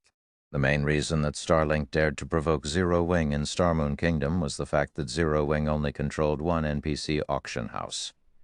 If Zero Wing prohibited Starlink's customers from using its auction house, it would sever its own lifeline. However, the same couldn't be said for Starlink. This was the difference between these guilds' foundations. It was extremely foolish for Zero Wing to think that it could use Starlink's tactics against it. Trying to mimic the superpower's suppression would only make Zero Wing's death even more miserable. "I'll go and warn Zero Wing right away," Mu Lingsha said. "It's too late," Mu Cheng said, sighing. "Zero Wing has already announced its intentions in this war using its own name. Every player in the Dark Knight Empire and Star Moon Kingdom knows what's happening. If Zero Wing gives up now, not only would the guild appear weak, but its players' unity would also shatter." Dark Knight City, Starlink's residence. Guild leader, everyone's discussing Zero Wing's declaration of war. "Should we take further actions against the guild?" Dawnweb asked Lu Xinglu. "Of course. Inform the public that whoever dares to sell the Empire's specialty materials to Zero Wing should give up any hope of setting foot in Dark Knight City's auction house ever again." Laughing, Lu Xinglu continued, "I want to see just how Zero Wing plans to play this out." "Understood." Dawnweb promptly bowed and left the room. Dark Knight City's business district bustled with activity, and despite the late hour, players crowded the streets. As the Dark Knight Empire's imperial capital, the various adventurer teams and guilds members gathered here. One could easily find level 64 expert players with a casual glance, and there were quite a few experts in level 60 fine gold equipment. The scene would be impossible to find in an ordinary NPC city. However, the Empire's various powers hadn't stationed their members in Dark Knight City because it was the Empire's capital, but because it was a hub for the Dark Knight Empire's merchant players. This ensured that the city had more resources than anywhere else in the Empire. If the Dark Knight Empire had something good to offer, it could be found in Dark Knight City. Items that were nearly impossible to find in other NPC cities were commonplace here, and the majority of these items flowed through Dark Knight City's auction house. Many players had become famous or wealthy overnight because they had chanced upon treasures selling for far less than they were worth in the city's auction house. Due to Starlink's ban on Zero Wing, no one was in a rush to visit the Candlelight trading firm's shop in the business district.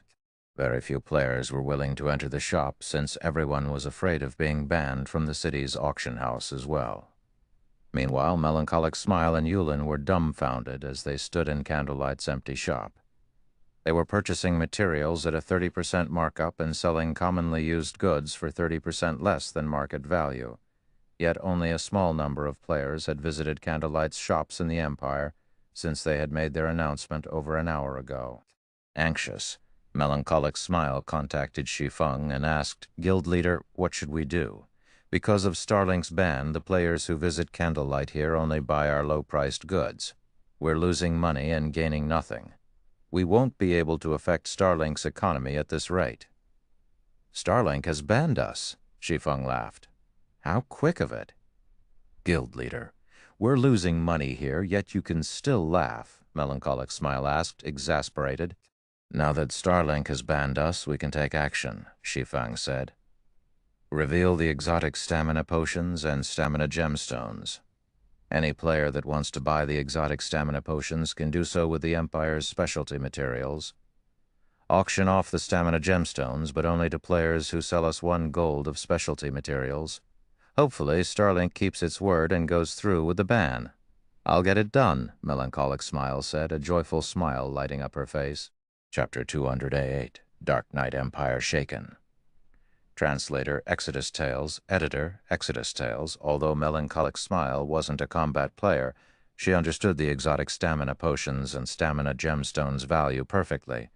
Zero Wing's exchange prices for the exotic stamina potions rose each day, and now not even the Guild's basic elite members qualified to purchase the potions. The exotic stamina potions were only available to those who had been Guild members for a long time, significantly contributed to the Guild, and were advanced elite members. Moreover, advanced elite members were limited to 1 bottle every 3 days. Even so, the Guild's daily supply wasn't enough to maintain its stock. It was clear how important the exotic stamina potions were to combat players. However, Melancholic Smile didn't find the situation unreasonable. Current players had moved beyond grinding within kingdoms and empires' borders. Most players ran toward neutral maps as soon as they were a high enough level. Not only did neutral maps offer more opportunities, but leveling in these maps also proved faster than the alternative. This was a part of God's domain's balance. Players wouldn't earn much if they developed in safe areas, but if they took a risk, they could reap more rewards. The exotic stamina potions were a large part of the reason that Zero Wing's members had reached level 50 so quickly. The stamina gemstones were even more impressive. Although they weren't as powerful as the exotic stamina potions, they were everlasting. Moreover, the stamina gemstone would only become more effective as players reached higher levels. Players could use the gemstones forever, and they were a treasure that could give the various major powers a significant advantage over their competitors. Melancholic Smile immediately ordered a subordinate to set up a new counter for the exotic stamina potions. She also set up a small cabinet beside the counter to display the stamina gemstones and the necessary qualifications to bid for them in the auction. The moment these new features appeared in the shop, they attracted the few visiting players' attention. Quick, look, there's a new counter, a new product.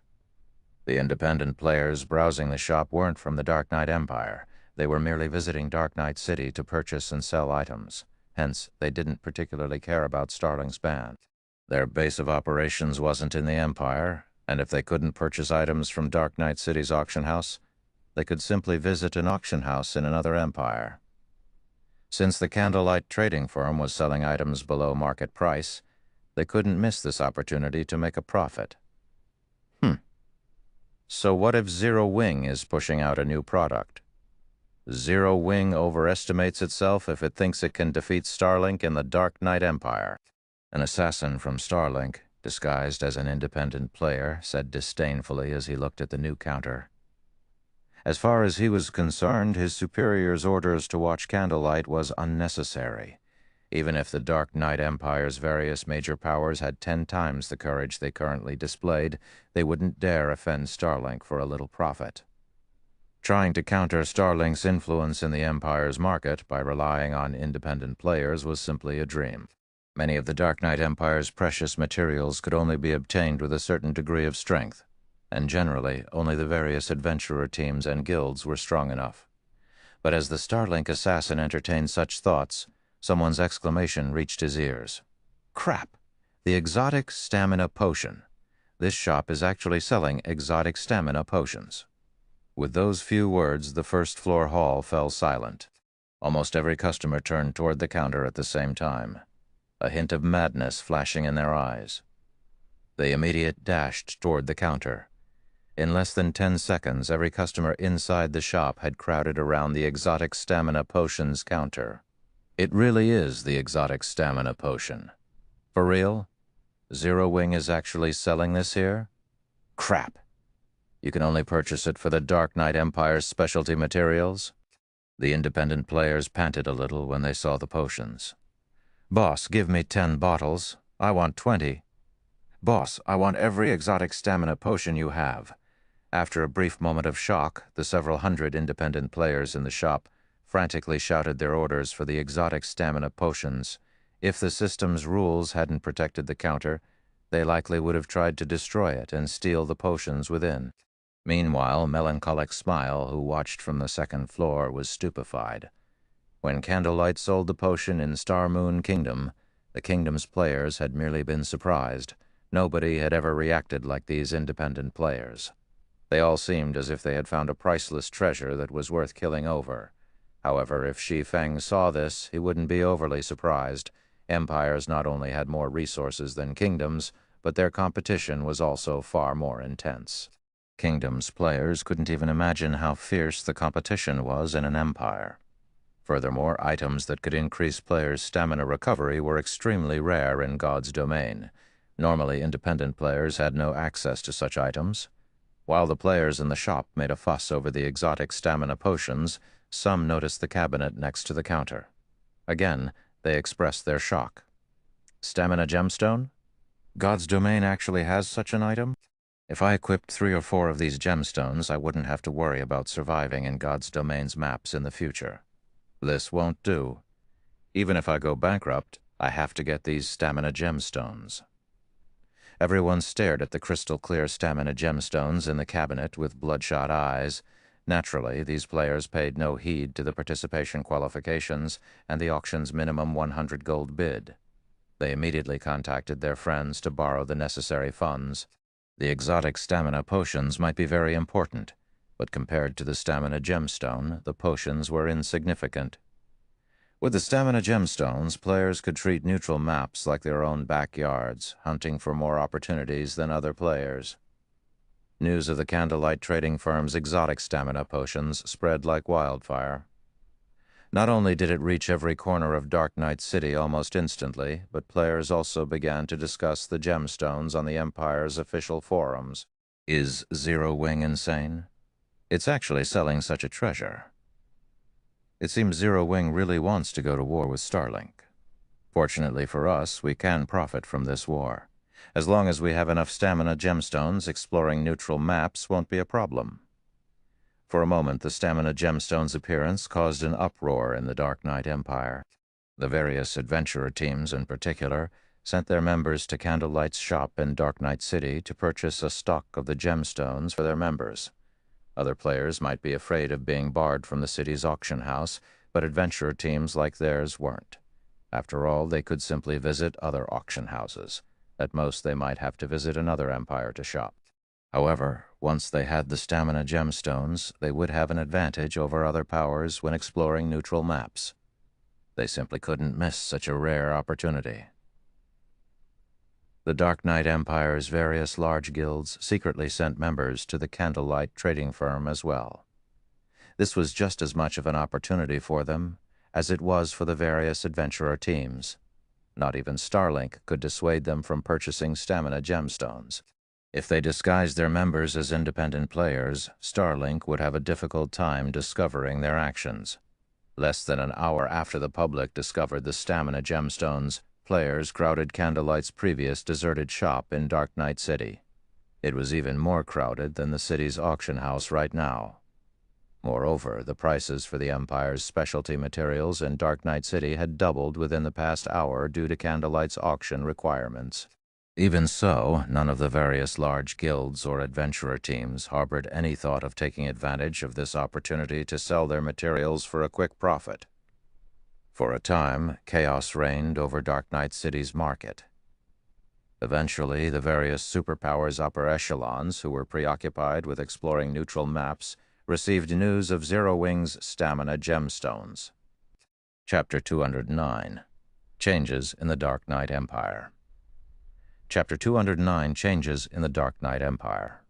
Star Moon Kingdom, an advanced bar in White River City's business district. All 3 floors of the bar had been rented out, but aside from NPCs, the first 2 floors were void of people. Players only occupied the top-floor VIP room. The several players in the room were all level 65 or above and wore top-tier level 60 equipment. The leader was an elderly man in blue who stared through a window, admiring the prosperous view. Suddenly, a level 64 black-clad assassin entered the room, looked at the elder, and said, "Elder Yi, we've just received news stating that Candlelight has started selling a large quantity of exotic stamina potions in the Dark Knight Empire. The trading firm has also begun to sell something called the Stamina Gemstone. Each Stamina Gemstone can increase players' stamina recovery rate by 7%. Candlelight is only accepting the Dark Knight Empire's specialty materials as payment, which has not only doubled the prices for these materials, but the various powers have also stopped selling any they have in stock." Stamina Gemstone? The blue-clad elder was astonished when he heard this. "How many are they selling?" "Based on our investigations, Candlelight has prepared 60 Stamina Gemstones to sell in Dark Knight City," the assassin answered. 60? How generous." The elder expressed his surprise at the assassin's answer. Has Zero Wing gone insane? Players who frequented neutral maps understood how valuable items like the Stamina Gemstones were. Moreover, the more Stamina Gemstones one had equipped, the more valuable they would become.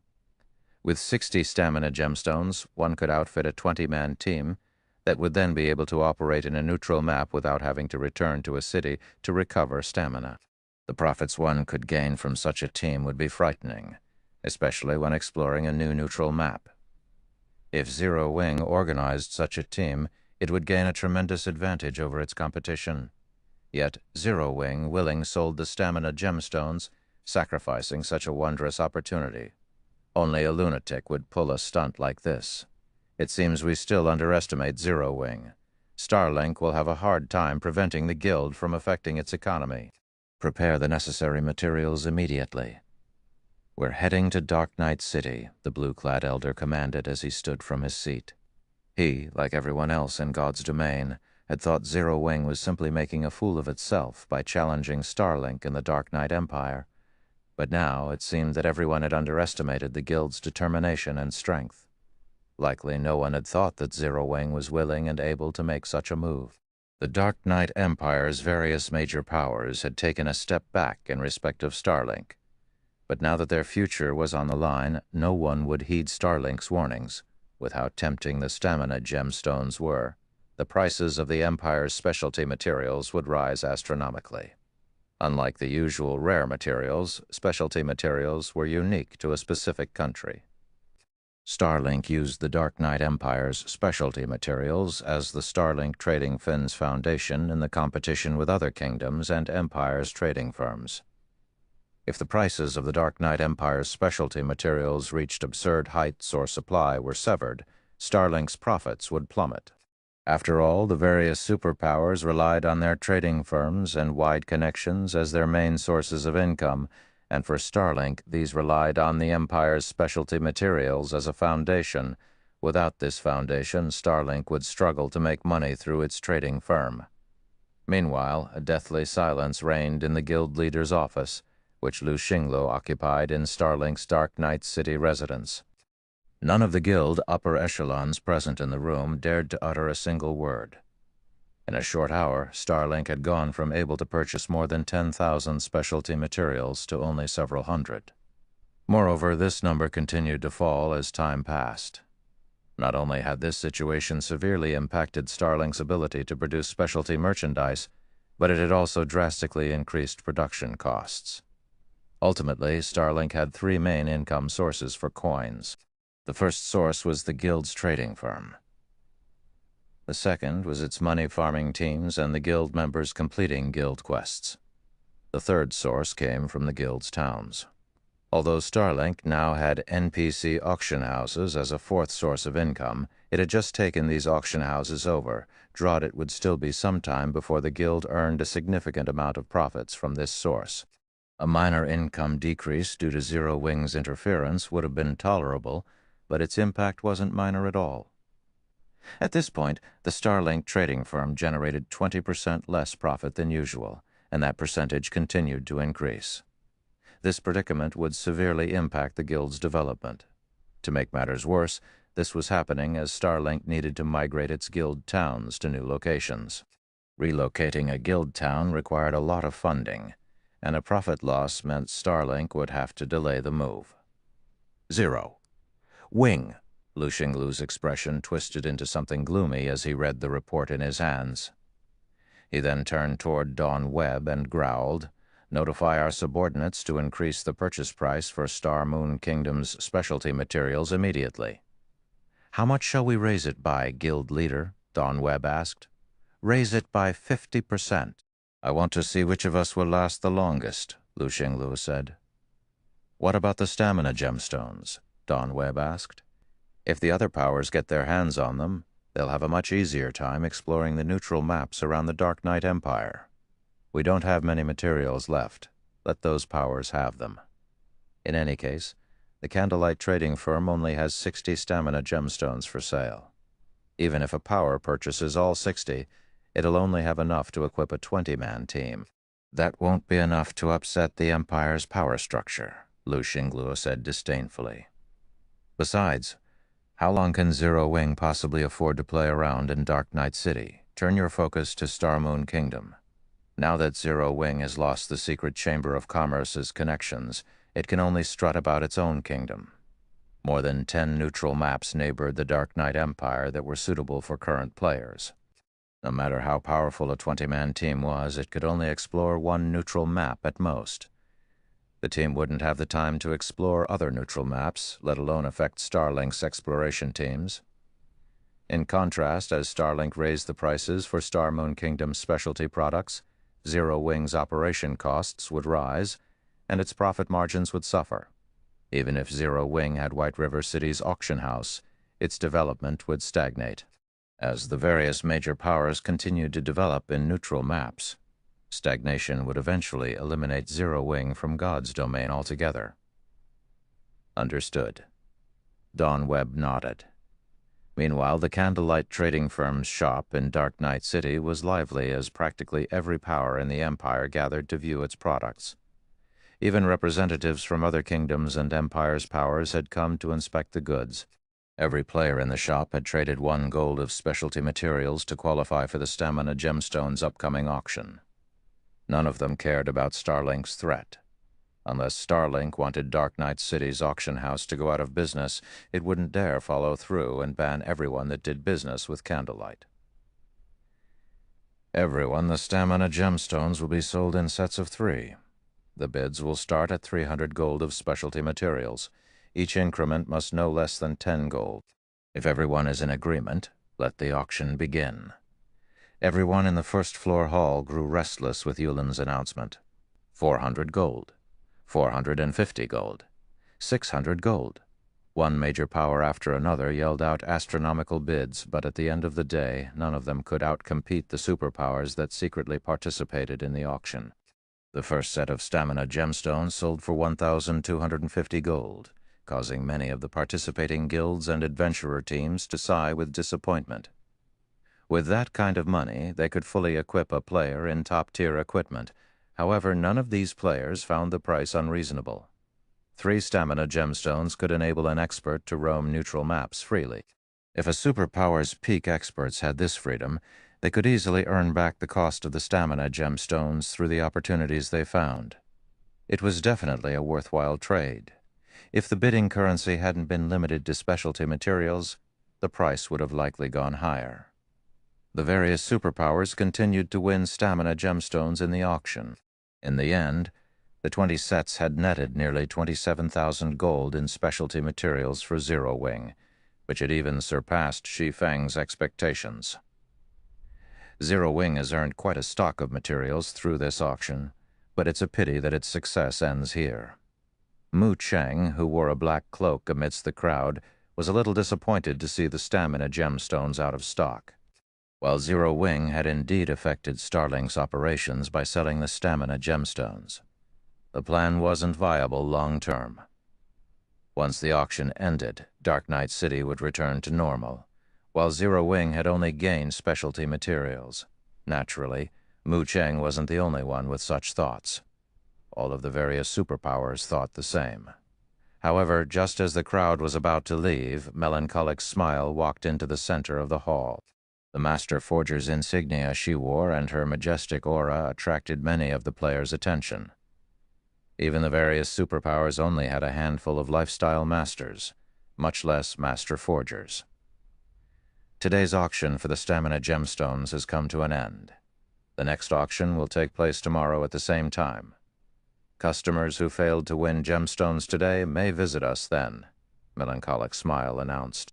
Any members of the candlelight trading firm that spend more than 3 gold in this city's shop will be eligible for a lucky draw on the day of their transaction. We will select one winner every 4 hours who will be able to purchase 1 stamina gemstone for 200 gold. As Melancholic Smile finished speaking, silence descended on the hall. After a brief moment, many players spoke up. Is this a joke? Zero Wing has more stamina gemstones? Even the various superpowers stared at Melancholic Smile in shock, not to mention the many independent players. How is this possible? Elder Yi muttered. Surprise coloring his tranquil features. Selling 60 stamina gemstones was already amazing. Yet, by the looks of it, Zero Wing intended to continue selling the gemstones for a considerable period.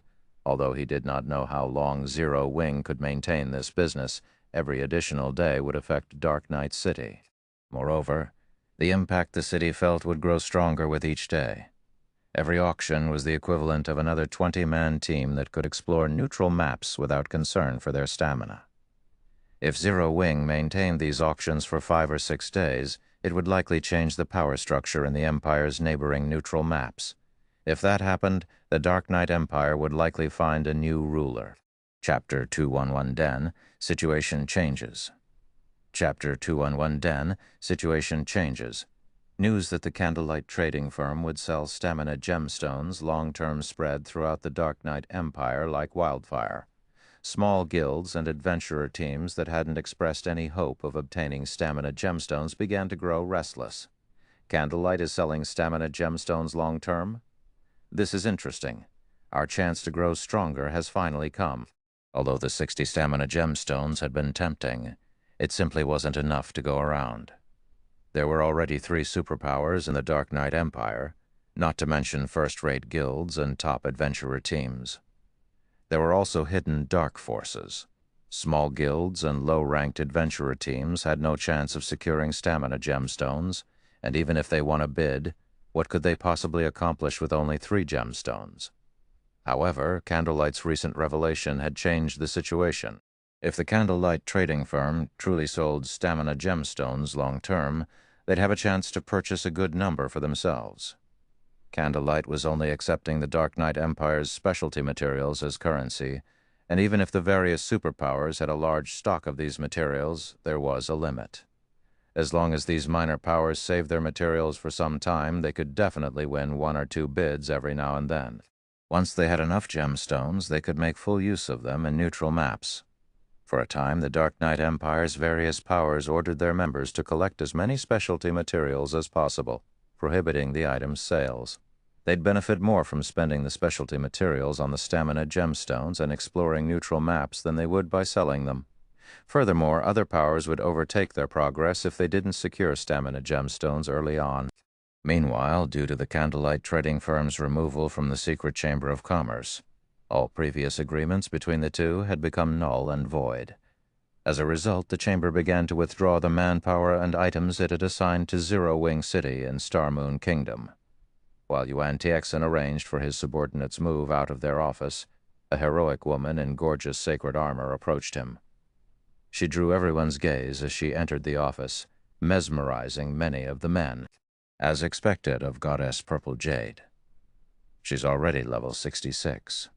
She can likely rank among the top 20 on any Empire's ranking list. I've heard that 2 days ago her team completed an epic team quest and slew a level 60 mythic-ranked Ironblood dragon, obtaining the Dragonblood sword.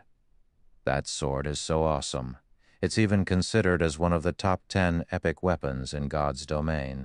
Because of that sword, Purple Jade is now stronger than other peak experts, earning the position as one of God's domain's 10 great swordsmen from the secret pavilion. As players spoke about the 10 great swordsmen, Their admiration overwhelmed them. The 10 Great Swordsmen was a list the secret pavilion had introduced to promote each class's experts. All classes in God's domain were unique, and some were even the polar opposite of others. So battles between different classes couldn't accurately determine the stronger expert. Hence, the secret pavilion had introduced new ranking lists for each of the 12 main classes. Each of the lists had only 10 players, and they were judged solely based on their strength. Combat standards and battle records didn't matter. In addition, the aim of these 12-class lists was to give the younger generation an opportunity to shine, so only players 30 years old or younger could qualify for the ranking lists. Of course, this age limit also allowed the secret pavilion to avoid touching upon the various superpowers' foundations. The various superpowers treated their old monsters as core secrets, and if the secret pavilion revealed these secrets to the public, the superpowers would band together against the organization. When Purple Jade had obtained the Dragon Blood Sword, not only had it earned her a position on the swordsman's list, but she had also secured the 8th rank. "Uncle Yuan, we've just received a message from the higher-ups. They'd like us to buy some stamina gemstones from Zero Wing. The more, the better," Purple Jade said, smiling as she walked up to Yuan Tixin. "They're so shameless, we just banished Zero Wing from the secret chamber of commerce. Yet they want me to negotiate with the guild. Why don't they speak with Zero Wing themselves?" Yuan Tixin could not help his growing anger when he heard the relayed message. The so-called higher-ups Purple Jade referred to were the secret chamber of commerce's advanced members. The secret pavilion had warned them not to casually annex the chamber's members, particularly Zero Wing, due to the immense potential it had shown lately. However, the other 5 advanced members had ignored the secret pavilion's warning and abandoned Zero Wing. Now that they had, they wanted him to place Peacemaker. But Zero Wing is pretty amazing. It has revealed something as valuable as the stamina gemstones, and the 5 powers regret their actions. I've heard that they are busy exploring the recently discovered Brute God's land and urgently need items that can increase players' maximum stamina or recover rate, Purple Jade said, giggling. They're panicking now. They threw away their chance to purchase stamina gemstones just to show respect to Starlink and suppress Zero Wing. Now, they are all upset with Starlink. However, Starlink has gotten serious this time. Not only has it increased the prices of Star Moon Kingdom's specialty materials, but it has also begun to sell similar merchandise to Candlelights at lower prices. Many players have already started shopping at the Starlink trading firm. No one is buying the Candlelight's common products. I'm afraid Candlelight has lost 2/3 of its usual profits, Yuan Tixin said. To make matters worse, the Ore Empire's powers have been eyeing Zero Wing's territory. In comparison, Starlink only has to worry about Zero Wing's stamina gemstones. Although the stamina gemstones are valuable, Starlink isn't a superpower for no reason. With 3 NPC auction houses and the Starline Corporation's support, its financial prowess isn't so easy to shake. Moreover, Starlink has control of a fortress in the ancient undead country, the Dark Knight Empire's most important neutral map. It is simply too difficult for Zero Wing to impact Starlink's finances negatively. The ancient undead country was a new expansion pack that had triggered in the Dark Knight Empire, and Starlink was responsible for triggering it. The ancient undead country had once been a massive empire, but due to an ancient war, it had fallen into ruin. It was no exaggeration to say that the ancient undead country was even richer than the Ore Empire in resources. Moreover, it housed the only known God-mode regional dungeon among the dozen or so neighboring kingdoms and empires. Because of the power Starlink held in the ancient undead country, even the various super guilds feared the superpower and had to pay it proper respect. God's Domain's super guilds didn't just fear Starlink due to the Starline Corporation's backing, and if that were the only strength the guild had, the Secret Chamber of Commerce's advanced members wouldn't have allowed Starlink to join their ranks. Zero Wing is fully capable of returning to the Secret Chamber of Commerce with its stamina gemstones. The 5 other powers wouldn't object. If Zero Wing regains access to our sales channels, it could certainly afford to continue its fight with Starlink while growing even stronger, Purple Jade said, nodding. She too understood how powerful Starlink was, and the fact that Zero Wing had made the superpower suffer as much as it had already was impressive. Indeed. Yuan Tixin agreed with the young woman. Starlink would struggle to suppress Zero Wing financially if the smaller guild returned to the secret chamber of commerce, following which Yuan Tixin contacted Shi Feng to report the good news. Chapter 2011, Condition, Chapter 2011, Condition, White River City Candlelight Trading Firm.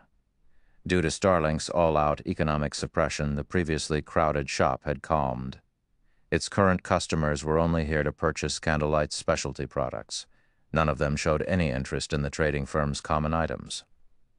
The Candlelight trading firm even saw a drop in the number of lifestyle applicants. Now, only a dozen or so players lined up to take the application test. The players that passed the shop sighed at its decline. The Candlelight trading firm's shop was the most eye-catching building in the business district, aside from NPC-owned buildings.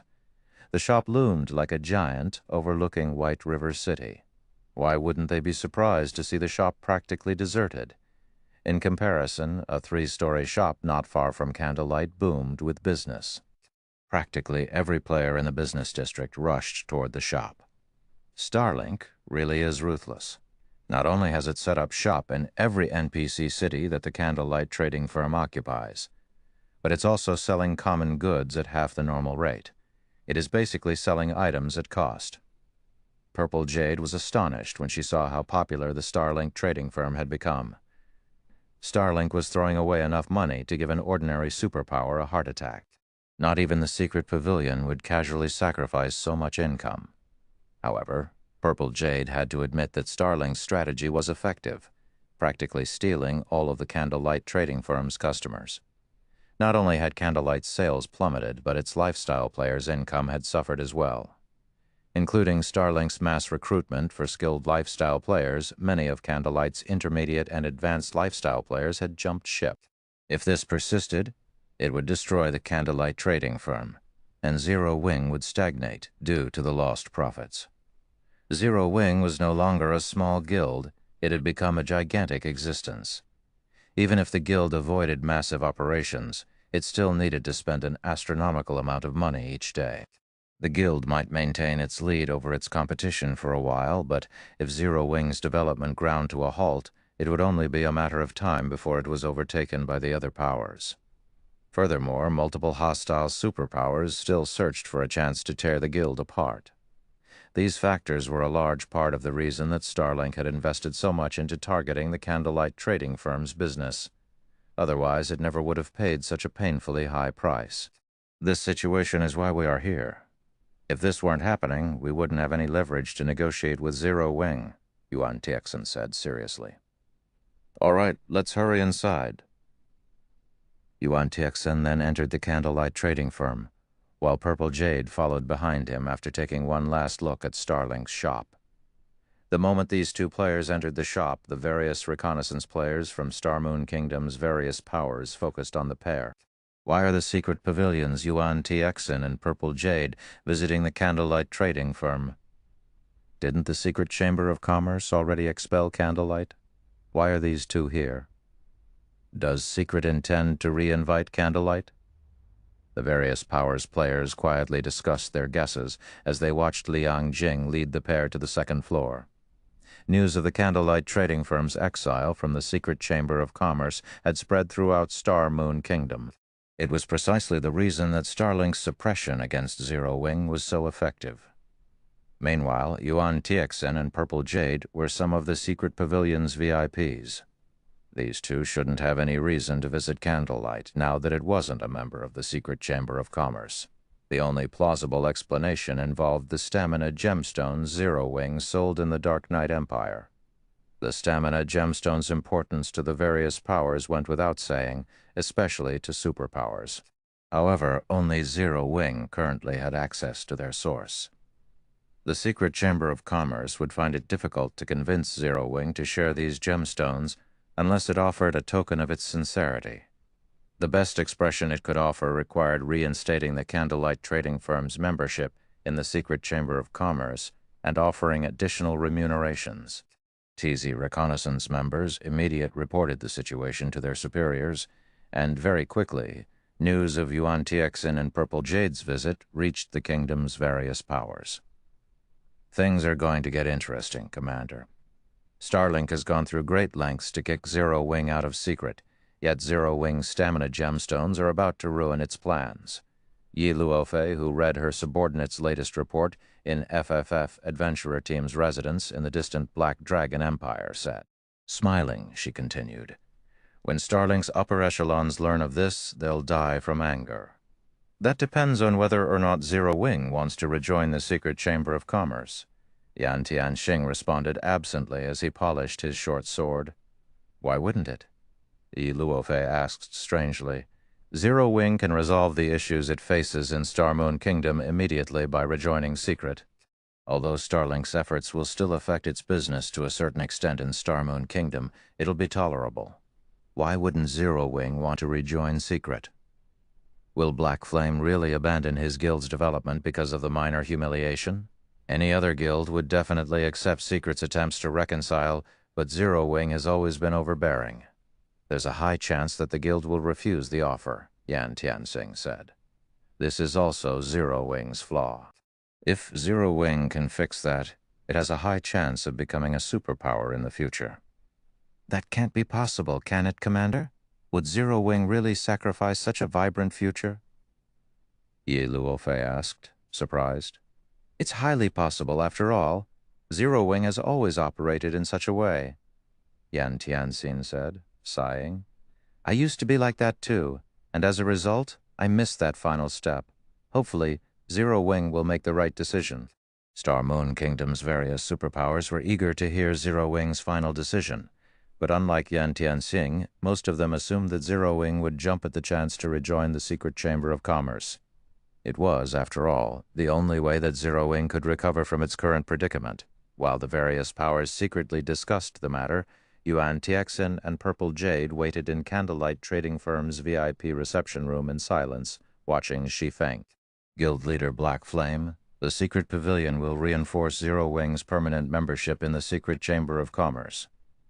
From now on, not even advanced members will have the authority to expel your guild. In addition, if Zero Wing agrees to sell a large number of stamina gemstones, several of the chamber's advanced members will offer 10 additional sales channels in their own headquarters. With this, not even Starlink will achieve much by targeting Zero Wing financially, Yuan Tiexin said. May I know your thoughts on this offer, guild leader? Even Yuan Tiexin found the higher-ups' conditions surprising.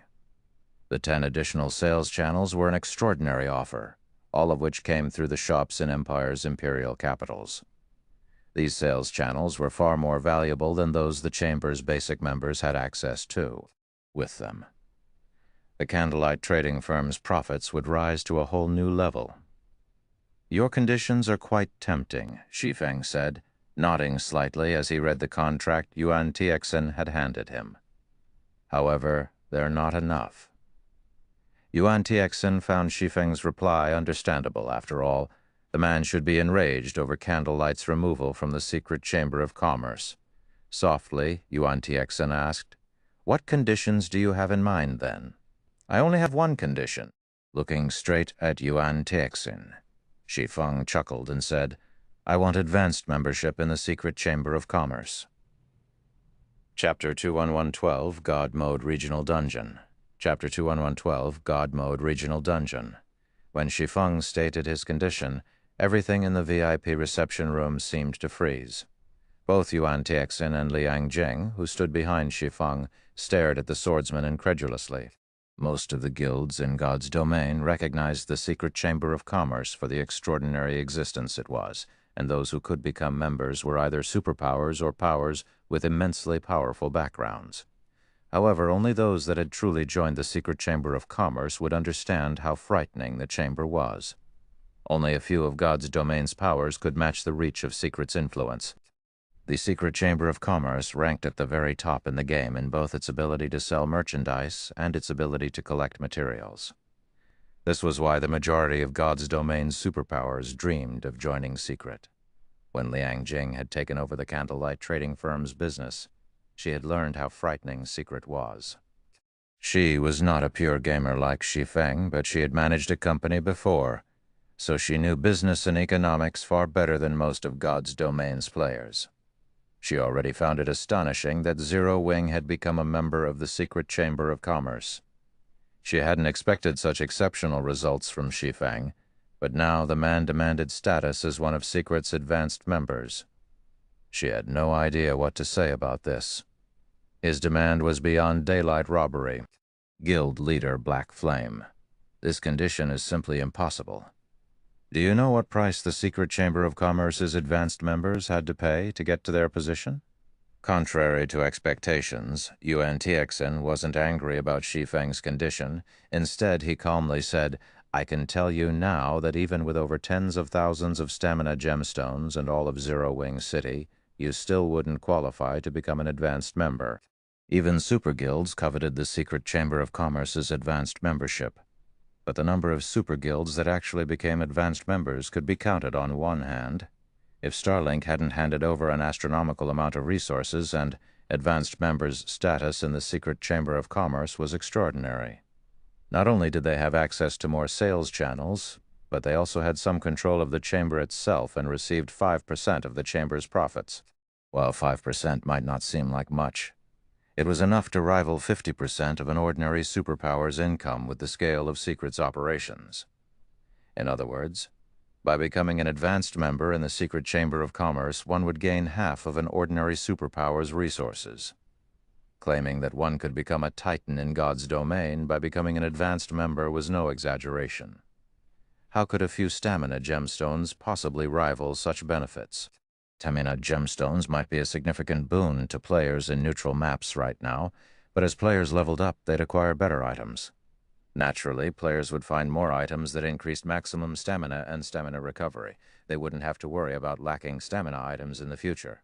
Furthermore, stamina gemstones were very scarce right now. Zero Wing didn't have enough to affect the big picture. At most, it had enough for the various powers to gain a slight advantage when exploring neutral maps. Elder Yuan, I know the value of advanced membership, Shi Feng said, smiling. Naturally, I have my reasons for stating this condition. I'm not just spouting empty words. Oh, what is Guild Leader Black Flame willing to offer, then? Yuan Tixin could not help his growing curiosity. Yuan Tixin more or less understood Shi Feng's personality. The man wasn't some ignorant fool. He was a domain realm expert, and if he dared to say such a thing, he had the confidence to back it up. However, Yuan Tixin also found it very difficult to imagine what Zero Wing could possibly offer to convince the secret pavilion that Zero Wing should become an advanced member. I'll hand over 40% of Stone Forest Town's shares, Shi Feng declared. Yes, Stone Forest Town? Yuan Tixin was stupefied by Shi Feng's answer. For a moment, he even wondered if he had heard wrong. Guild leader Black Flame. Are you talking about the Stone Forest Town in the Stoneclaw Mountains? That's right. I'm talking about that Stone Forest Town. Shi Feng nodded. Guild leader Black Flame, if you're not interested in this transaction, I won't force you to agree to it. If there's nothing else to discuss, we'll be taking our leave, Yuan Tixin said as he inwardly rolled his eyes at Shi Feng. He was sure that Shi Feng was toying with him. Not even 2 zero-wing cities would be enough to buy an advanced membership in the secret Chamber of Commerce, let alone an advanced town like Stone Forest Town. Moreover, Shi Feng only offered 40% of the town's shares. Even Liang Jing felt that Shi Feng had gone overboard with his latest joke. Stone Forest Town was indeed an excellent advanced town, but the map it occupied was no longer suitable for players to level up. Stone Forest Town wasn't even worth as much as Silverwing Town, much less Zero Wing City. What if I tell you that I can move Stone Forest Town to the ancient undead country's bottomless abyss? Shi Feng unhurriedly mentioned as he watched Yuan Tixin stand from his seat and turn to leave. What? Yuan Tixin was stunned. He spun around and demanded, Are you telling the truth? As far as the secret pavilion knew, the ancient undead country's bottomless abyss was the only God-mode regional dungeon in God's domain. The bottomless abyss was a level 60 to level 100 super large-scale regional dungeon, and not only did it have far more resources than Asura-mode regional dungeons, but the dungeon's monsters also dropped 7 luminaries crystals. Unfortunately, the ancient undead country's environment was exceptionally harsh. Players would have an extremely difficult time surviving inside the dungeon. In fact, entering and leaving the dungeon was immensely troublesome, not to mention exploring it. A large part of the reason that the Secret Chamber of Commerce had agreed to promote Starlink to advanced membership was the Guild's willingness to hand over the fortress it had obtained in the ancient undead country. Otherwise, Starlink would have needed to offer a lot more to elevate its membership. Yan Tixin could not fathom how Shi Feng could move Stone Forest Town to the bottomless abyss. Setting up a guild town in a neutral map was already incredibly difficult, not to mention setting one up in a God Mode regional dungeon. However, if what Shi Feng said were true, the bottomless abyss would become one of Zero Wing's backyards. Exploring the regional dungeon would become at least half as difficult, and players wouldn't need to worry about their survival in the bottomless abyss. Of course. Shi Feng nodded. The idea would be delusional at best for others, but for Shi Feng the task was only somewhat difficult, not entirely out of the question. To complete the task, Zero Wing would need a large stock of resources, enough that not even top-ranked first-rate guilds would be able to afford it. Originally, Shi Feng had planned on setting up Stone Forest Town in a neutral map outside of Starmoon Kingdom. But now that the ancient undead country had been discovered, he dismissed his initial plans. God Mode regional dungeons were treasure troves, and even the various superpowers would fight for control of the areas. Since someone had discovered the ancient undead country now, and the secret pavilion had come knocking on his door, Shi Feng wouldn't ignore this opportunity. Even so, that's not enough. It's only a town and a regional dungeon, Yuan Tixin said, but looking at Shi Feng's confident expression, he couldn't help but return to his seat. This is the most sincere offer I can make. If it isn't possible, then I can only apologize for the inconvenience, Shi Feng said, chuckling at the interest flashing in Yuan Tixin's eyes. I am absolutely certain that the higher-ups will not agree. You'd be better off requesting another condition. Yuan Tixin responded with conviction. After giving the matter some thought, Shi Feng said, Since that is the case, then I want Starlink's advanced membership revoked. Chapter 2113, Giving Starlink a Taste of Its Own Medicine. Chapter 2113, Giving Starlink a Taste of Its Own Medicine. Revoke Starlink's advanced membership? Yuan Tixin was stunned by Shi Feng's new condition. Purple Jade, who sat beside Yuan Tixin, gaped at Shi Feng in shock. She had never thought that this man would make such a demand. Instead of securing more benefits for Zero Wing, Shi Feng wanted Secret to revoke Starlink's advanced membership. He was simply insane. Guild Leader Black Flame, whether or not the higher-ups agree, do you understand the consequences for doing something like that? Yuan Tixin asked after taking in a deep breath. Starlink has paid a massive price for its advanced membership. If it finds out that it lost it due to Zero Wing, it won't rest until your guild had been destroyed. Elder Yuan, I'm only doing what Starlink has done to Zero Wing. If Starlink wants to face Zero Wing in an all-out fight, we welcome it, Shi Feng said. Unperturbed within Starmoon Kingdom, Zero Wing wouldn't fear Starlink even if the guild launched a full military assault on an open battlefield. The Guardian puppets and Hell tanks were invincible against Tier 2 players, and even if Zero Wing were no match for Starlink in guerrilla warfare, Zero Wing had the home ground advantage. Zero Wing already occupied most of the valuable leveling maps in the kingdom, and if the war dragged on, it would only be in Zero Wing's favor. In fact, Zero Wing would rather face an assault than deal with these financial attacks. Zero Wing's development already required significant funding and resources, and now it had to split a portion of its assets to fight Starlink.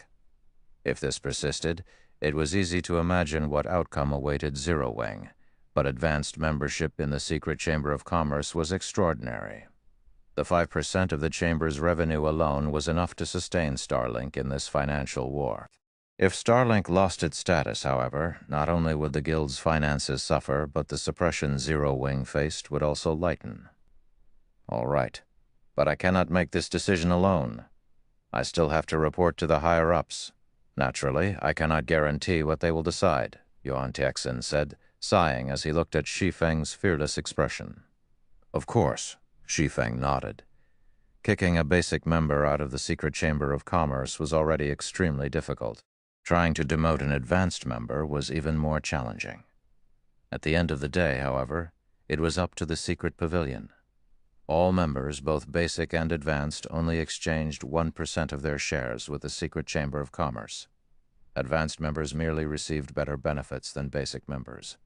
Moreover, the contracts all powers signed with secret were one-sided. The secret pavilion could dismiss any member on a whim, including advanced members. However, the secret pavilion would not casually dismiss or demote advanced members, as they brought in far more profits than basic members. The secret pavilion had only agreed to remove Zero Wing from the chamber because Starlink had paid a large enough price. Now that Zero Wing wanted Starlink demoted, it had to pay an equally high price. Yuan Tixin walked over to a corner of the room and contacted the secret chamber of commerce's higher-ups. After about half an hour of discussion, he returned to his seat before Shi Feng. Based on his stern expression, he had received an answer. Guild leader Black Flame, the higher-ups have made their decision, but before I relay it, I need to ask, are you certain that you can establish Stone Forest Town in the bottomless abyss? Yuan Tixin asked seriously. I cannot guarantee it, Shi Feng said, chuckling. Do you understand what our advanced membership represents, Guild leader Black Flame? If you cannot offer us a guarantee, we cannot continue this transaction, Yuan Tixin explained with a twisted expression. Don't be in such a rush, Elder Yuan. Although I cannot guarantee success, I can sign a contract regarding it, Shi Feng said as he retrieved an empty contract. He then said, I can offer two options. If the secret chamber of commerce is willing to revoke Starlink's advanced membership immediately, the chamber will gain 30% of Stone Forest Town's shares after its establishment in the bottomless abyss. I will also accept Starlink's demotion after Stone Forest Town has been moved. However, that option is only worth 20% of the town's shares. I thought you had offered 40% earlier, Black Flame. Have you changed your mind so quickly? Yuan Tixin's eyebrows twitched slightly. That was the price Zero Wing was willing to offer for advanced membership. Since we are only discussing Starlink's demotion, the price must change, Shi Feng said, smiling. Do you know how much Starlink had to hand over of its fortress's shares in the ancient undead country to become an advanced member? Yuan Tixin had the urge to vomit blood when he heard Shi Feng's reply. 70%. Starlink paid approximately 70% of the fortress's shares to become an advanced member, Guild leader Black Flame. On the other hand, you are only offering shares for an advanced town. Don't you think your offer is a little too weak? You also have to consider the location, Shi Feng calmly replied, not budging at the slightest. The difference between a town within a regional dungeon and one without was massive, not to mention a God Mode regional dungeon. He refused to believe that the secret pavilion didn't know this difference. Shi Feng would never have considered selling Stone Forest Town's shares if not for his goal to drag Starlink down and regain access to the secret chamber of commerce's sales channels. Once he moved Stone Forest Town to the bottomless abyss, he could gain a fortune in entrance fees alone. Although I see your reasoning, it isn't enough shares. If you're willing to increase your offer by another 20%, we can continue these negotiations. The higher-ups will not agree otherwise, Yuan Tixin said. This is the highest Zero Wing is willing to go. If you cannot accept that, then I'm afraid that there is nothing we can do, Shi Feng, shaking his head. Shi Feng had considered using the secret of linking NPC auction houses with player auction houses as a bargaining chip, but he couldn't afford to expose this information just yet.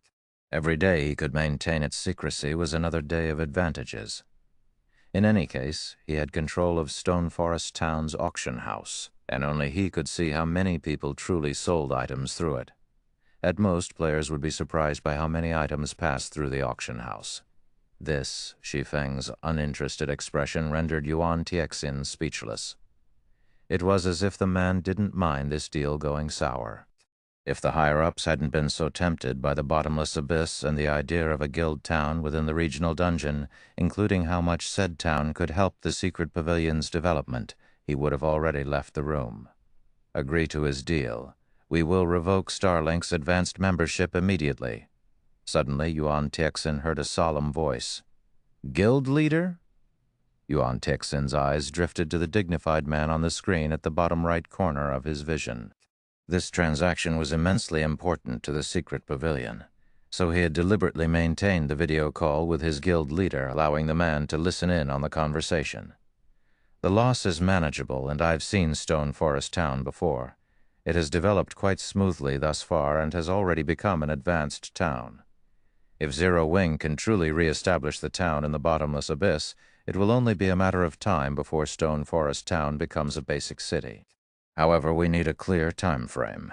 If Zero Wing cannot accomplish the task within a reasonable time, it will have to compensate for our losses with the combat puppet design, the dignified man said.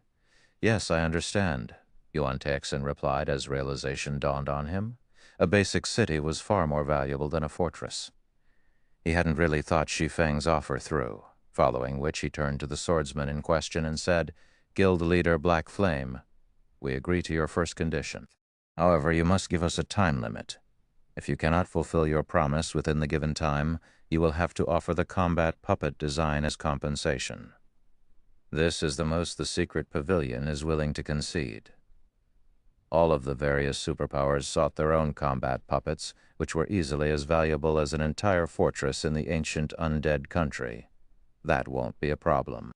Although Yuan Tixin's reply surprised Shi Feng, he quickly answered the man, As for the time limit, I think 10 days should be appropriate. All right, let's sign the contract then. Yuan Tixin nodded. Both Liang Jing and Purple Jade watched the exchange in shock. With just a few words, Shi Feng had guaranteed Starlink's demotion. No one would believe this if they heard it.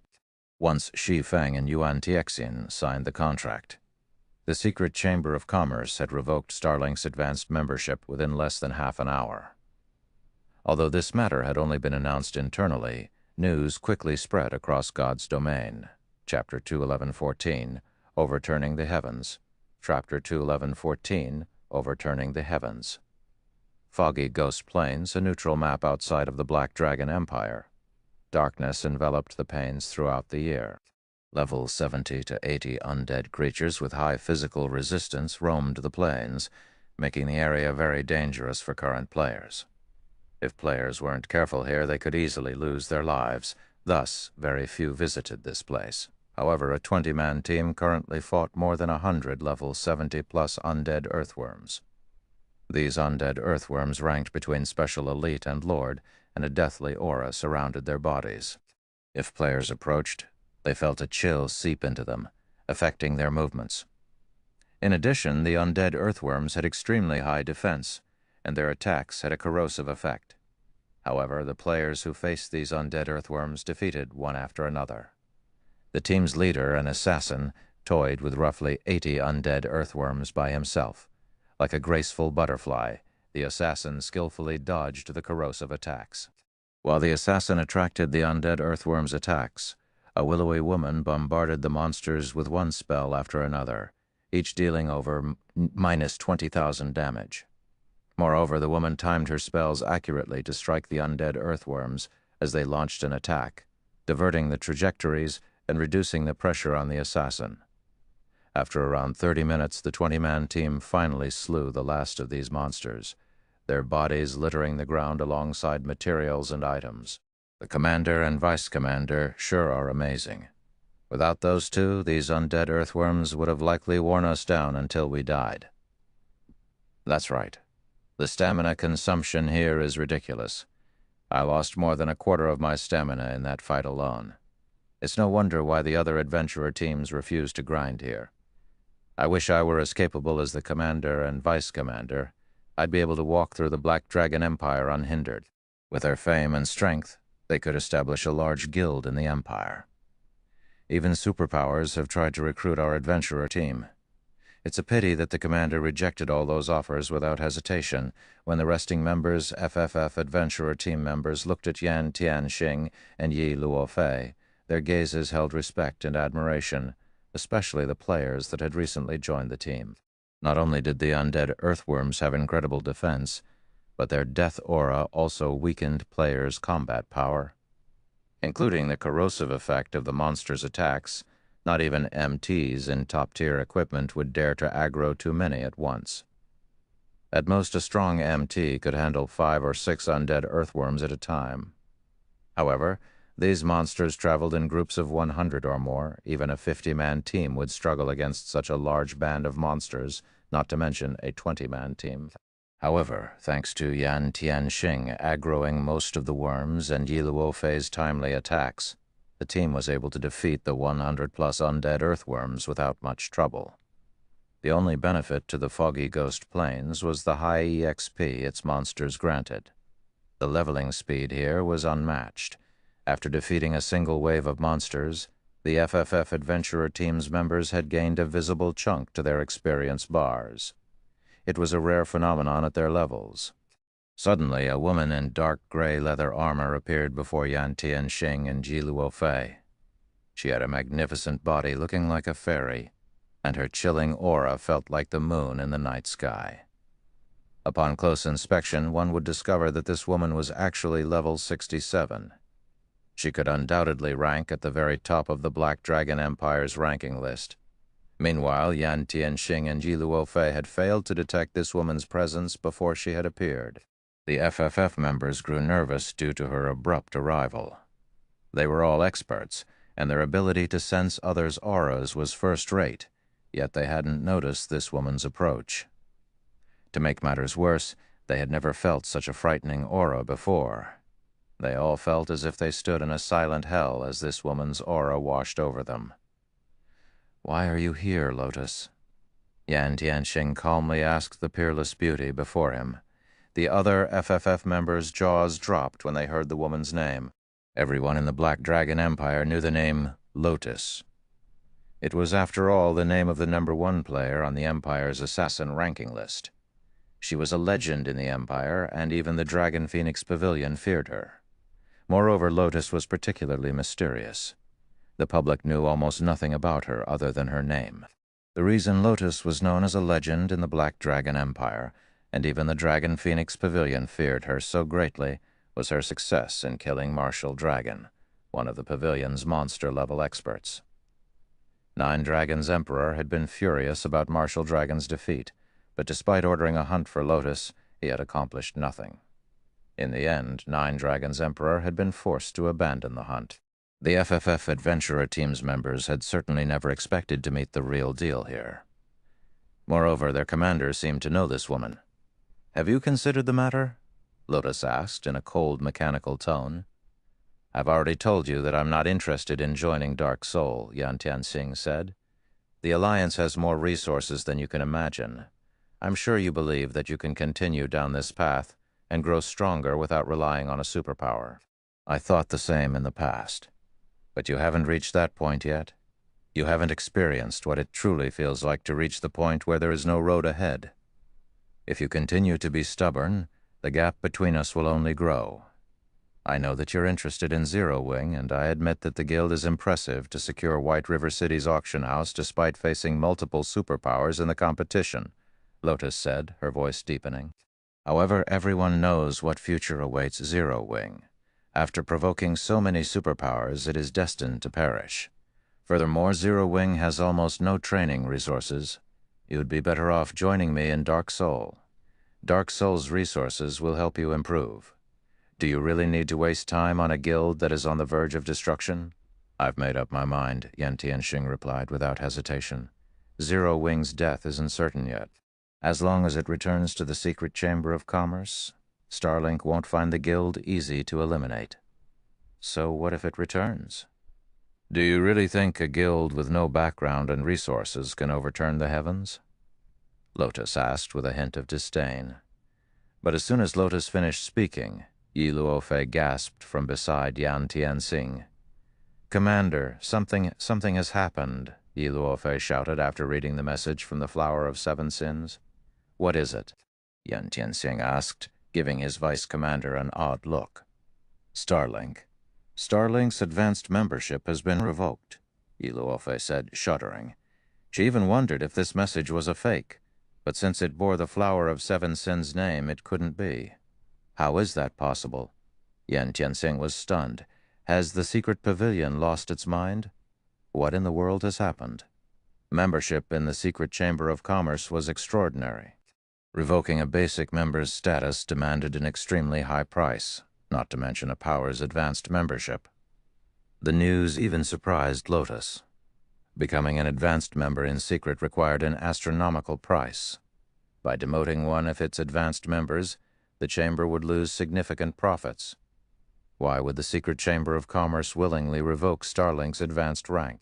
The information isn't very accurate, but based on what we currently know, I'm 90% sure that Zero Wing has something to do with it. The moment Secret reinstated Zero Wing's basic membership, it demoted Starlink. Yi Luofei replied hesitantly. Chapter 2, Lun 15, Realms of Refinement Legacy. Chapter 2, Lun 15, Realms of Refinement Legacy. It's Zero Wing's doing.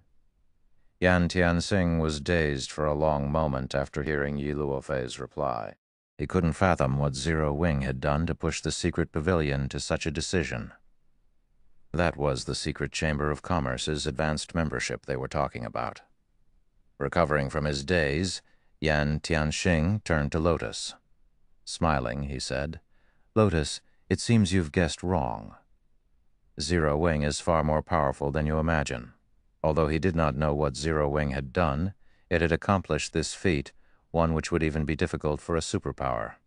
Zero Wing's stamina gemstones had only been enough to cause a small upset in its war with Starlink, but now the guild was responsible for a major setback. I've certainly underestimated Zero Wing, Lotus said. Contrary to expectations, though, she maintained a tranquil expression despite hearing that Zero Wing was responsible for Starlink's demotion. However, Zero Wing's actions will only incense Starlink further.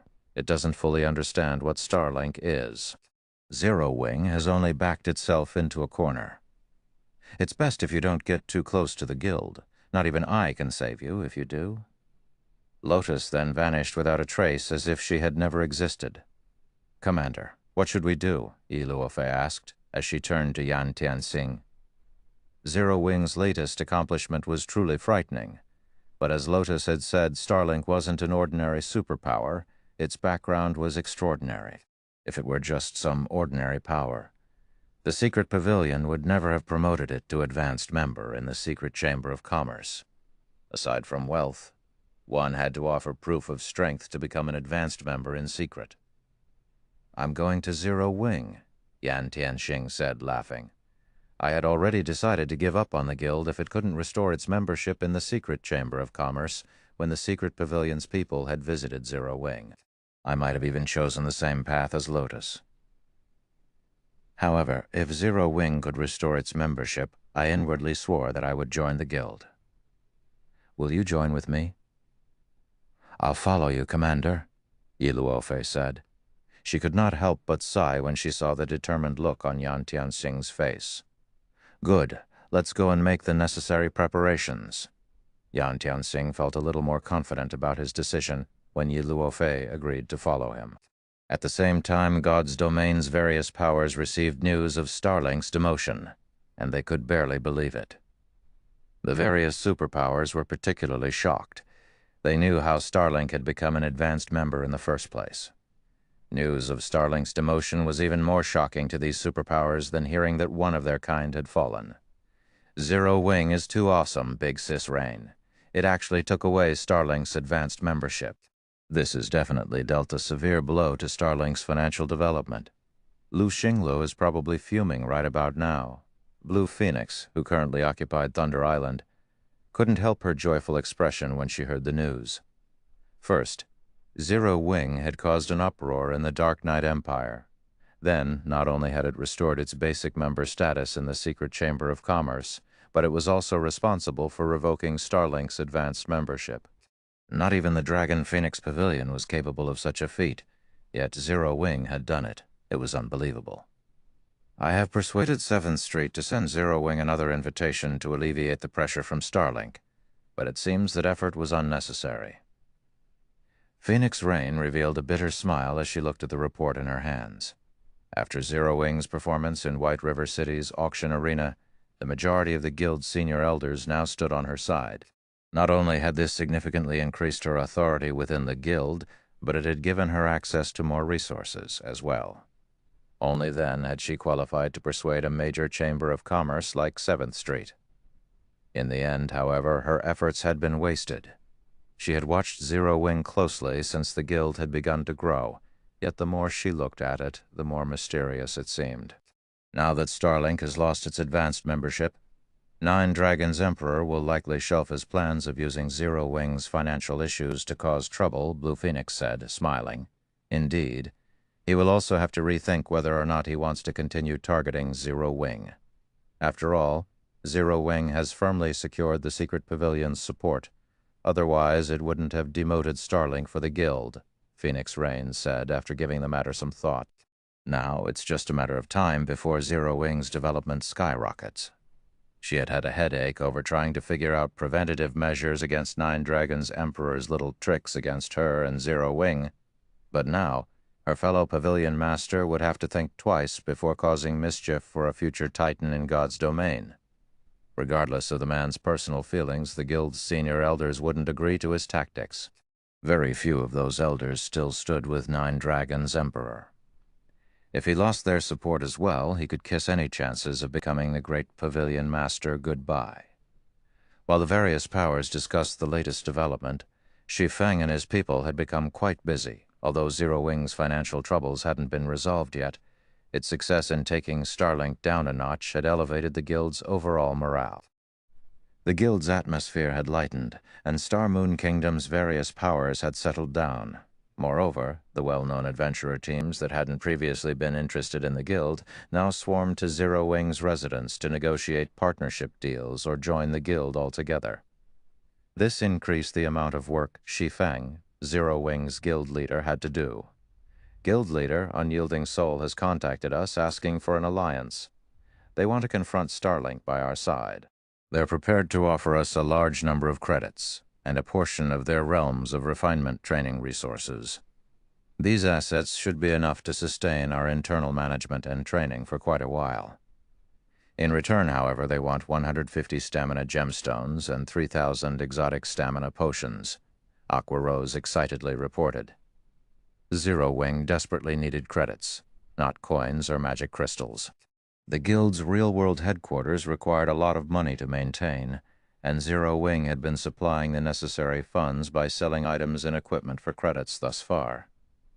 However, due to Starlink's financial attacks, Zero Wing had lost as much as 80% of its daily credit income. Because of Zero Wing's rapid development, the guild continued to gain new members, including internal members.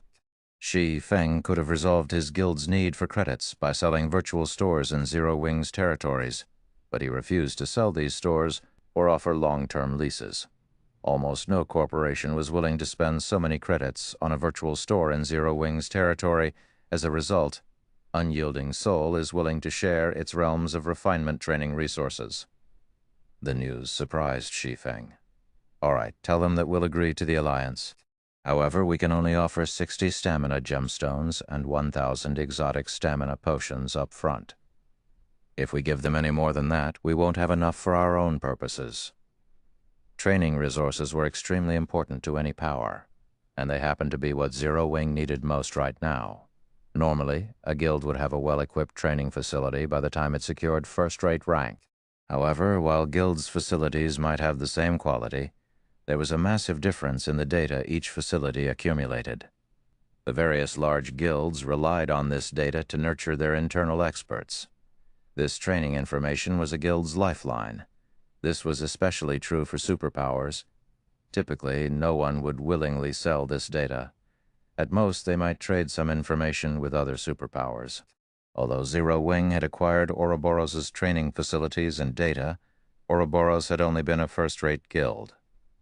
Even after combining Ouroboros' many years of research with God's Domain's resources, nurturing refinement realms was still extremely difficult for Zero Wing, not to mention experts with even greater combat standards. If Zero Wing could gain access to a fraction of a super first-rate guild's training data, nurturing refinement realm experts would become considerably easier. I'll send a reply right away. Aqua Rose understood how important this matter was as well, so she was excited to hear Shi Feng's agreement. The secret pavilion's training system was a large part of the reason that she had improved so quickly and reached her current standards. However, Zero Wing had a limited number of slots for the training system. Thus, just the thought of Zero Wing gaining its own realms of refinement legacy thrilled her. The two guilds settled their negotiations very quickly, forming an alliance. This outcome significantly alleviated the pressure on Zero Wing, and the smaller guild received a portion of Unyielding Soul's realms of refinement legacy. Once this matter had been settled, Shi Feng accepted the Hero Crusade quest and led Zero Wing's main force toward the Falling Star secret land, the Lord of Fire's home. As far as the public was concerned, Zero Wing already qualified to contend with Starlink, but Shi Feng knew this was only temporary. Starlink controlled 3 NPC auction houses and had far more territory than Zero Wing. As players reached higher levels, Starlink's advantages would only become more prominent. Shi Feng had laid the foundation for his guild, but because of the massive difference between the two guilds' starting points, Zero Wing had no hope of quickly catching up to Starlink. Furthermore, Starlink wasn't Zero Wing's only enemy. There were plenty of other powers eyeing Shi Feng's guild. If he didn't link White River City's auction house to Stone Forest towns quickly and allowed the two to transform, Zero Wing would never be able to contend with Superpower's financial prowess. Meanwhile, the moment Shi Feng's team entered the Falling Star secret land, everyone on his team, excluding himself, gasped. This secret land looked like an entirely different world. Craters of various sizes pocked the barren canyon before them, and meteors occasionally fell from the sky, decimating the ground. The resulting shockwaves were so powerful they could likely kill players in an instant. Moreover, the monsters in the area ranged from levels 70 to 75, and the weakest were Lord-ranked Laval giants, while most of these monsters were High Lords or Grand Lords. These monsters also traveled in groups of 10 or more. This place was even more frightening than a 100-man Hell Mode team dungeon. An ordinary 100-man Tier 2 team would likely meet its end after venturing a few steps into the area. Fortunately, Zero Wing's main force was far stronger than any ordinary team. With his fragmented legendary shield, Kola alone could easily tank 4 or 5 level 70-plus Grand Lords at the same time. And with Turtledove, Yewumian, and the other MT's assistance, these monsters posed no threat to Zero Wing's team. On the contrary, this was nothing but an EXP farm to Zero Wing's members. Although the Falling Star secret land had plenty of monsters, none of them could stop Shi Feng's team, which carried a large number of epic weapons and equipment pieces. After 4 hours or so of fighting, the team reached the secret land's inner region. Guild leader, I found a tattered altar guarded by monsters. There's a treasure chest on it. It seems to be an inferior legendary treasure chest. Flying Shadow, who had been tasked to scout the area, suddenly reported in the team chat. An inferior legendary treasure chest? Shi Feng could not help but find the discovery odd. As far as he could remember, the Falling Star secret land shouldn't even have an epic treasure chest, much less an inferior legendary treasure chest. We'll head there immediately. Shi Feng led his team to the coordinates Flying Shadow had given him. The altar had a total of 3 floors, each roughly 10 meters high, and radiated an intense divine might. A magic barrier surrounded the altar as well. If not for this barrier, Shi Feng had no doubt that the altar's divine might would have even made movement impossible. What? It's real. Shock colored Shi Feng's features as he stared at the treasure chest glowing on the altar. Chapter 216, Another Inferior Legendary Treasure Chest. Although the treasure chest's orange glow was very faint, Zero Wing's members audibly gulped when they saw it. An inferior legendary treasure chest had a high chance of dropping a fragmented legendary item. While most guilds in the game had very little idea of a fragmented legendary item's true value, Zero Wing's core upper echelons were no strangers to the rare items, particularly Kola, Fire Dance, Gentle Snow, and Zhao Yueru, who all owned their own fragmented legendary items. A single fragmented legendary item was enough to elevate a player to peak expert status. Such items were precisely the reason that Kola and the others could suppress peak experts.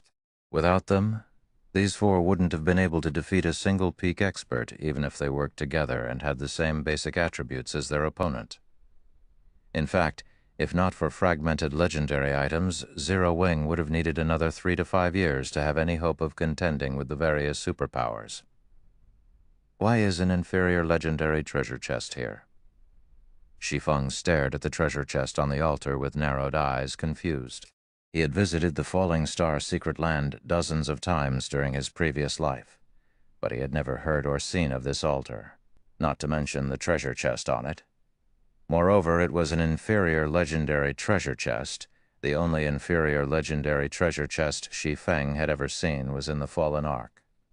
He hadn't even heard of another inferior legendary treasure chest, yet now he had stumbled across an inferior legendary treasure chest in the Falling Star secret land. Could the Falling Star secret land have secrets I don't know about? Shi Feng wondered. In the past, the only noteworthy thing anyone had found in the Falling Star secret land was the Lord of Fire. Once the Lord of Fire had been slain, the secret land had become a land of death. Even monsters had stopped spawning. Moreover, the altar's divine might was extraordinary. This definitely hadn't been constructed by mortals, but by ancient gods. Guild leader, should we work our way toward it? Aqua Rose asked, unable to pull her gaze away from the inferior legendary treasure chest. Although there were around 500 level 72 and level 73 Lord-ranked lava hounds roaming around the altar, these monsters were easy pickings for Zero Wing's main force. It wouldn't take long to clear out the area. "Wait a minute," Shi Feng said. He then activated omniscient eyes and inspected every lava hound in the area. In God's domain, caution was necessary when encountering a treasure that didn't match its location's quality. A slight mishap could potentially be fatal, and that lethality would affect players' careers in God's domain. Normally, players would only encounter situations like this after visiting level 150-plus maps. To encounter such circumstances in a map below level 100 was simply unheard of. Of course, better safe than sorry. Lava Hound, Elika's avatar. Elemental Creature Lord, level 72. HP 24 millions, or 24,000, 34,000. A hidden title? Shi Feng very quickly noticed something peculiar. When inspecting these monsters with an ordinary identification skill, players would only see ordinary lava hounds, but with omniscient eyes, these lava hounds had an additional title. Elika's avatar? Sure enough, this is a trap. A trap? Fire Dance gave Shi Feng an odd look before asking, "But I've already inspected the area and didn't discover any traps." Before the full team had arrived, she had scouted both the altar and its surroundings, but she hadn't discovered any traps, magical or physical. Her disarm had already reached master rank. Even if she couldn't disarm Grandmaster traps, she could easily detect them. "This isn't your ordinary trap," Shi Feng said, laughing.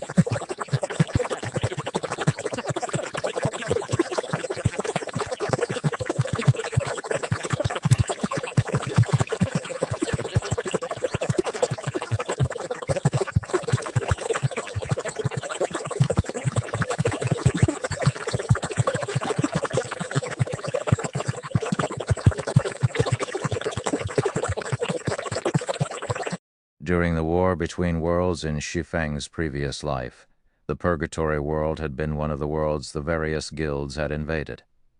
However, the guilds had suffered a miserable defeat against Elok. Despite sending 25 Tier 5 experts to raid the world boss, the King of Death had slain them all in one move.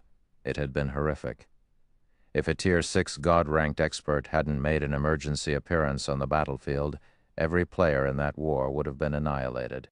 Even though the various large guilds had eventually killed Elok, they had sacrificed tens of thousands of expert players to do so, including more than 100 Tier 5 Apex experts. Tier 4 experts had been of little use in the raid. Knowing that the lava hounds around the altar were Elok's avatars, Shi Feng realized that this altar was Elok's treasury. Treasuries like this would appear in God's domain randomly. Players would only have one opportunity to claim these treasuries' items. If they killed Elok's avatars, Elok would discover the transgression. If Elok didn't arrive personally, he would send a doppelganger. Even if this doppelganger were one tier lower than the world boss and only level 70, players still couldn't afford to challenge it. Not only would every Zero Wing member in the area die, but Elok would also move his treasury to a different location. Although such occurrences were rare in God's domain, Shi Feng had heard of a few instances. After Shi Feng finished issuing commands, Fire Dance led a party of assassins to lure away the lava hounds around the altar. Once the last lava hound was more than 100 yards away from the altar, the magic barrier around it shattered. A boundless divine might gushed past the broken barrier, and Zero Wing's members felt much heavier. Seeing this, Shi Feng activated Gale Domain and flew straight toward the altar. As he drew closer, he encountered stronger divine might. Eventually it was so powerful that his flying speed slowed to a crawl. As Shi Feng came within 50 yards of the altar, he didn't have the strength to move forward. Gritting his teeth, Shi Feng activated Heavenly Dragon's power, his strength skyrocketing. He then continued toward the inferior legendary treasure chest, 1 inch at a time. As a Tier 5 world boss, Elok was only a step away from becoming a god. Obtaining such a being's treasure wouldn't be easy. Not only were the lava hounds guarding this altar Elok's avatars, but they were also the energy source that protected the treasury. These lava hounds powered the magic array that protected the treasury, maintained its presence here, and sealed the divine might the treasury radiated. Without this energy source, the magic array would fade. Once it was gone, not only would the treasury's divine might be released, but it would also destabilize space around it. The treasury would forcibly return to its original space after no more than 30 seconds. In other words, Shi Feng only had 30 seconds to retrieve the inferior legendary treasure chest once the avatars had been lured away. However, Shi Feng's speed was painfully slow, even after activating Heavenly Dragon's power. It felt as if some gigantic beast desperately pulled him back. Blade Liberation. With less than 20 seconds remaining, Shi Feng abandoned all hesitation and activated Twofold Berserker. With Twofold Berserk, Shi Feng's strength could rival a mythic monster's of the same level. He accelerated slightly, but he still felt slower than an ordinary player's walking speed. As the seconds ticked by, Shi Feng inched closer to the inferior legendary treasure chest. 20 yards, 10 yards, 5 yards, Shi Feng's remaining time continued to decrease. 15 seconds, 12 seconds, 10 seconds. When only 10 seconds remained, space around the altar began to shatter. Just as the altar began to fade, Shi Feng finally placed his hand on the treasure chest. "Collect!" Shi Feng shouted. Collecting an inferior legendary treasure chest required 8 seconds, and Shi Feng tensed as he watched the loading bar. The altar's base had already disappeared, and the middle section had begun to fade away. Just as the treasure chest began to disappear, the sound of a system notification reached Shi Feng's ears. Chapter 211.7, Forgotten Set. Chapter 211.17, Forgotten Set. System, inferior legendary treasure chest has been stored in bag space. System, a powerful spell has been cast on this inferior legendary treasure chest. The treasure chest will drop upon death and cannot be opened within the Falling Star's secret land. System, The King of Death has learned of the robbery and sealed off the Falling Star secret land. All monsters in the area have been enhanced. How vicious. Shi Feng did not know whether to cry or laugh after hearing the 3 system notifications. He had thought that he had secured the inferior legendary chest, getting away scot-free, but it seemed that the trap still closed around him. Now that Alok had sealed off the Falling Star secret land, players had only 2 means of escape. The first method required dying and resurrecting in the nearest graveyard. The second way was to kill the Lord of Fire. The Lord of Fire was the Falling Star secret land's overlord, serving as the land's power source. If this boss died, the secret land wouldn't be able to maintain any life then. The seal on the map would lift. However, due to the inferior legendary treasure chest, the secret land's monsters had grown stronger, including the Lord of Fire. The Lord of Fire was already stronger than ordinary mythic monsters, since his territory was a secret land. Now that the seal around the area enhanced the monsters here, the boss had likely grown as powerful as a mythic ranked archaic species. Although players' combat and equipment standards had improved a lot, dealing with mythic monsters was still a challenge. Even the various superpowers relied on magic arrays and numerous attempts when raiding a mythic monster. Not even an MT with a fragmented legendary shield would last long against a mythic-ranked archaic species. Fortunately, players were permitted to use summoning spells they had learned in secret lands, although they couldn't use items that summoned monsters. It seems we'll have to level up before raiding the Lord of Fire. Shi Feng concluded after calming down an inferior legendary treasure chest was worth far more than an ordinary fragmented legendary item, based on their current situation. The system wanted his team to earn the treasure chest. Fortunately, he wasn't on a time limit to kill the Lord of Fire. Although he had a 10-day arrangement with the secret pavilion, moving Stone Forest Town to the bottomless abyss wouldn't be difficult. As long as players had the necessary status and 6,000 mana stones, it could easily be accomplished. Only current players did not know how to transfer a town. The true difficulty would be acquiring the 6,000 mana stones. 6,000 mana stones was an astronomical amount to God's domain's current powers. Even with the Philosopher's Stone, Shi Feng would need 300,000 magic crystals to synthesize so many mana stones. Even superpowers would have a hard time sacrificing such a large number of magic crystals. However, the task wouldn't be difficult for Zero Wing. Aside from the manatite vein in the Sea of Death, Zero Wing had the source fire vein in the Flame Demon's Valley. Although the guild could only send a small number of players to mine the source fire vein, those players could collect a considerable number of magic crystals each day. Overall, not even ordinary superpowers could match Zero Wing's magic crystal income. After deducting daily expenses and including the stockpile Zero Wing currently possessed, collecting 300,000 magic crystals within 10 days would not be a problem. When Zero Wing's members saw the inferior legendary treasure chest in Shi Feng's possession, they breathed a sigh of relief, especially Fire Dance and the other fragmented legendary item wielders. If Zero Wing secured another fragmented legendary item, the guild would have one more peak expert, which was something it desperately needed right now. Bad news, guild leader. Thousands of monsters have appeared around us. Most of them are level 72 plus Great Lords, with quite a few Grand Lords mixed in. They're all heading straight for us, Minor Wind, who acted as the team's lookout, quickly reported. Already, looking at the map Minor Wind had shared with the team, Shi Feng noticed a large number of red dots. So many level 72 plus Great Lords and Grand Lords could easily capture a guild town. Not daring to be careless, Shi Feng led his team toward the Falling Star Secret Land's central area. He had just activated twofold Berserk, so he was still in a weakened state. He would have normally hidden from these monsters. But now, although Shi Feng was being particularly careful, Great Lord Lava Giants roamed the path to the map's core. Eventually, Shi Feng and his team had to stop and deal with these monsters. MTs hated lava monsters more than any other. These monsters' attacks could reduce their target's defense, and although each attack only dropped players' defense by 5% for 10 seconds, the debuff stacked. After a little over half an hour, Shi Feng's team defeated the dozen or so lava giants they had encountered. But as the team began to move out, several glowing items appeared on the ground. It surprised Shi Feng. What? This is level 70 secret silver equipment?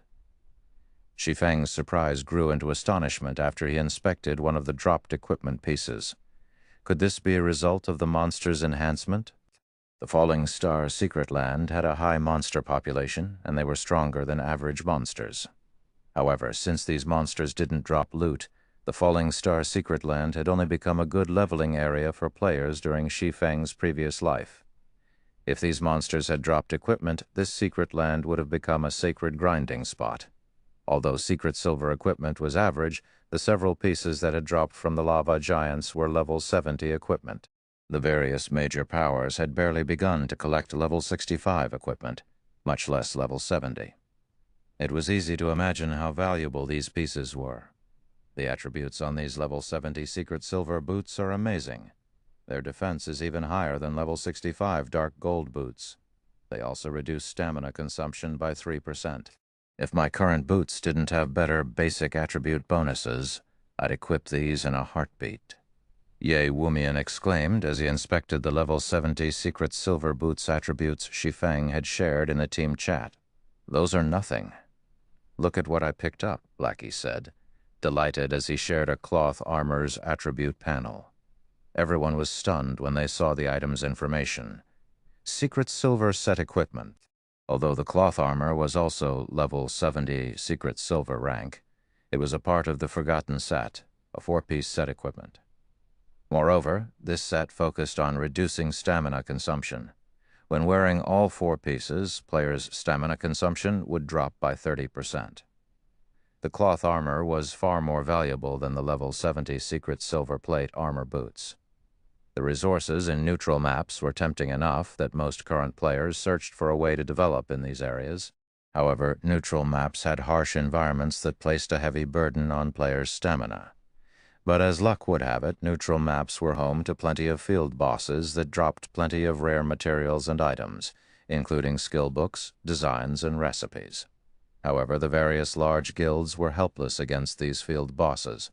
That difficulty wasn't due to these field bosses' immense power or players' lack of basic attributes, but because they could increase players' stamina consumption.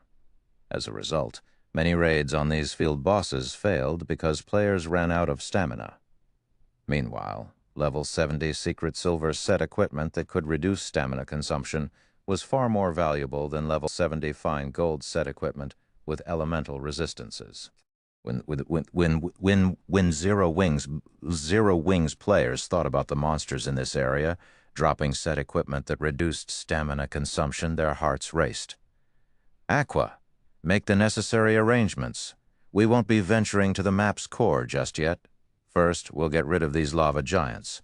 We'll advance once we're done, Shi Feng said after giving the matter some thought. Equipment that reduced stamina consumption was even rarer than equipment that provided universal resistance. Although Shi Feng knew how to obtain a few such pieces of equipment, they were located in level 100+ neutral maps. In any case, his team members needed to level up before they could raid the Lord of Fire. Since these Great Lord-ranked lava giants dropped equipment and set equipment that reduced stamina consumption, he wouldn't miss this opportunity. They might not have this chance once they killed the Lord of Fire. If they could collect enough equipment to arm a 100-man team, Zero Wing could use the many field bosses in neutral maps as a personal ATM. Chapter 2118, Qualitative Transformation. Chapter 2118, Qualitative Transformation. When the seal around the Falling Star Secret Land had enhanced the map's monsters, it had also drastically increased the number of Great Lord-ranked lava giants in the Secret Land. Zero Wing's members felt as if there were no end to these monsters as they continued to grind in the inner region. Only after 8 days of constant grinding did they finally clear out most of the lava giants in the inner region. However, they had to admit that the Falling Star Secret Land was an excellent leveling spot. When Zero Wing's members had first arrived in the Secret Land, they had been level 66, but after 8 days of grinding, every team member had reached level 70. Even the various superpowers experts would be jealous of their leveling speed. As for Shi Feng, he had leveled up from 72 to 74. However, these players' increased attributes were far more significant than their higher levels. Every 5 levels was a minor turning point in God's domain, and as Zero Wing's members leveled up, their epic and fragmented legendary items rose with them. Now that they had reached level 70, these items' attribute bonuses had received a small boost. If this team had been powerful when they had fought the various superpowers experts in White River City's auction arena, they were monstrous now, especially Fire Dance, Gentle Snow, Zhao Yueru, and Kola. The team had also collected 11 cloth armor forgotten sets, 9 leather armor off-track sets, and 8 plate armor earth vein sets over the last 8 days. They had also collected more than 900 pieces of standalone mysterious iron and secret silver equipment. Their harvest was many times more bountiful than grinding in hell mode team dungeons for the same amount of time. At this moment, Zero Wing's members ganged up on an 8-meter-tall Grand Lord-ranked lava beast in the deserted canyon. The lava beast bellowed in rage as its HP continued to fall under Zero Wing's bombardment. When the lava beast was close to death, Fire Dance maneuvered behind the monster and used Absolute Strike to obliterate the last strand of the Grand Lord's HP. Her actions were so smooth that even her teammates were stunned.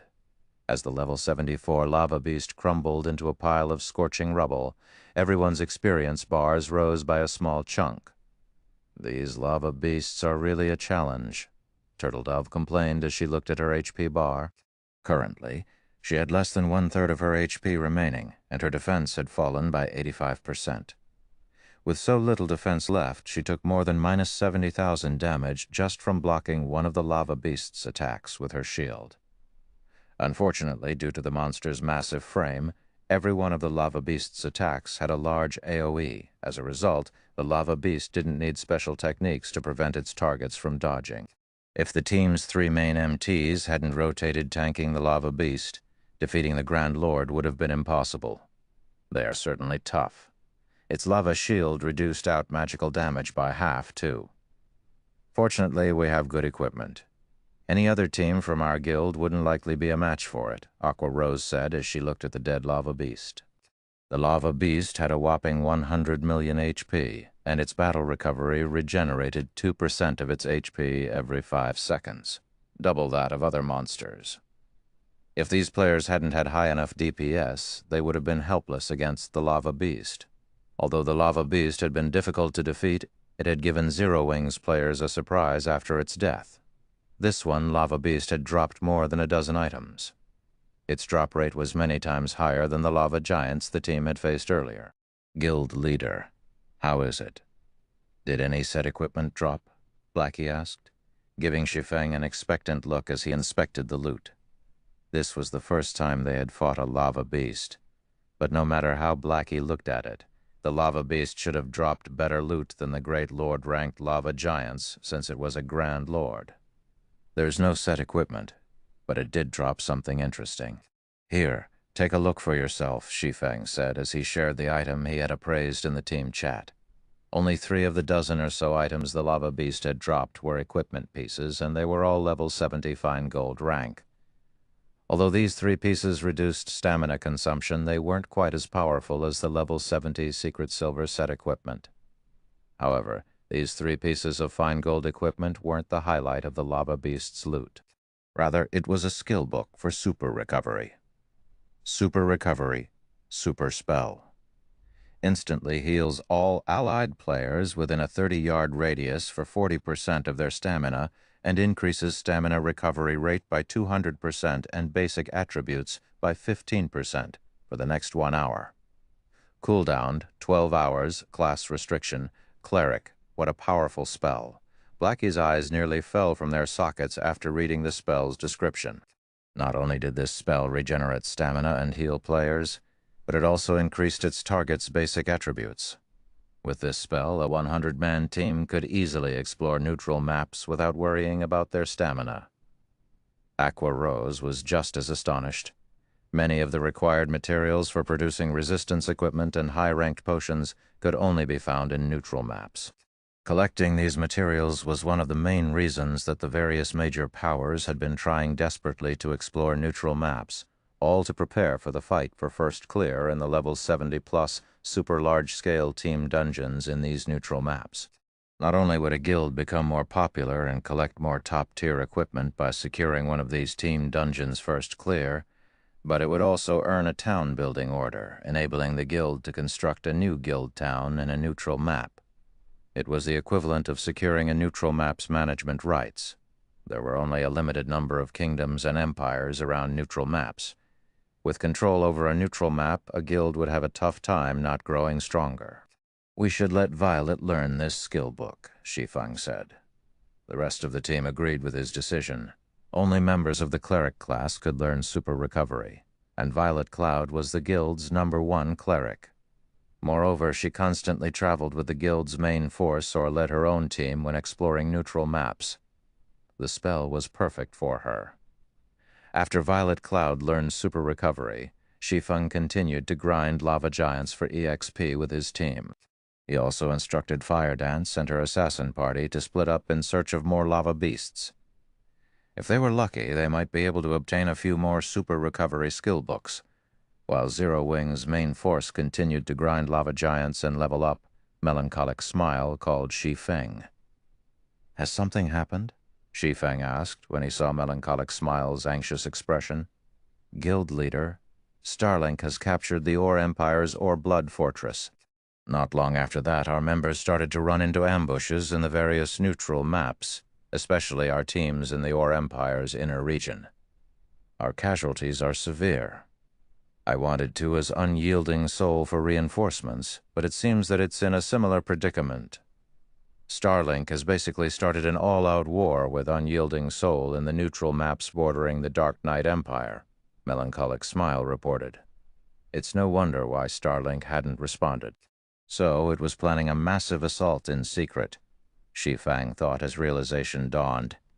He had to admit that Starlink's latest move dealt a painful blow to Zero Wing. At this point, Zero Wing's influence permeated Star Moon Kingdom.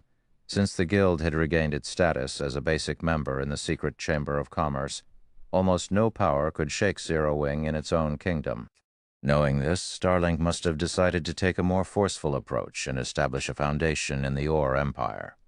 Now that it controlled a fortress in the Empire, it could dispatch a large number of experts, using its numerical advantage to extinguish Zero Wing in the Ore Empire and other neutral maps around Star Moon Kingdom. Furthermore, Starlink had solidified its position as the Dark Knight Empire's overlord. Other powers would have a very difficult time threatening its position, so it could afford to send a large group of experts abroad.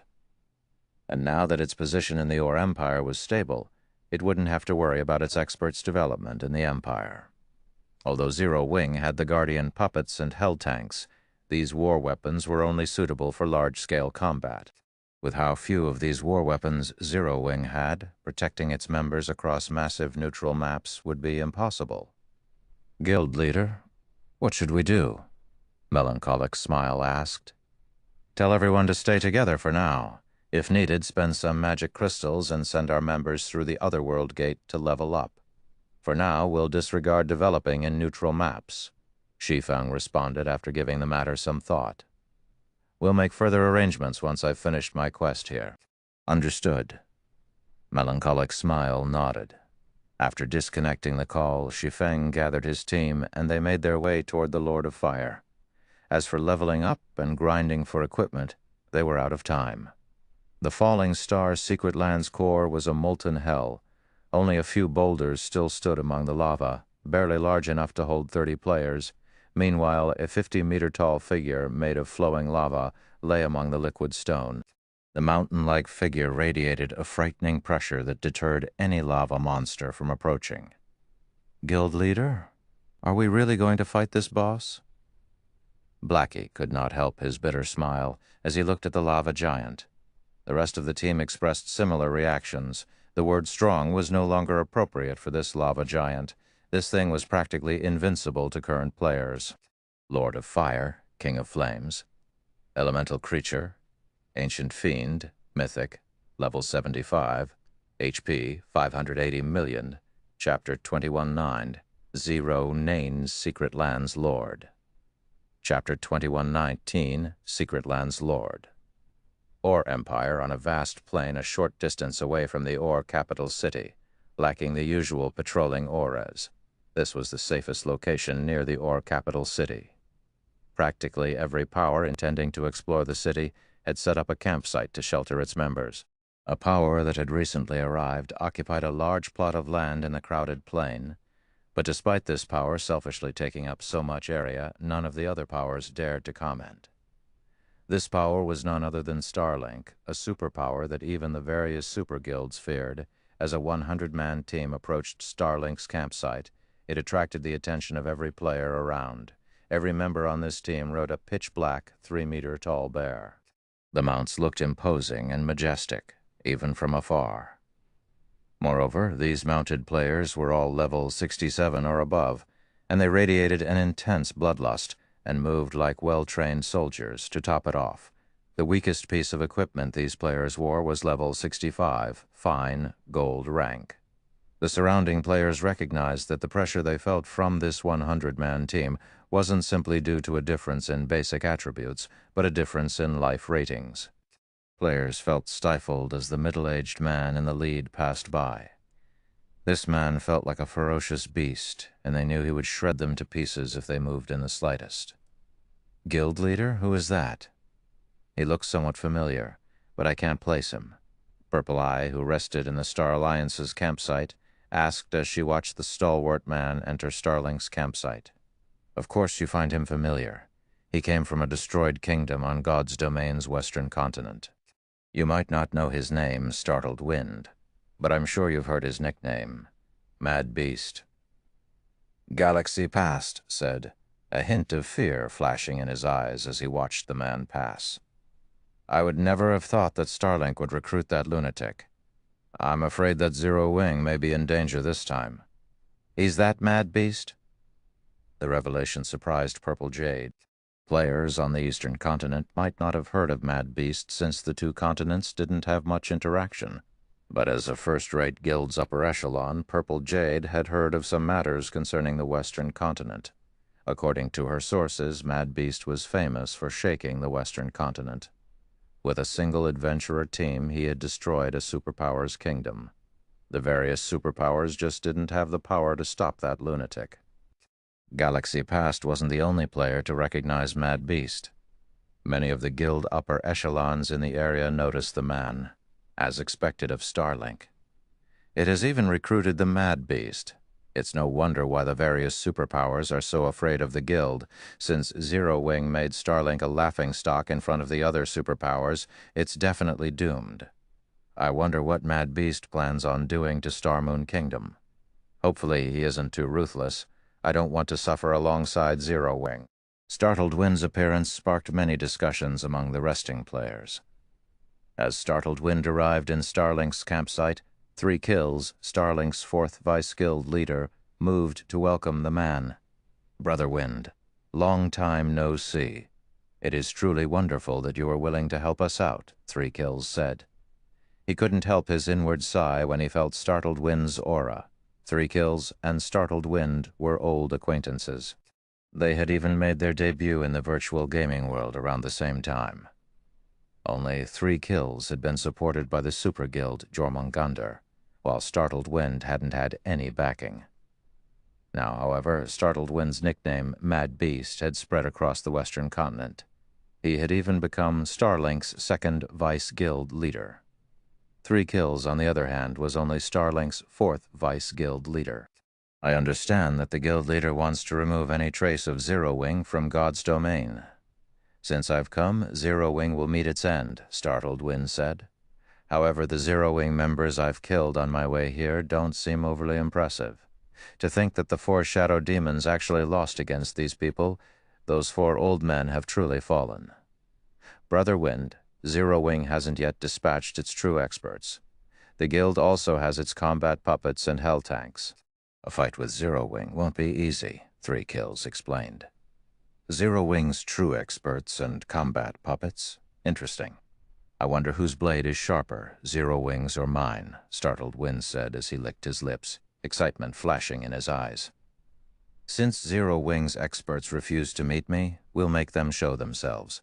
I've heard that Zero Wing has a town in the Ore Empire. I think my men and I will pay it a visit. Following which, Startled Wind spun on his heel and led his men towards Silverwing Town. Meanwhile, Shi Feng watched the slumbering Lord of Fire in silence for a moment in the Falling Star Secret Land's core. Why is he so much stronger? Shi Feng felt a headache begin to brew as he looked at the boss's attribute panel. The original Lord of Fire had already been much stronger than ordinary mythic monsters, but now that he had become an ancient fiend, not even a 100-man team of Tier 3 peak experts would have much of a chance of defeating him, much less a 100-man team of Tier 2 experts. Ancient Fiend's life ratings could rival ferocious beasts, overlords in God's domain during ancient times.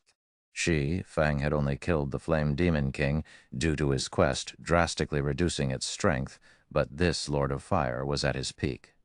Now, however, the Lord of Fire was at the peak of his strength. Even a 1,000-man team filled with experts of the same level would fall quickly to the Lord of Fire.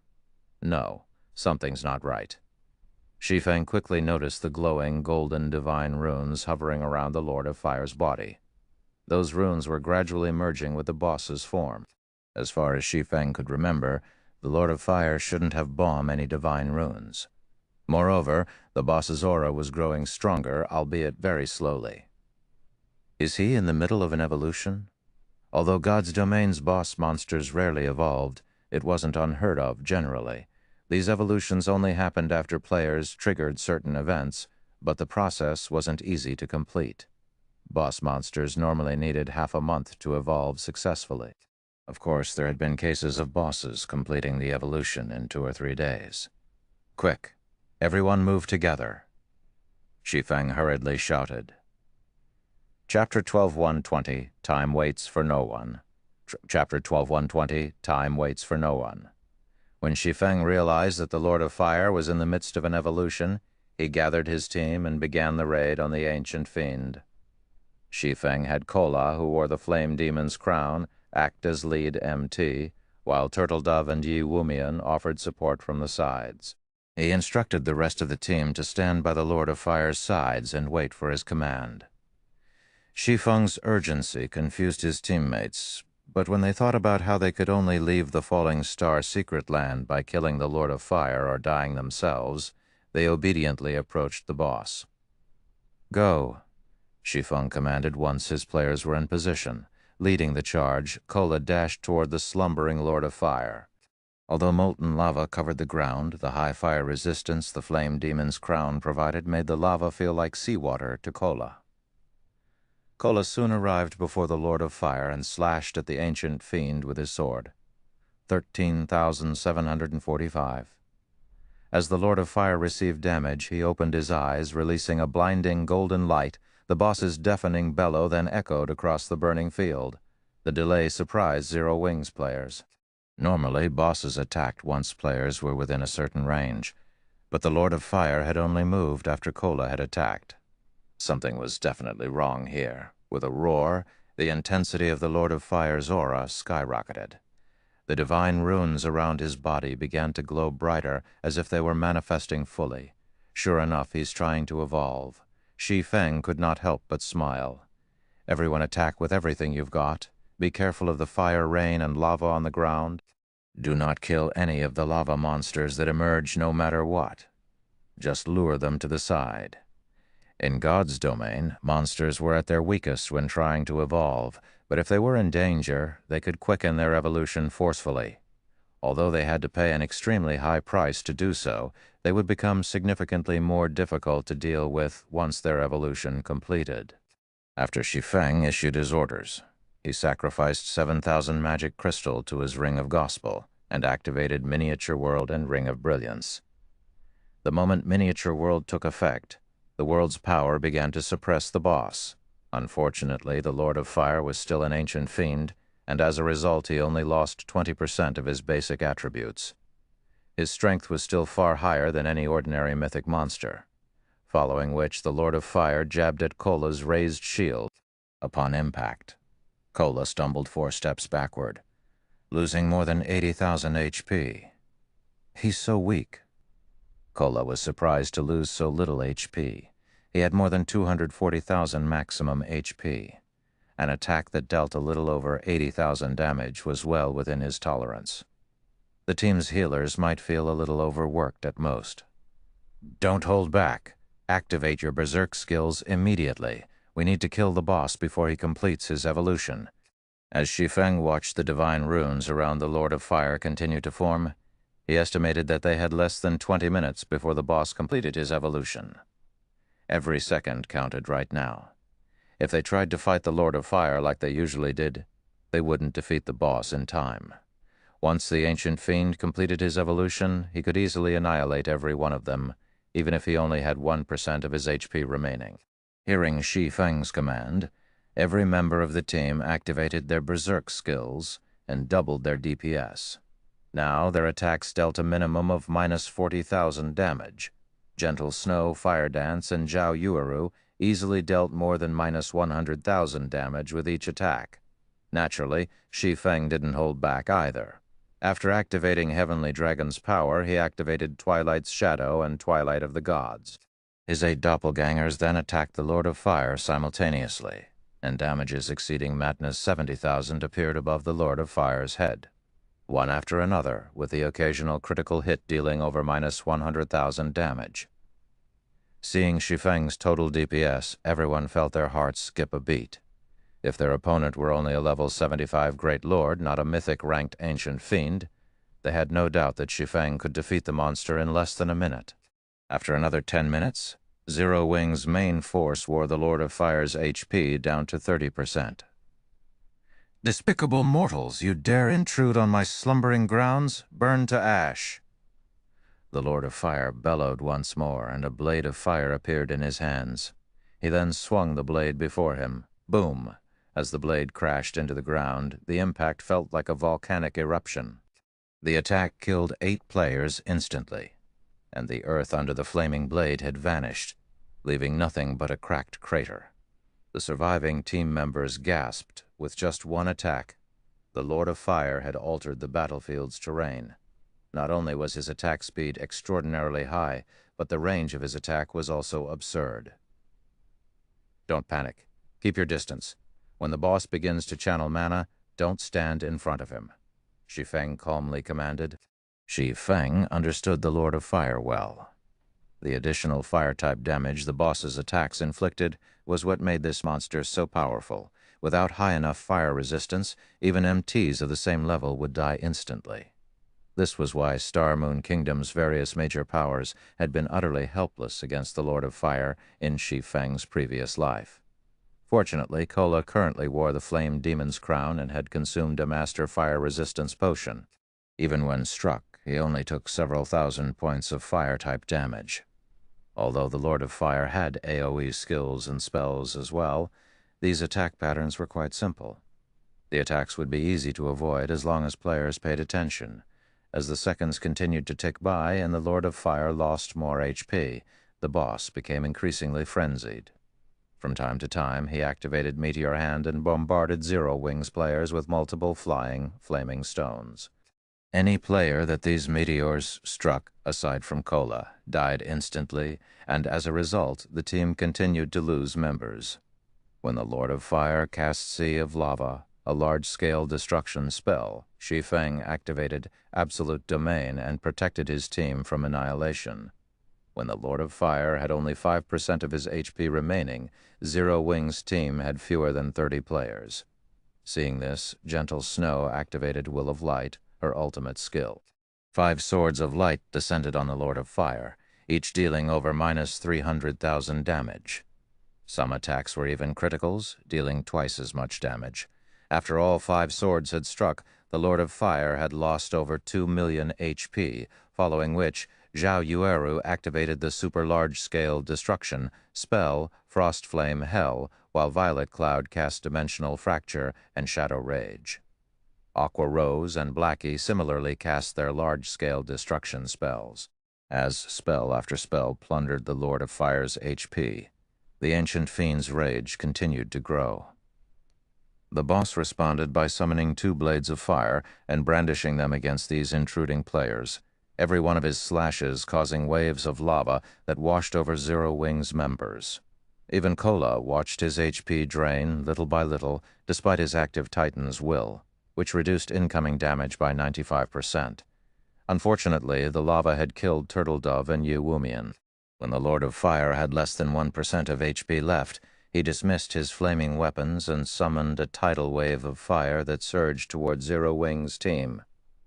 Even space began to crack under the burning tidal wave's might. "We're doomed." The color drained from Kola's face as he watched the approaching attack. Die.